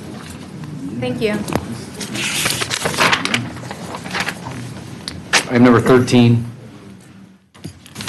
This just has a bunch of hair on it, though. I don't think anybody is happy with this one. So I think you really need to maybe send a memo or something really explaining, because I don't think the answers of this committee were answered. All right, so I think you should put something together to clarify for your behalf, because it clearly does not look like what we're asking, you have the answers for. So I think you should put your heads together and report back to us, whether at a future meeting or for board day, because it could be laid over. I don't think anybody's comfortable with this vote. I can just hear the voices and see the thumb up like very slow in the screen. So I just think we should don't just walk away thinking that this is like a happy moment or something. All right, 13, please.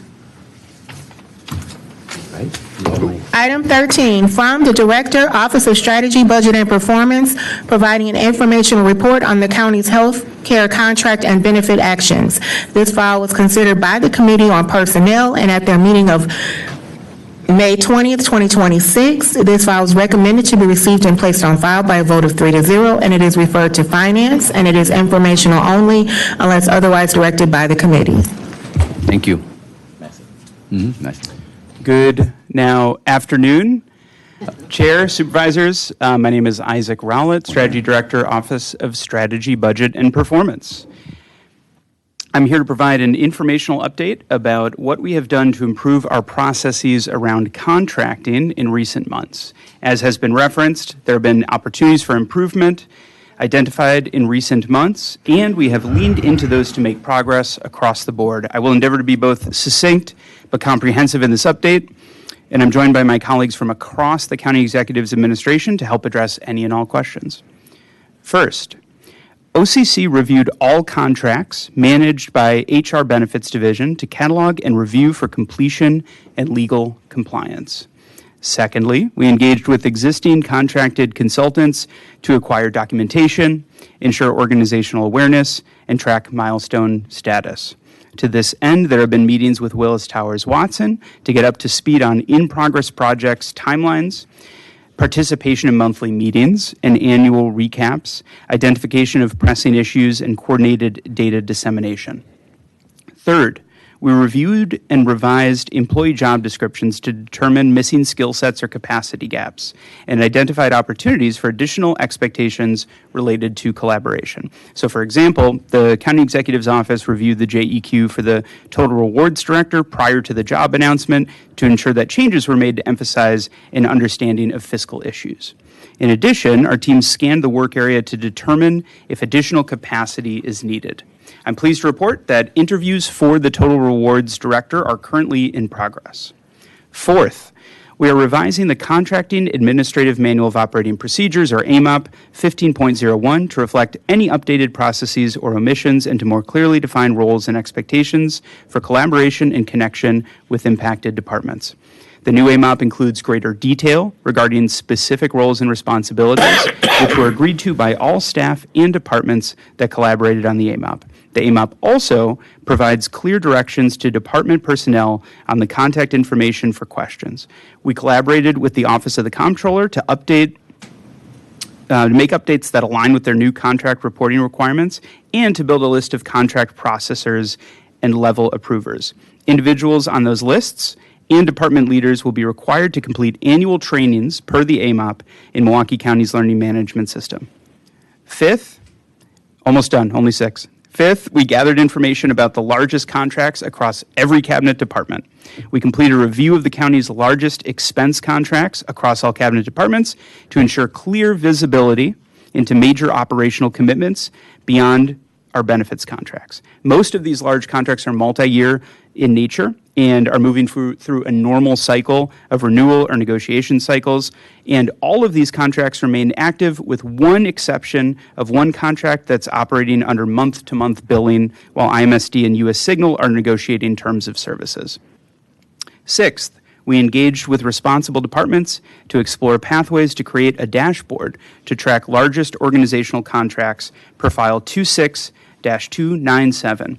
We've been working with departments to assess what it would take to build, as has been requested, a unified dashboard that tracks all contracts requiring board approval as requested under file 2697.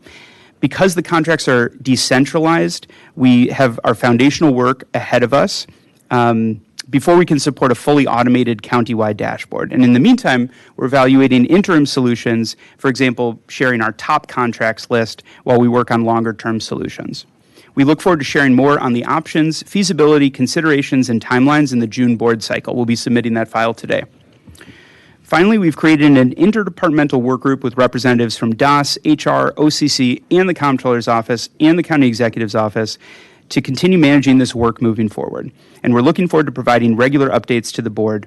I'm joined by my colleagues from across our offices this morning, and we are happy to address any and all questions that the committee has. Thank you.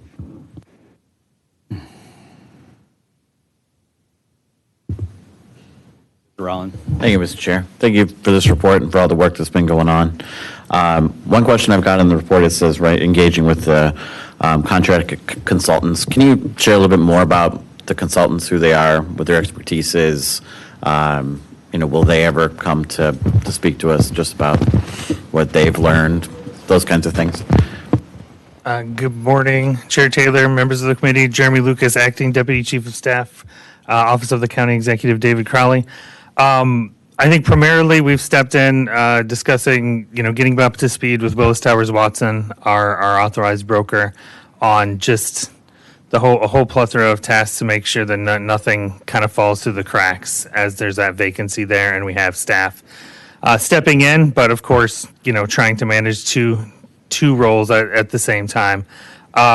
Mostly Willis Towers Watson. I have talked with United Healthcare, RX Benefits, just really touching base with those that we're contracted with to ensure that, time frames, we have budget discussions coming up, different contracted items that will come due within the next year, just making sure that, we're on top of that and that there's no holes that any of our ongoing activities fall through.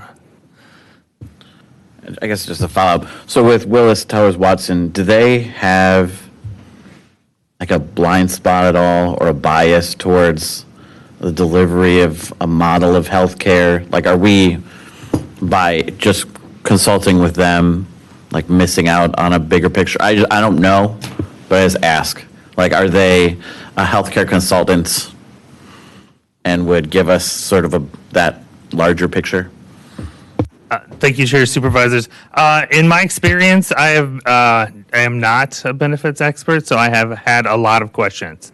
And they've been very responsive to any number of questions about how it works and why we've chosen to go in the direction that we have. I do believe they're working in our best interest to my experience so far. Of course, like I have a small sample size, but they've been very responsive, specifically to providing myself with data, and then of course, working with the budget office and others, just as much data as we ask for. They've been able to get to us what we're looking for, and even we've been able to provide some data back to them that they were not aware of. So it's helpful for us to give them information to work off of, and for us to get the information that we specifically have questions for them on.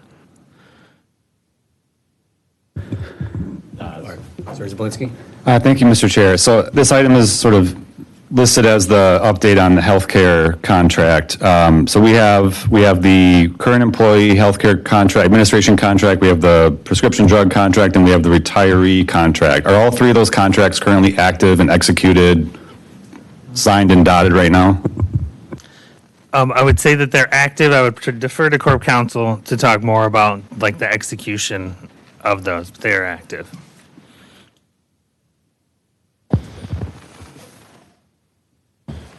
Good morning, Chairperson, Supervisors, William Davidson, Deputy Corporation Counsel. Supervisor Belinsky, in response to your question, I can tell you that there is one agreement out there that is yet to be executed. It's the Medicare Advantage agreement relating specifically to Part D, prescription drug services for retirees. I can tell you that from my perspective, I have no concerns about that not being formally executed at this time. We have been negotiating back and forth, trying to work on some of the terms and provisions. This is standard language that UHC prefers to use.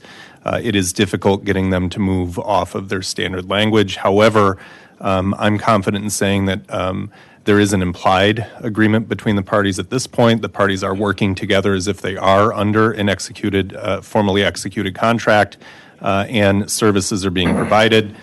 Costs are being paid as they should be. I have no concerns about the service delivery at this time, even though we've not yet executed the document. So we were told when we voted on this item that we couldn't delay it a month because we would risk catastrophic harm if we didn't execute it right away. And here we're being told that everything's fine. We still don't have an executed agreement with one of our major contracts. I don't know whether to laugh, cry, scream. I don't know what to say about that. If I could respond to that, Chairperson. Supervisor Belinsky, I do want to be clear that the larger UHC agreement is the administrative service agreement for all of the health care that's being provided by the county for employees and retirees. That is separate and distinct from the agreement I just described. And there are different concerns, different risks between those two. I'm happy to have more of a deeper discussion about that outside, I think, of this forum, certainly one-on-one with you or elsewhere. But I can tell you that there are significantly different concerns I would have over the two, and I'm not particularly concerned about this one, that there isn't a formal execution out there yet. Okay. So this is not what I asked for when we created this file. Remember we had the finance committee meeting, then we had a special finance committee meeting, and I wasn't at that one, and then I was in Hawaii for the board meeting where we adopted this. And I had sent this to the county executive. I said, I asked that finance that the board be presented with a complete timeline of what occurred to get us this predicament. The timelines that have been presented so far are rank amateur at best. I'm asking the administration to create a file to be presented to finance in March. Well, we didn't get it in March. We were asked, I was like, where is it? Why isn't it on the agenda? I sent Chairman Johnson an email requesting, why don't we have this? And then chiefs of staffs had conversation and said, we will have it in May. When I look at file this, there has nothing to do. There's no going back to the file 26-272. That's not attached to this file whatsoever, which is kind of odd. And in that one, you have a timeline that is really weak, does not really tell us anything, from Margot Franklin, who's no longer here. We literally had the presentations, which kind of shocked everybody at that initial finance committee meeting, where you literally had the comptroller's office talking about HR and all the lack of community. We were trying, and I do think that maybe the comptroller did send us some sort of email timeline that never made that file. I can't find it in this file, but that's not what I'm looking for. I don't understand how you literally had months go by, months of this issue taking place, and you have an elected comptroller that could pick up the phone.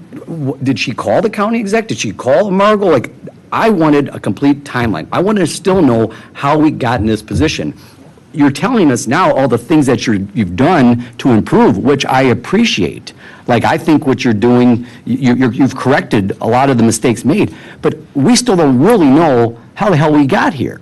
And that's why I was saying, show us emails. Show us how many emails did May send? How many, or not reply to? How many emails did Jennifer Felliard send? None of this stuff was in this timeline. It was 2 pages, just dates, a sentence, dates, a sentence. That's not enough. I appreciate what you're saying here with where we're going, but I'm still not comfortable knowing how the hell we got here. Really. Because there's, and I even said this was emailed to Crowley, if more people need to lose their jobs, that's fine.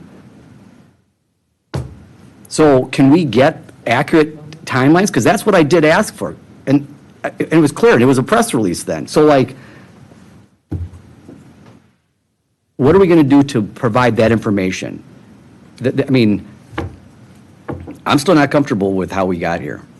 And then, obviously, Supervisor Belinsky mentions that the catastrophic if we don't, this was where I think you said it felt like a gun to your head. And we're still I'm still missing information that I clearly requested. And it's not in here, and maybe we can attach file 26272 as like being because it does refer to this topic. But can we get something and have it on a future meeting?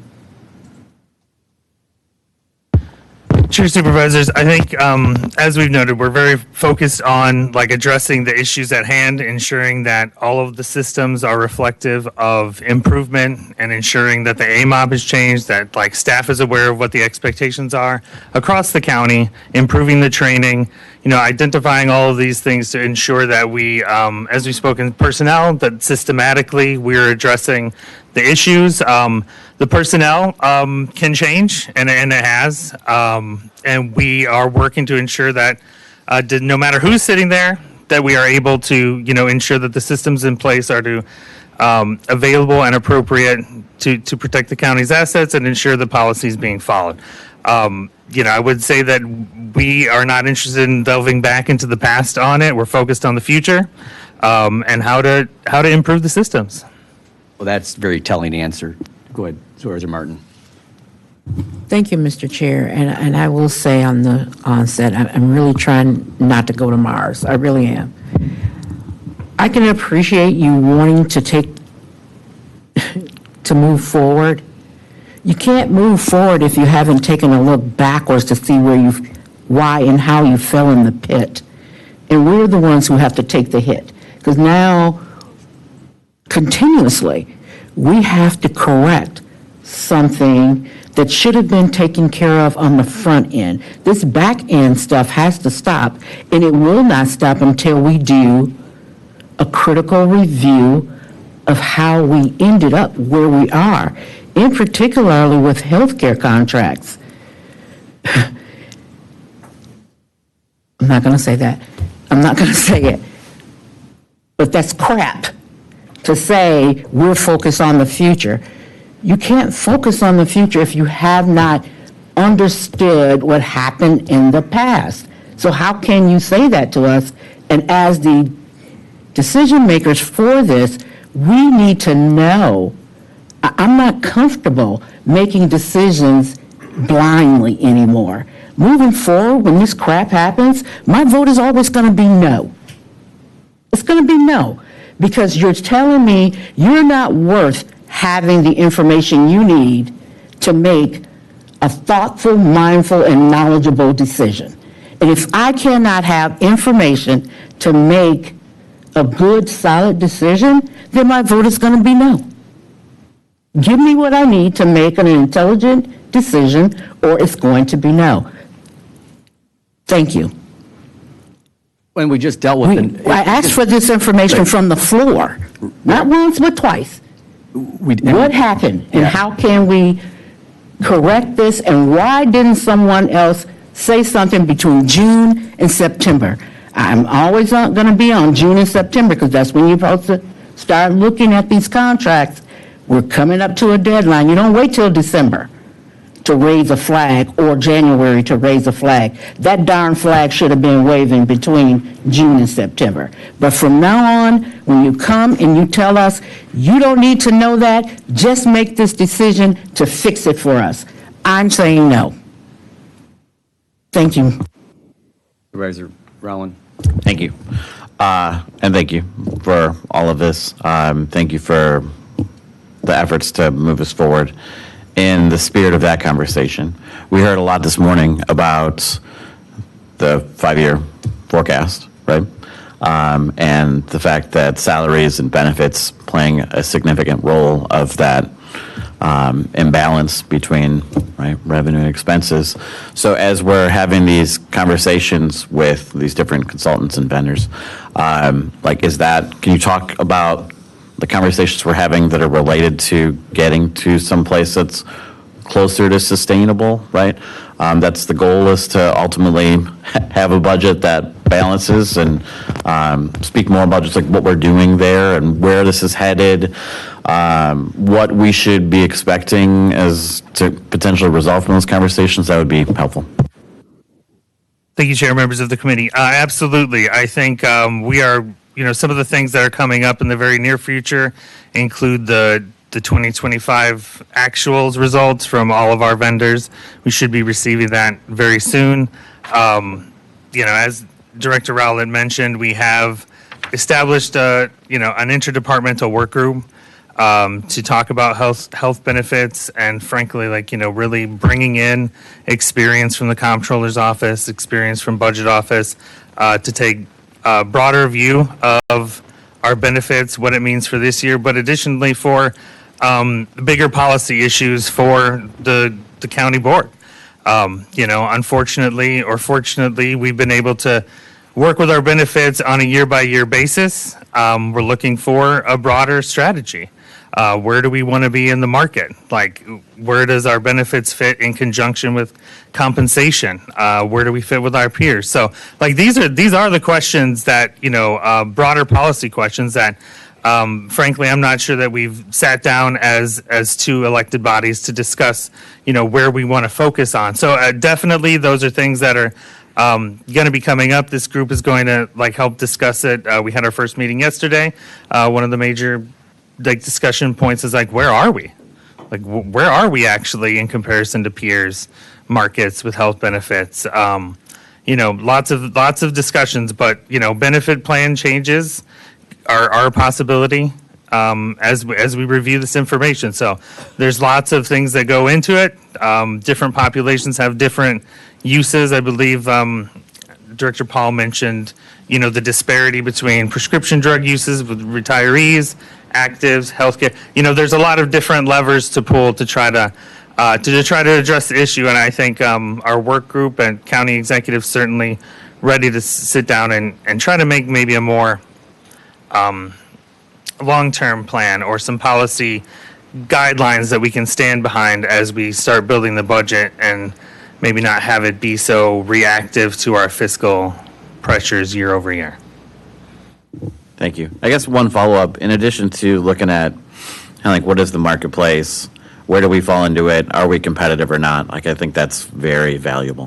One other thing that I would, strongly recommend would be asking our employee base, if they had to choose, what would you choose? That would be information that I think that would be valuable for us we can assume that there might be a weight towards salary or towards benefits, but I don't know that it's ever been asked, and I'd just be interested in hearing, what does the staff think? What would they prioritize? It's just, I'm not aware of any data on that. So, food for thought. Certainly, Chair Supervisors, I would say to there was an amendment that passed in personnel requesting monthly, it was an ordinance, resolution that passed in personnel requesting monthly updates from the Human Resources Department on the healthcare contract, and I personally feel like that'll be a great forum for some of these discussions. So before we move on, I'm just going to say this. I'm disappointed that you did not meet the request of putting together real timelines. And so I'm going to actually work with my colleague, I think, to maybe create a standalone file to actually request that in full detail what we want. I think it'd be better for you just to present it, but how would it look if supervisors decide we need to do open records requests of the administration because we want to see what we're basically asking? That's not a really good look. I've asked, multiple people have asked for a real nice timeline that really showed the communication and kind of where it was. I know you don't want to look backwards, and you're clearly willing. Right now, you're not willing to. So then we just have to, force you to. And why to have that type of confrontation? I don't understand it, but I'm always willing to do it. So I'll get together with you and create a file because you're not willing to. That's disappointing. Item number 14. Item 14, from the Director, HR Operations and Talent Acquisition, Department of Human Resources, requesting authority to retroactively accept the Wisconsin Economic Development Corporation grant to create a recruitment outreach program. This file is referred to the Committee on Personnel for informational purposes only per Section 59.60, Sub 8, Wisconsin State Statutes, and at the meeting on May 20th, 2026 of the Committee on Personnel, this action report was discussed with an no action taken, and it is referred to Committee on Finance for action. What is this? Wow. I think it's still red. Oh. Oh, it's on. Good afternoon, Mr. Chair. Mr. Vice Chair, committee members, I want to introduce myself. I'm Claire Miller, and I'm serving as the interim Chief Human Resources Officer. So looking forward to working with this committee. And then I'm going to turn over to Director Baez, who's going to present. Good morning, Chairman and Committee. Today in front of you, I'm here to request the approval of a retroactive acceptance of the inaugural Wisconsin Economic Development Corporation Talent Recruitment Grant, totaling $217,000, which will allow us a first of its kind out-of-state recruitment initiative. As you know, our talent acquisition and HR operations team is deeply committed to advancing Milwaukee County's strategic goal of becoming a diverse employer of choice. We've built strong in-state partnerships, attended more than 100 community and recruitment events last year, and implemented innovative hiring models that have helped us fill high-demand roles more efficiently. But this grant represents something new and transformative. For the first time, Milwaukee County will have the resources to actively recruit public sector talent from outside of Wisconsin, targeting skilled professionals in fields where we face persistent shortages: skilled trades, medical examiners, nurses, engineers, landscape architects, and more. The WEDC Talent Recruitment Grant gives us the ability to launch a digital marketing campaign that reaches qualified candidates across the country, attend out-of-state career fairs with the performance goal of securing 8 to 16 new hires, providing relocation stipends and local perks packages to help new employees transition to our community. This initiative aligns directly with our strategic plan, strengthening representation in underrepresented roles, improving service delivery, and enhancing Milwaukee County's long-term fiscal sustainability. The grant requires a 20% match, which we will meet entirely through existing staff time, resulting in no tax levy impact. This is a smart, forward-looking investment in our workforce, our residents, and our future competitiveness as a public sector employer. I respectfully ask your support in retroactively accepting this grant so we can begin implementing this innovative recruitment strategy. I also want to acknowledge the teammates who successfully helped navigate this grant to completion, particularly Carla Fries, our grants project manager, Debbie Rios, our talent acquisition manager, and supporting help from William Davidson and Corporation Counsel. With that, I will pause and ask if you have any questions that you'd like further asked. Supervisor Johnson? Chairman Taylor, I move to adopt the resolution. Okay. All right, please call the roll. On the motion by Supervisor Johnson Jr. that item 14 be recommended for adoption, Supervisors Rowland. Aye. Johnson Jr. Aye. Martin. Aye. Martinez. Aye. Belinsky. Aye. O'Connor. Aye. Mr. Chairman, All right, yeah, aye. 7 ayes, 0 noes, the motion prevails. Great. We're going to do 1 to 15, and after 15, we're going to take up the treasurer's item, which is 24. So we'll take up 15, then 24. Item 15, from the Director of Employee Relations, Department of Human Resources, requesting the approval of the 2024 through 2026 tentative agreement for a successor, the collective bargaining agreement between Milwaukee County and Milwaukee Deputy Sheriff's Association, MDSA. This file was referred to the Committee on Personnel, but it was not scheduled for their May 20th, 2026 meeting, and it is also referred to this committee. Good afternoon, Mr. Chair, Mr. Vice Chair, committee members. I'm Claire Miller, Interim Chief Human Resources Officer. I'm going to turn over the presentation to Deputy Corporation Counsel Lawrence to present on this item. She was heavily involved in developing the agreement. Good morning, members of the board. Mr. Chairman, I'm here to present to you item 26-468. This is a tentative agreement for a 4-year contract with the Milwaukee County Deputy Sheriff's Association, calling for raises in each year. 2024 has already been settled and entered, so those are not at issue. But the remaining ones would include a 4% lift for the deputy sheriffs for 2025. Retroactive, it is broken out into 2 pay periods. 2% of it would be pay period 1. The other 2% would be pay period 2. Please note that there is an additional 0.25% for the deputy sheriff sergeants. 2026 calls for a 3.5 increase that is effective halfway through the year, pay period 14. Hence the reason for the urgency on this. We are trying to get ahead of it so that we can implement the increases by the effective date. And then it also would go through December 31st of 2027, making this a contract that we'd be in advance of with the Deputy Sheriff's Association for the first time in, I think, over a decade. It calls for a 3.75 lift over the year, broken into 2 payment periods again, with half of it being received in pay period 1, half of it being received in pay period 14. And again, each year there is that 0.25% additional for the deputy sheriff sergeants. There are some other additional provisions.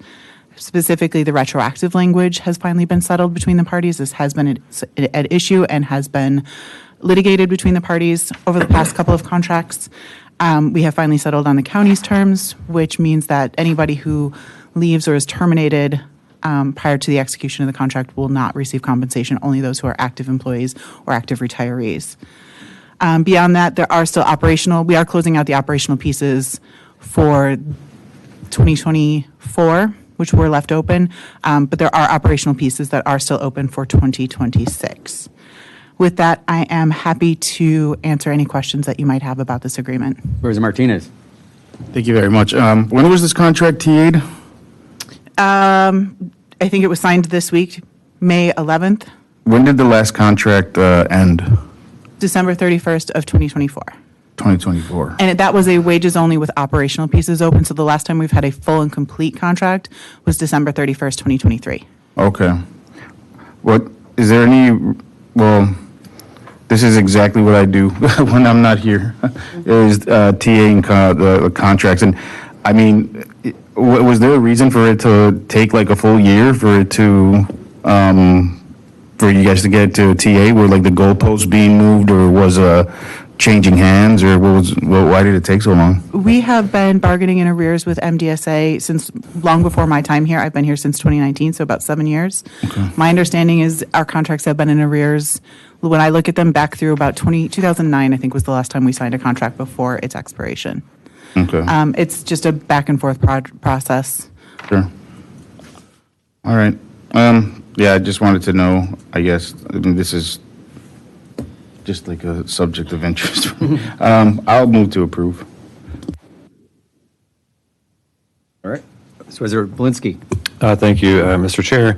Do we have then, once this contract would be executed, it'd be helpful if we could be sent a report of the sort of the cumulative raises over the past decade? Just so we have that. I know because since 2016 we have that number, it's like 41% or something. And to get that after this is completed, to have it sent to us. Just to clarify, thank you for your question, Supervisor. To clarify, you're looking for a summary of the increases that have been implemented The cumulative salary increases for sheriff's deputies and with, I'm sorry, with what, just under this contract or what time frame? for the county, for the whole. Yeah, like this the last decade, so like. Last decade, okay. No, I was just looking for a time frame. I'm sorry. Yeah. Thank you. Okay. I can do that. Sorry. All right, please call the roll.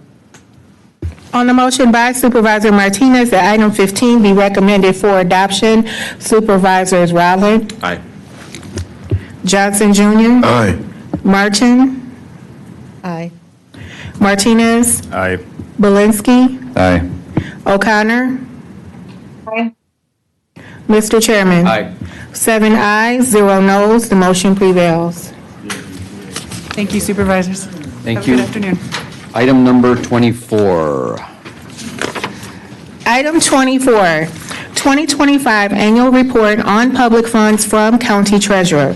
This file is informational only unless otherwise directed by the committee.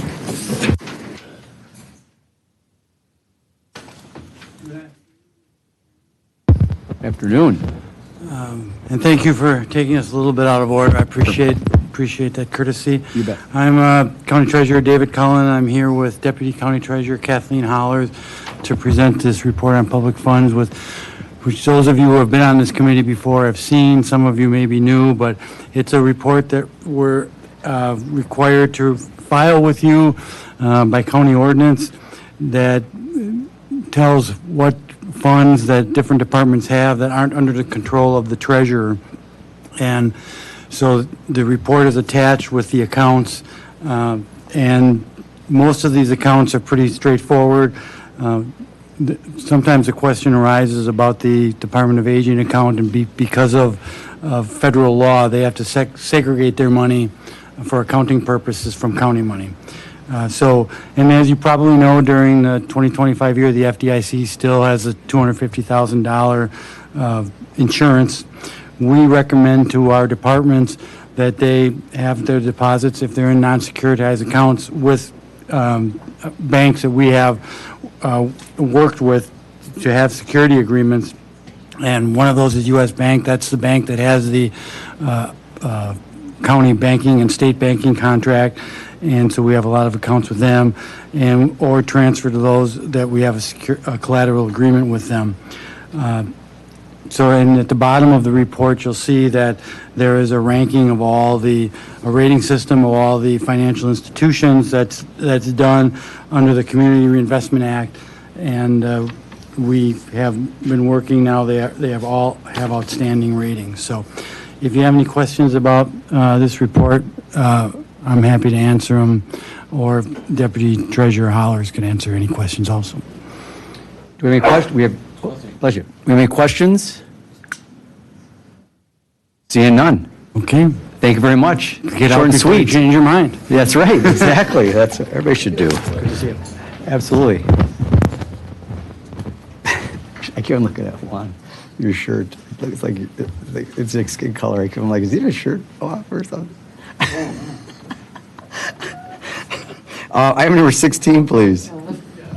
Item 16, from the Executive Director of Parks requesting authorization to retroactively submit and accept a Wisconsin Department of Natural Resources DNR Land and Water Conservation Fund LWCF grant in the amount of $752,783 to support the redesign and construction of a splash pad at Washington Park Pool. This file was also referred to the Committee on Finance and to Parks and Culture. Mr. Chairman, committee members, Robert Singlob, Contracts Manager, Milwaukee County Parks. I'll try to keep this short and sweet. So we're retroactively asking for this authorization. The DNR will grant 50% of applicable project costs for this. So we are requesting from them $752,783. There is a one-to-one match, but we are pleased to announce that Milwaukee Parks Foundation will be providing that match. So essentially, if all goes well, we'll be getting a little over $1.5 million for this project. Good. Supervisor Martinez. Make a motion to approve. All right, motion to approve. Please call the roll. On the motion by Supervisor Martinez that item 16 be recommended for adoption, Supervisors Rowland. Aye. Johnson Jr. Aye. Martin. Aye. Martinez. Aye. Belinsky. Aye. O'Connor. Aye. Mr. Chairman, Aye. 7 ayes, 0 noes. The motion prevails. We're moving right along. Anybody need a break? Good. Do you need a break? Good. All right, number 18. Do you want one? Do you want 5 minutes? I just need to get some water. You can continue. Are you sure? Yeah. All right, I'm 18. Item 18, an action report provided providing an update on the status of the McGovern Senior Center and requesting $100,000 from Org Unit 194-1945 appropriate for contingencies, fund planning, design, and cost estimating expense by the Department of Administrative Services Facilities Management Division as they work with the Department of Health and Human Services for a long-term senior center solution on the northwest side of Milwaukee. This file was referred to the committees on Parks and Culture, where at their March 3rd, 2026 meeting, this file was discussed with no action taken, and it was also referred to Health Equity, Human Needs, and Strategic Planning, where it was discussed at their meeting of March 5th with no action taken. And because it was informational only per section 59.60 sub 8 Wisconsin state statutes. And it was referred to the Committee on Finance, where at their March 12, 2026 meeting, this action report or this file was recommended for adoption by a vote of 6-1. At the March 19th, 2026 County Board meeting, this file was laid over for one meeting by a vote of 6-12. And at the April 20th, 2026 organizational meeting, this file was referred to the Committees on Parks and Culture and Finance by a vote of 16-0. And it is referred to this committee for action. Okay. Director Hertzberg? Yeah, Chair, Supervisors, Aaron Hertzberg, Director of Administrative Services. As the clerk noted, this file's had an extensive history to it, right? I've given the full presentation. I think I've outlined the path forward, just a big summary of that action. The intention here is, unfortunately, the life of the McGovern Senior Center, as it currently resides, has met the end of its useful life from our perspective. We've had significant flooding incidences, looked at the cost of repairs. We don't think it's worthwhile to continue to invest in that facility. We do plan in the 27 budget to bring forth a capital request to deconstruct that facility. Well, we've started conversations with the Parks Department about what the appropriate resurfacing of that area would look like. The request before you is for $100,000 to explore a future opportunity on the northwest side of Milwaukee. As we talked at length in the prior cycle, or in the March cycle, we believe there's high need and high value in providing senior services in that community. The Department of Health and Human Services has been stepping forward with some temporary solutions in that area, but we do believe there's a need for a permanent solution. The resources requested would help to start that path forward. It would provide us the opportunity to engage with some consultants to explore some of the opportunities that members of the community have recommended to us, and some others that we've identified that we think are worth running the ground and exploring if there's the potential to build a new facility, potentially with a different model, potentially with other partners to help mitigate costs in Milwaukee County. We need the resources necessary that are requested here today to help us on that effort. Without those resources, it will be extremely difficult for us to explore alternative options in that area. Happy to answer any questions. Is there any questions? We have a motion. Mr. Chairman, I move approval of this item. And I'm going to be consistent with what I've done on this item. I think this should just be a part of the budget. This is a long-term play, and we've seen the forecast. We're talking about a safety building. I mean, there's a whole bunch of stuff going on. Now we have Sheridan Park issues, with bluffs falling. I mean, I'd rather have this weighed out along with all the other capital needs of the county at the same time. So for that reason, I'll just be voting no, but just want to state why. Not that I don't support a senior center in that area, just a different process. Please call the roll. On the motion by Supervisor Martin that item 18 be recommended for adoption, Supervisors Rowland. Aye. Johnson Jr. Aye. Martin. Aye. Martinez. Aye. Belinsky. Aye. O'Connor. Aye. Mr. Chairman, No. 6 ayes, 1 no, the motion prevails. Item 20. Item 20, From the Director, Department of Transportation, requesting authorization to apply for and accept implementation funding, if awarded, through the 2026 Safe Streets and Roads for All, SS4A, discretionary grant program. This file was also referred to the Committee on Transportation, and at their meeting of May 13th, 2026, this file was recommended for adoption by a vote of 5-0, and it is also referred to this committee as well for action. All right. Hello, everyone. Good afternoon. I'm Jeff Sponcia, Milwaukee County, in the Department of Transportation, the Director's Office on the Transportation Program Planning Manager. Just here requesting authorization to apply for and, if awarded, accept a grant in the 2026 SS4A grant program. All the details were in the report, and I would be happy to answer any questions. Do you have any questions? All right. Seeing none, please call the roll. On the motion by Supervisor Martinez that item 20 be recommended for adoption, Supervisors Rowland. Aye. Johnson Jr. Aye. Martin. Aye. Martinez. Aye. Belinsky. Aye. O'Connor. Mr. Chairman. Aye. 7 ayes, 0 noes. The motion prevails. Okay, thank you very much. Item 21.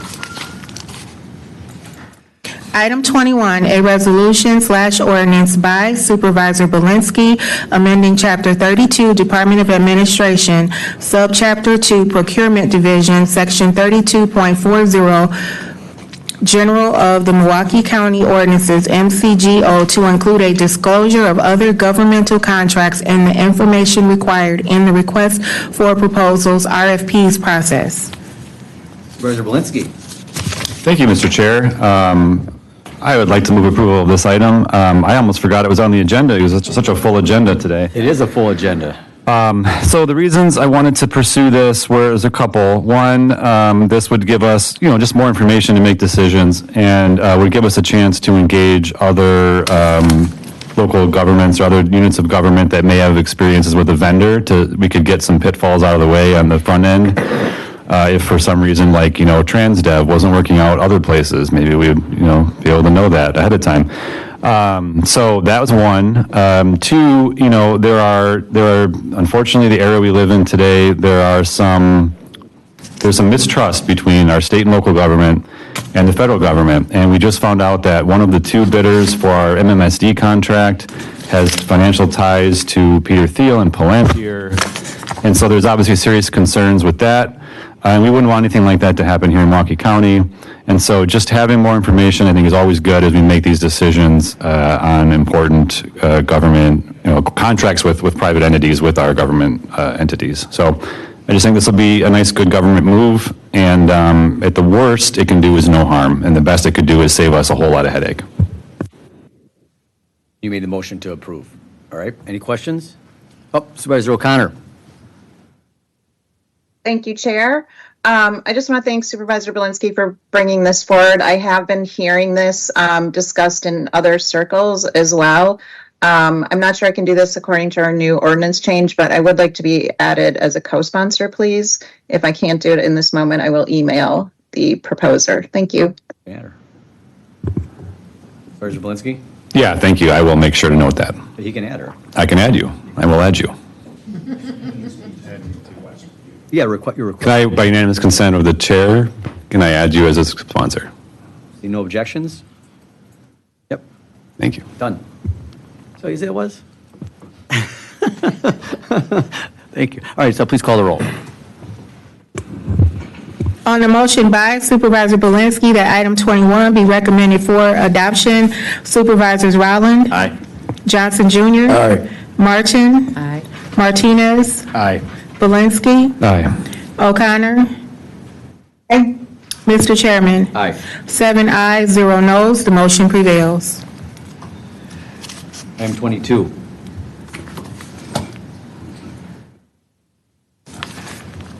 Item 22, from the Executive Director of the Department of Administrative Services requesting authorization to enter into a multi-year agreement with Pitney Bowes Global Financial SVC LLC.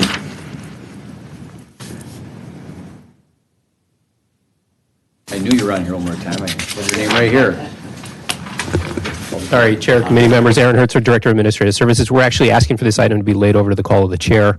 We're revisiting this. We may be looking at a different alternative, but we just need another cycle to explore this, if that's okay.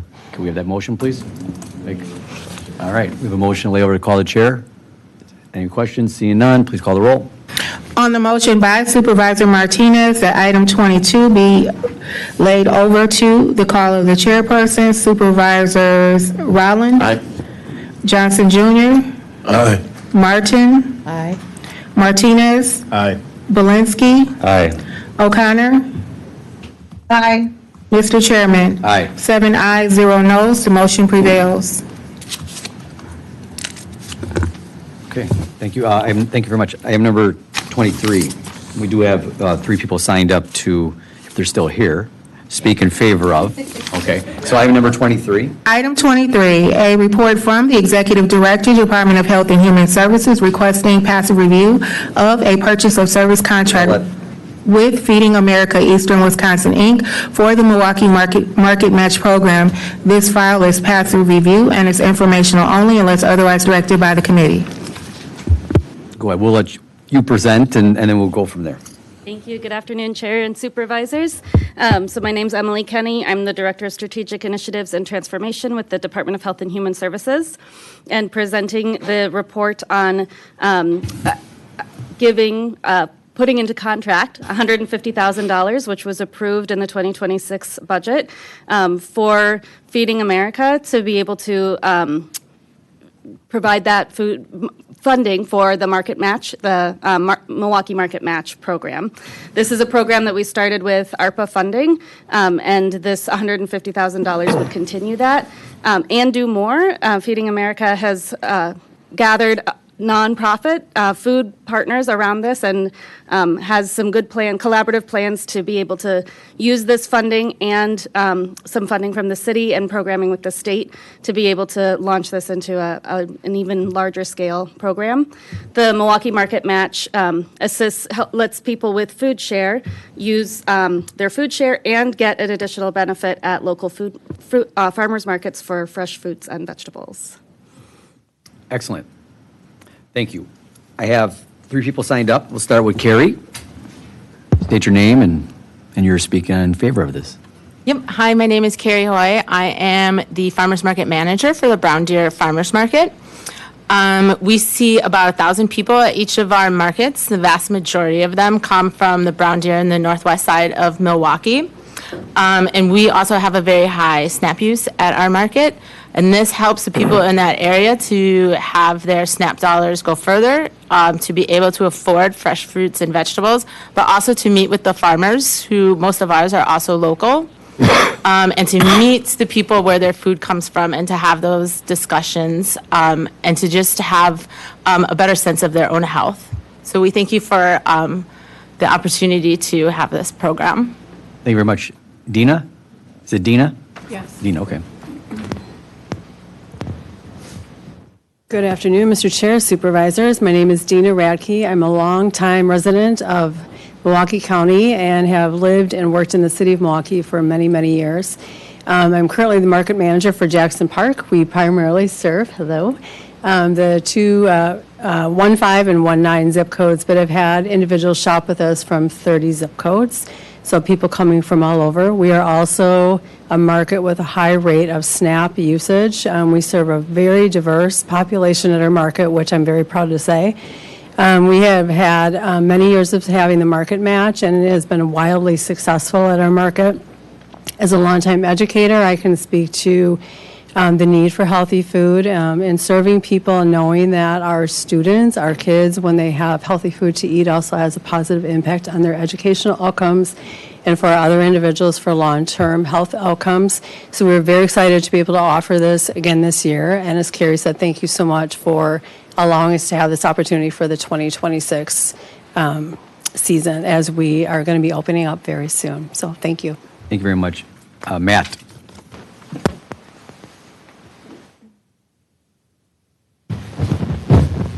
Good afternoon. Thank you, Chairman and Supervisors. My name is Matt Steencher. I'm the Director of Advocacy and Community Engagement at Feeding America Eastern Wisconsin.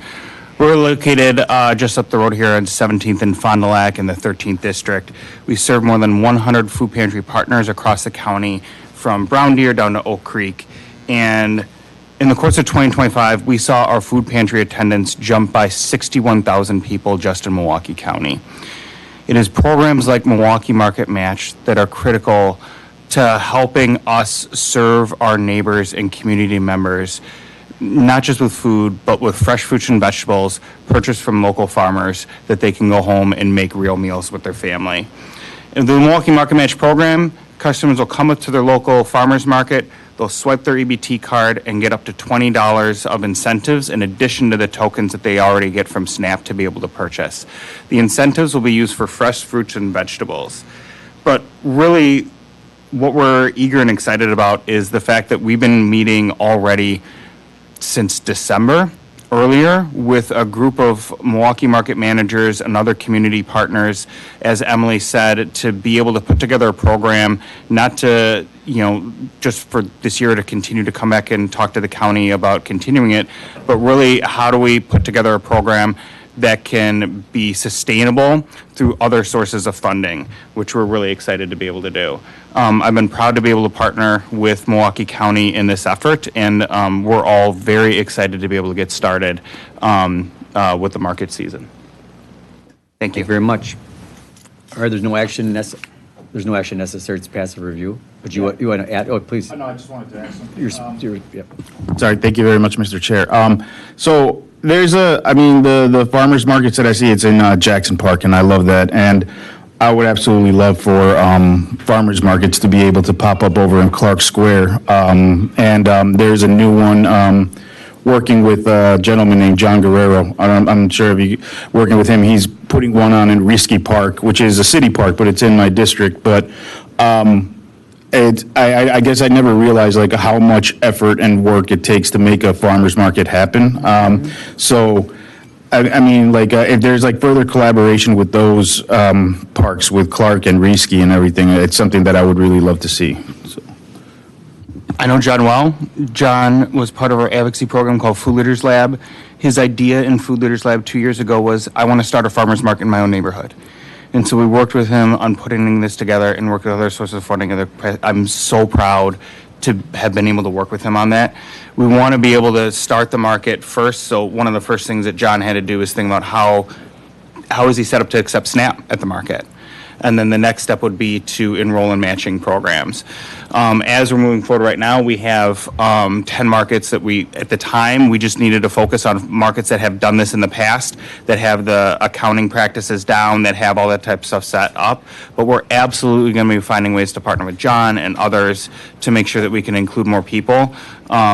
Right now, our focus is just on trying to get this start up, and then we'll be looking to see how we can partner. Yeah, I realize it's going to take a while. I mean, the Risky Park is just happening right now, and I had a long conversation with him, so hopefully by next year, we have one at Clark Square. So.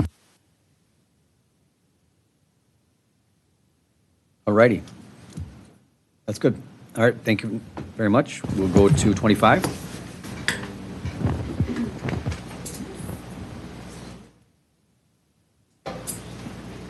Item 25, from the Director, Office of Strategy, Budget, and Performance, providing an appropriation transfer packet for the May 2026 cycle. Afternoon, Mr. Chair, Supervisors. Dan Lorla from the Office of Strategy, Budget, and Performance. Here to request your approval of the May transfer packet.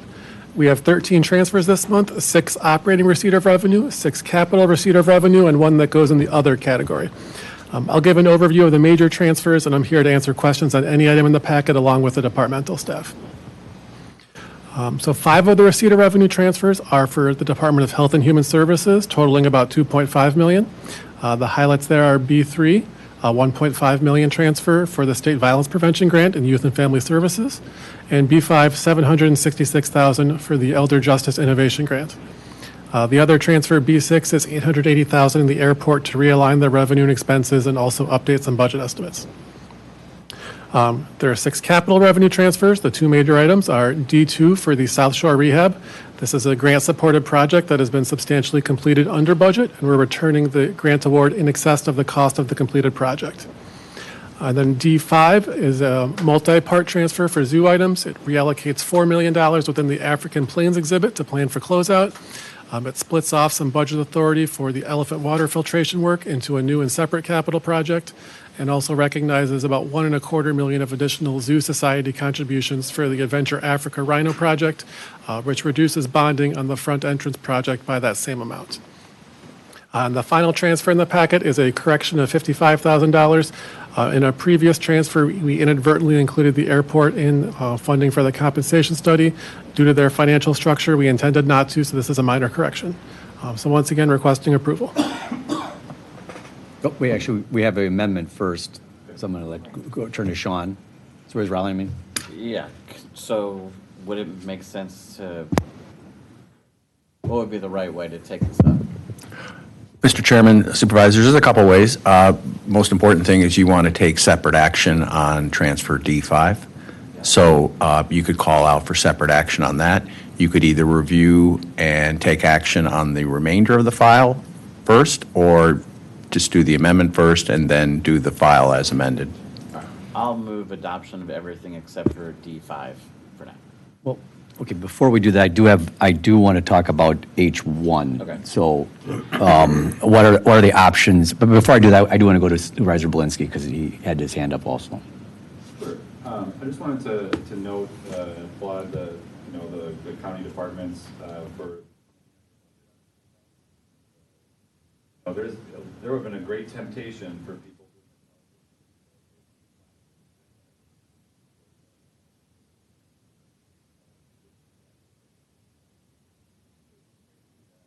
Also great to see the reduction in bonding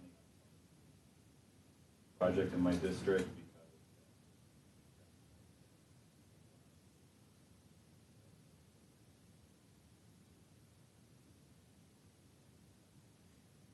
Great, thank you very much. On H1, what options do we have with that dollar amount? Is that something that we could send over to contingency? Do we have to place it where it's going?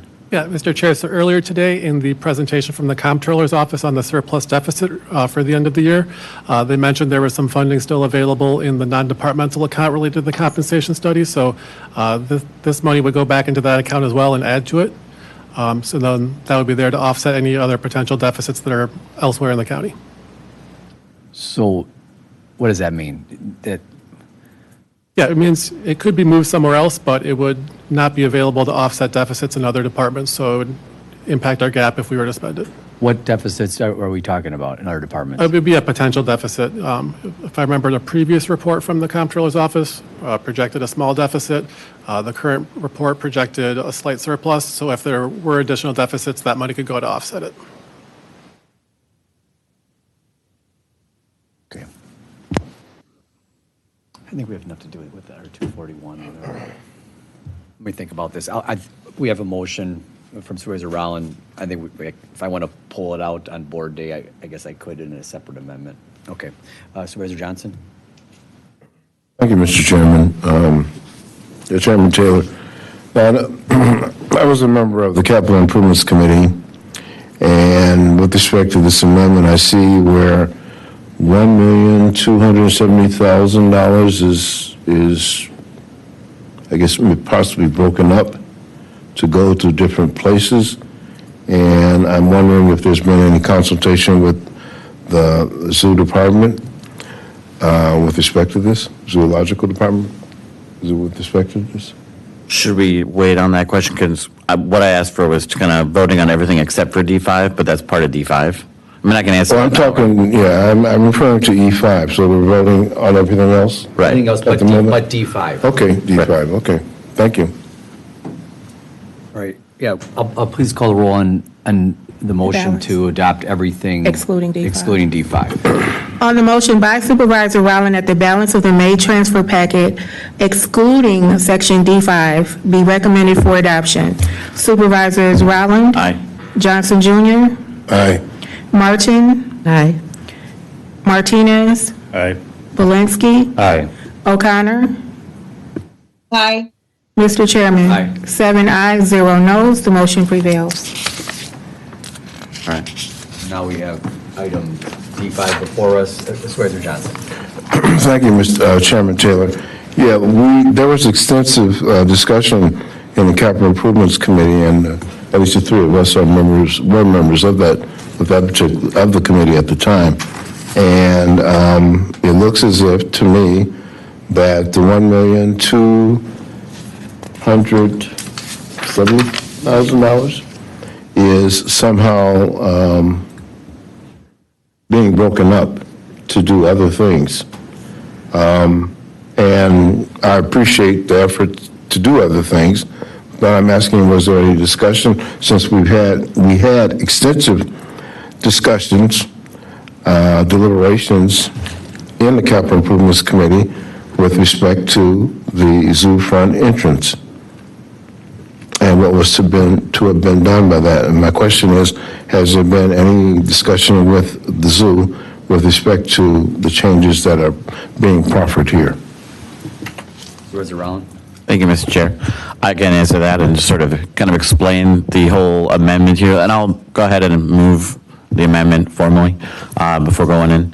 So what we have in the report and what was before us was that the Zoological Society, the donors of, the folks who love the zoo, donated $1.27 million. And the way this was going to work was that 1.27 was just going to be used to reduce the amount that we were going to borrow or bond for, right? And then that would have would have been what we would have done. In my mind, as a group, we've all decided that we should use that bonding money for capital. And since this is no longer needed for the zoo for an entrance or for the rhino exhibit or anything, it could really be used for anything. So in taking a look at the capital projects that still exist, there were two projects that were playgrounds that were initially discussed as part of the Capital Improvements Committee, Cops Park and the KK Sports Center playgrounds, that were initially actually discussed to be above the line on the Capital Improvements Committee list, and they ultimately didn't make the list, right? So what this would do is it would add them back in, and we would continue to bond, right, for that amount. The reason, I'll just speak to the playgrounds. This capital budget includes 2 new playgrounds. In a perfect world, the Parks Department wants us to be doing 5 playgrounds every year. So this would get us at least up to 4. There are about 20 playgrounds that are currently eligible for replacement. We have a lot of aging playgrounds in our system. And I know all of us probably would love for that list to get cycled through as quickly as we can. So this would make that happen. And I just think it's just going to get more expensive if we wait longer and longer. In addition to the 2 playground projects, this would also add $200,000 for construction documents for the Sheridan Park Cliff project. In connecting with the comptroller's office and others, they decided that that part of the $1.3 million that's needed for the Sheridan design is bondable. That's why the rest will have to come back in June to talk about do we have cash for that. But now, with this money, this would enable us to do 2 playgrounds, help the Sheridan Park thing move forward, and still make sure we have a zoo entrance and a rhino exhibit. Those will be done. There will be no issues with that. So, Mr. Chairman, with respect to the zoo entrance and the monies that needed to be, that we approved of with respect to that is taken care of. Okay. I just wanted to make sure that it looks as if I definitely wouldn't defund the zoo entrance. That's not here. That's why I'm asking the question, because we deliberately as a capital improvements committee, decided that we wanted to make that a priority as far as the zoo entrance is concerned. 100%. As it relates to the long lines and some people getting out of line because of the long lines, et cetera, et cetera. Yep. Okay. And another way to look at it would be this: if, let's say, if this organization with the Friends, right, the Friends, if there was zoological, if they would have came forward earlier, we would have had $1.2 million to spend during the capital improvement committee meetings, but we didn't, and they came after, which is just, it's great, but now we at least have the opportunity to do a couple projects that we probably would have done had we had that money back in August, but we received. Oh, I understand that. So nothing. I probably understand. I was just wanted to make sure, after again all the deliberations, after the voting, that the entrance is taken care of. There's no entrance. Nothing's changed there. Okay, thank you. I should also add that none of these items will impact anything in my district. Right, It's all helping or mine. Supervisor Gomez, Tom. And then Sean was the one that kind of pointed this out, and so, just like at CIC, I said, go find some projects, and, right, and they did, they weren't for us, right, that was for outside of us, it wasn't like we were benefiting our districts, we were looking at the priorities, and that's what happened. The greater good. Exactly, the greater good, so, and then, but I will just say, and there's an email where I state, I'm not crazy about the Sheraton Park issue, because that is a extremely expensive project, and, that should be in line with all the other projects, but, we can at least, I wasn't going to vote no on it, but when it comes to us, if it's out of contingency, that's going to be a real problem. Okay. Director Katie, do you have something? Really technical issue. I love technical issues. Yeah. As you look at the amendment, and you'll see the fiscal chart at the top, the original fund transfer was missing a line. It was just, I think something got lost when it was put together or printed out, and that was the zoo front entrance admissions reconfiguration. That's why you see it underlined, like the 1.27 was added back in. It should have been there, the original. The amendment not only adds it back in, it strikes it, and instead of reducing the amount of bonds that would go for that project, it reduces it by $58,142. So when you see that underlined, it was just a Scribner's error that it wasn't there in the first place. The transfer didn't quite balance without it. So that's the reason it's underlined. Excellent. Yep. All right, we have a motion. Please call the roll. On the motion by Supervisor Rowland that Section D5 of the May transfer packet be amended with Finance Amendment 1, Supervisors Rowland. Aye. Johnson Jr. Aye. Martin. Aye. Martinez. Aye. Belinsky. Aye. O'Connor. Aye. Mr. Chairman. Aye. 7 ayes, 0 noes. The motion prevails.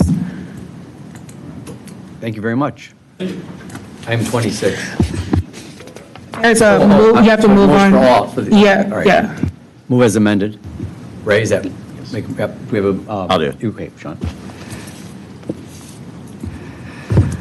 On the motion by Supervisor Rowland that Section D5 of the May transfer packet be recommended for adoption as amended, Supervisors Rowland. Aye. Johnson Jr. Aye. Martin.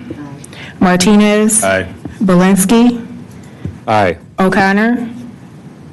Aye. Mr. Chairman. Aye. 7 ayes, 0 noes. The motion prevails.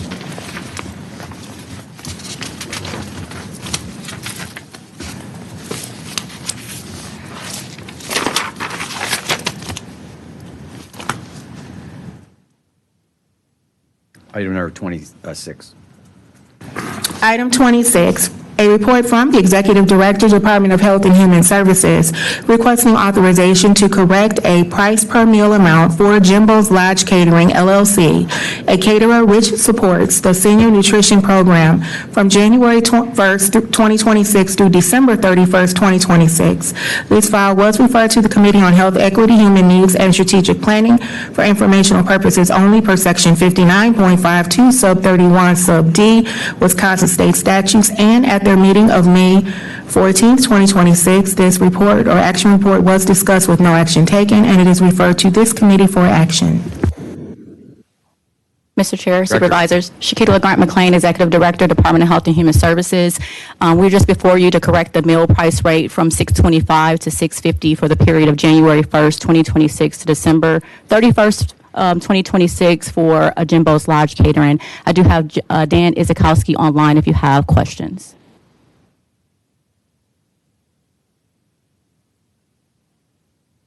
What was that? We do have, A PowerPoint? no Powerpoint. Oh. If you have any questions, we're just asking for the correction. Yes. Do we have any? She has a staff member online if you have any questions. Oh, yeah. Do we have any questions? Make a motion to approve. We have a motion to approve from Supervisor Martinez. Any questions? You gotta use your mic when you say that, just.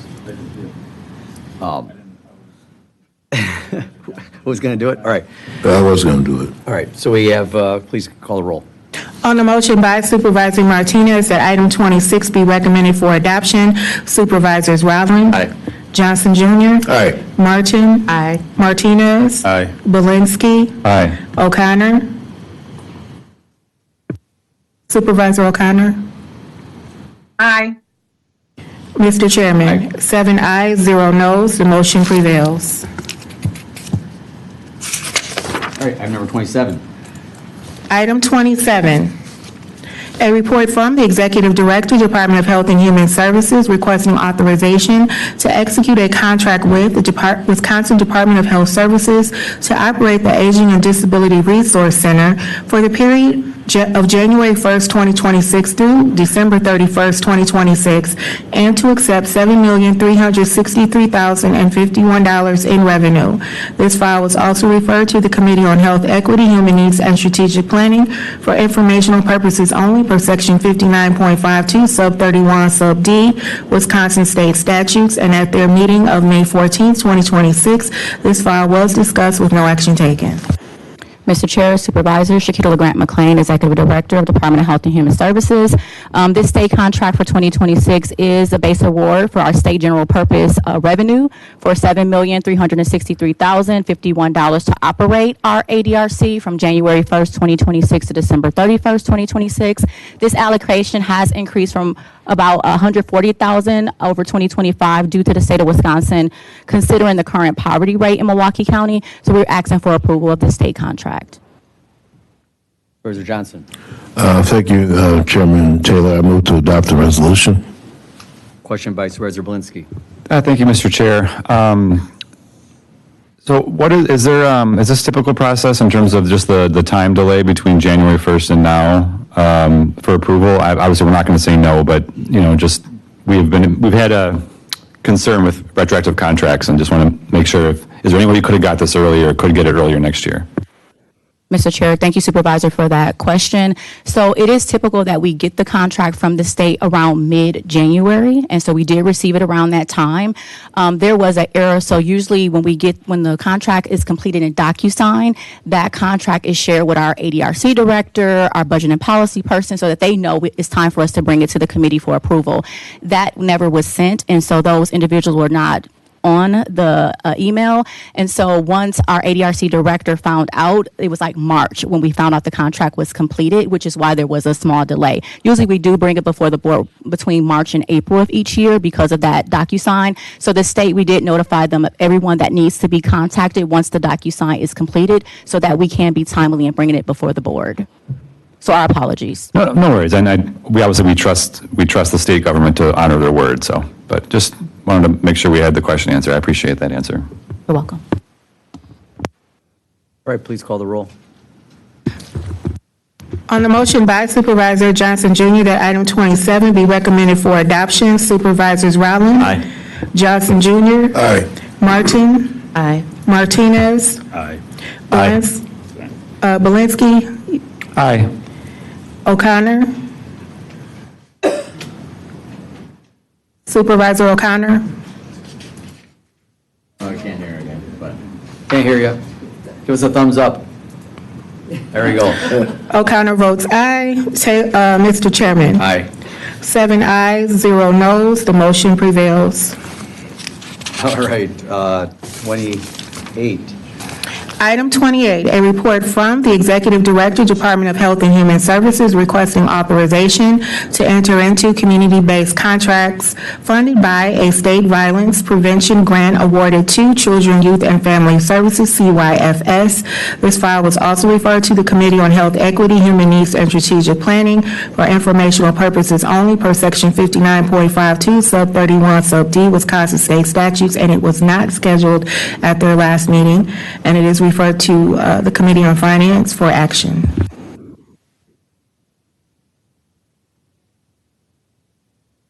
Green, push the button. Yep, green light. Oh, there we go.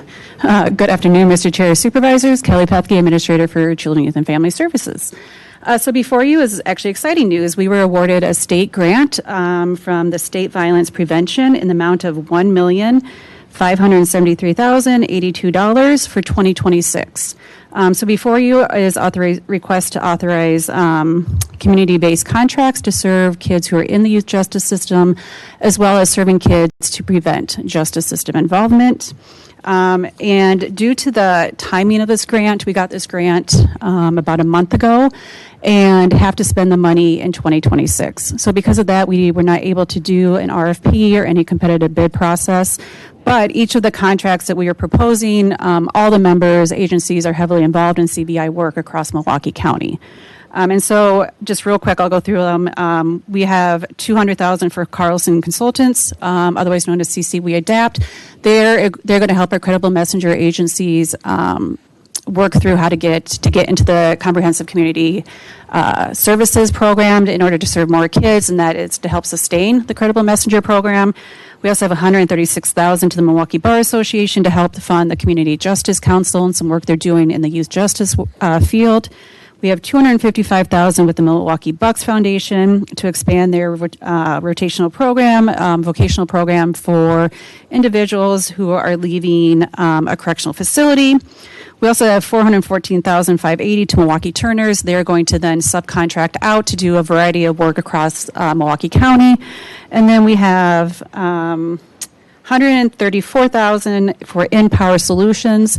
That is to continue the work that we started last year around the Grinding to Glory events targeting young people in Milwaukee, as well as our Grow Rich program, which is a new program, employment-related program we are doing this summer to give kids skills and access to gardening, flowers, and then be able to sell that. It's a partnership with Alice Garden and Foundies Farmers Market. And with that, I'll take any questions. Do we have any questions? A motion. Supervisor Johnson? Thank you, Mr. Chairman. I was looking at Vice Chair Rowell and see if he was going to go forward. I move to adopt the resolution. We have a motion to adopt. I see any hands raised for questions. Please call the roll. On the motion by Supervisor Johnson Jr. that item 28 be recommended for adoption, Supervisors Rowland. Aye. Johnson Jr. Aye. Martin. Aye. Martinez. Aye. Belinsky. Aye. O'Connor. Yep, she give us a thumbs up. Thumbs up. Supervisor O'Connor votes aye. And Mr. Chairman. Aye. 7 ayes, 0 noes. The motion prevails. All right, item number 29. I offered her this one up earlier, but she didn't take it. She's, team player. Item 29, from the Comptroller, Office of the Comptroller, requesting passive review of a professional services contract extension with Foster & Foster, resulting in a total overall contract amount of $200,000. This file is passive review and is informational only unless otherwise directed by the committee. Yes. Sure. Absolutely. Mr. Chairman, Supervisors, thank you. CJ Paul, Financial Services Director for the Office of the Comptroller. The report before you is a passive review request for our contract with Foster & Foster. The Comptroller's Office has retained Foster & Foster to provide healthcare actuarial consulting services so that we can accurately provide you with medical and pharmacy claims costing information. This is the second year of the contract and will put us over that $100,000 threshold. So we are before you asking for passive review approval to enter into the second year of the contract. With that, I'm happy to take any questions. I don't see any questions. Thank you very much. Thank you. Item 30.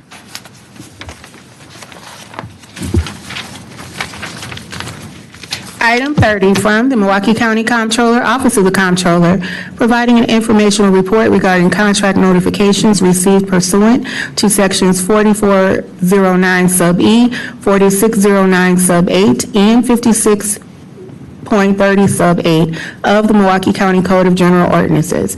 This file is informational only unless otherwise directed by the committee. Hello, Chairperson and Supervisors. I'm Alexis Gazenhuber, Contracts Coordinator in the Office of the Comptroller. We provide a summary of contract notifications. Today, I'm sharing Attachment 3's summary of encumbered contracts and modifications activated in the financial system in March and April of 2026. And we welcome any questions. Do we have any questions? We do not. Is this where you want to make the motion? You always want this, don't you usually want this? Chairman Taylor, thanks for reminding me. I move to receive and place on file so that this information regarding contracts can be viewed by a lot of persons to see what's happening in Milwaukee County throughout the system as it relates to vendors, people having contracts with Milwaukee County. All right. Thank you. Very much. All right, please call the roll. On the motion by Supervisor Johnson Jr. that item 30 be recommended to be received and placed on file, Supervisors Rowland. Aye. Johnson Jr. Aye. Martin. Excuse. Martinez. Aye. Walensky. Aye. O'Connor. Thumbs up. O'Connor votes aye, and the double thumbs. And Mr. Chairman, Aye. 6 ayes, 0 noes, the motion prevails. Item 31 and 32, can we call those together? Item 31, from Corporation Counsel, Office of Corporation Counsel, providing an informational report regarding the status of pending litigation. This file is also considered by the Committee on Judiciary, Law Enforcement, and General Services. We're at their meeting of May 19th, 2026. This file was discussed with no action taken. And item 32, from Corporation Counsel, Office of Corporation Counsel, providing an informational report regarding claim and litigation settlement payments. This file is also considered by the Committee on Judiciary, Law Enforcement, and General Services. And at their meeting of May 19th, 2026, this file was also discussed with no action taken. This file is informational only unless otherwise directed by the committee. Good afternoon, Chairman and members of the committee. My name is Melinda Lawrence, Deputy Corporation Counsel, Office of Corporation Counsel, here to present to you the litigation and settlement report. It has been a long day. You guys have reviewed the report, so I'm happy to just answer any questions that you have. Are there any questions in particular for Corporation Counsel? No? All right. That's great. No questions. Great presentation. Thank you Love very it. much. This is where I always rapid fire. Okay. Item number 33. Item 33, e-comments submitted to the Committee on Finance via the County Legislative Information Center click. There are none. So I'm just going to, a couple things. Number one, thank you very much for today. My goal is always to try to be done by 1. I'd like to have a 4-hour meeting. I think with the amount of big ticket items and some little, edgy items, to be an hour, at 1:30, I think that's outstanding. So I really appreciate all that presented and kept it. I still felt we got all the information we needed. Great questions asked. So I like to see that moving forward. And then the next meeting, well, you're going to read that in? You read that in about the next meeting, or do I need to tell that? I will say that. I would do that. I will read it. So the next meeting will be June 18th, same bat time, same bat location, 9 a.m. And we are going to take a committee photo. So if everybody can be here, I know Ann, the reason we didn't do it today because Supervisor O'Connor was not going to be here, but I would like to have the 7 of us in a photo with Director Katie and Allison. And that what we'll do, probably start the meeting just in case people have to leave early. all right? It'd be kind of cool. All right, we're adjourned.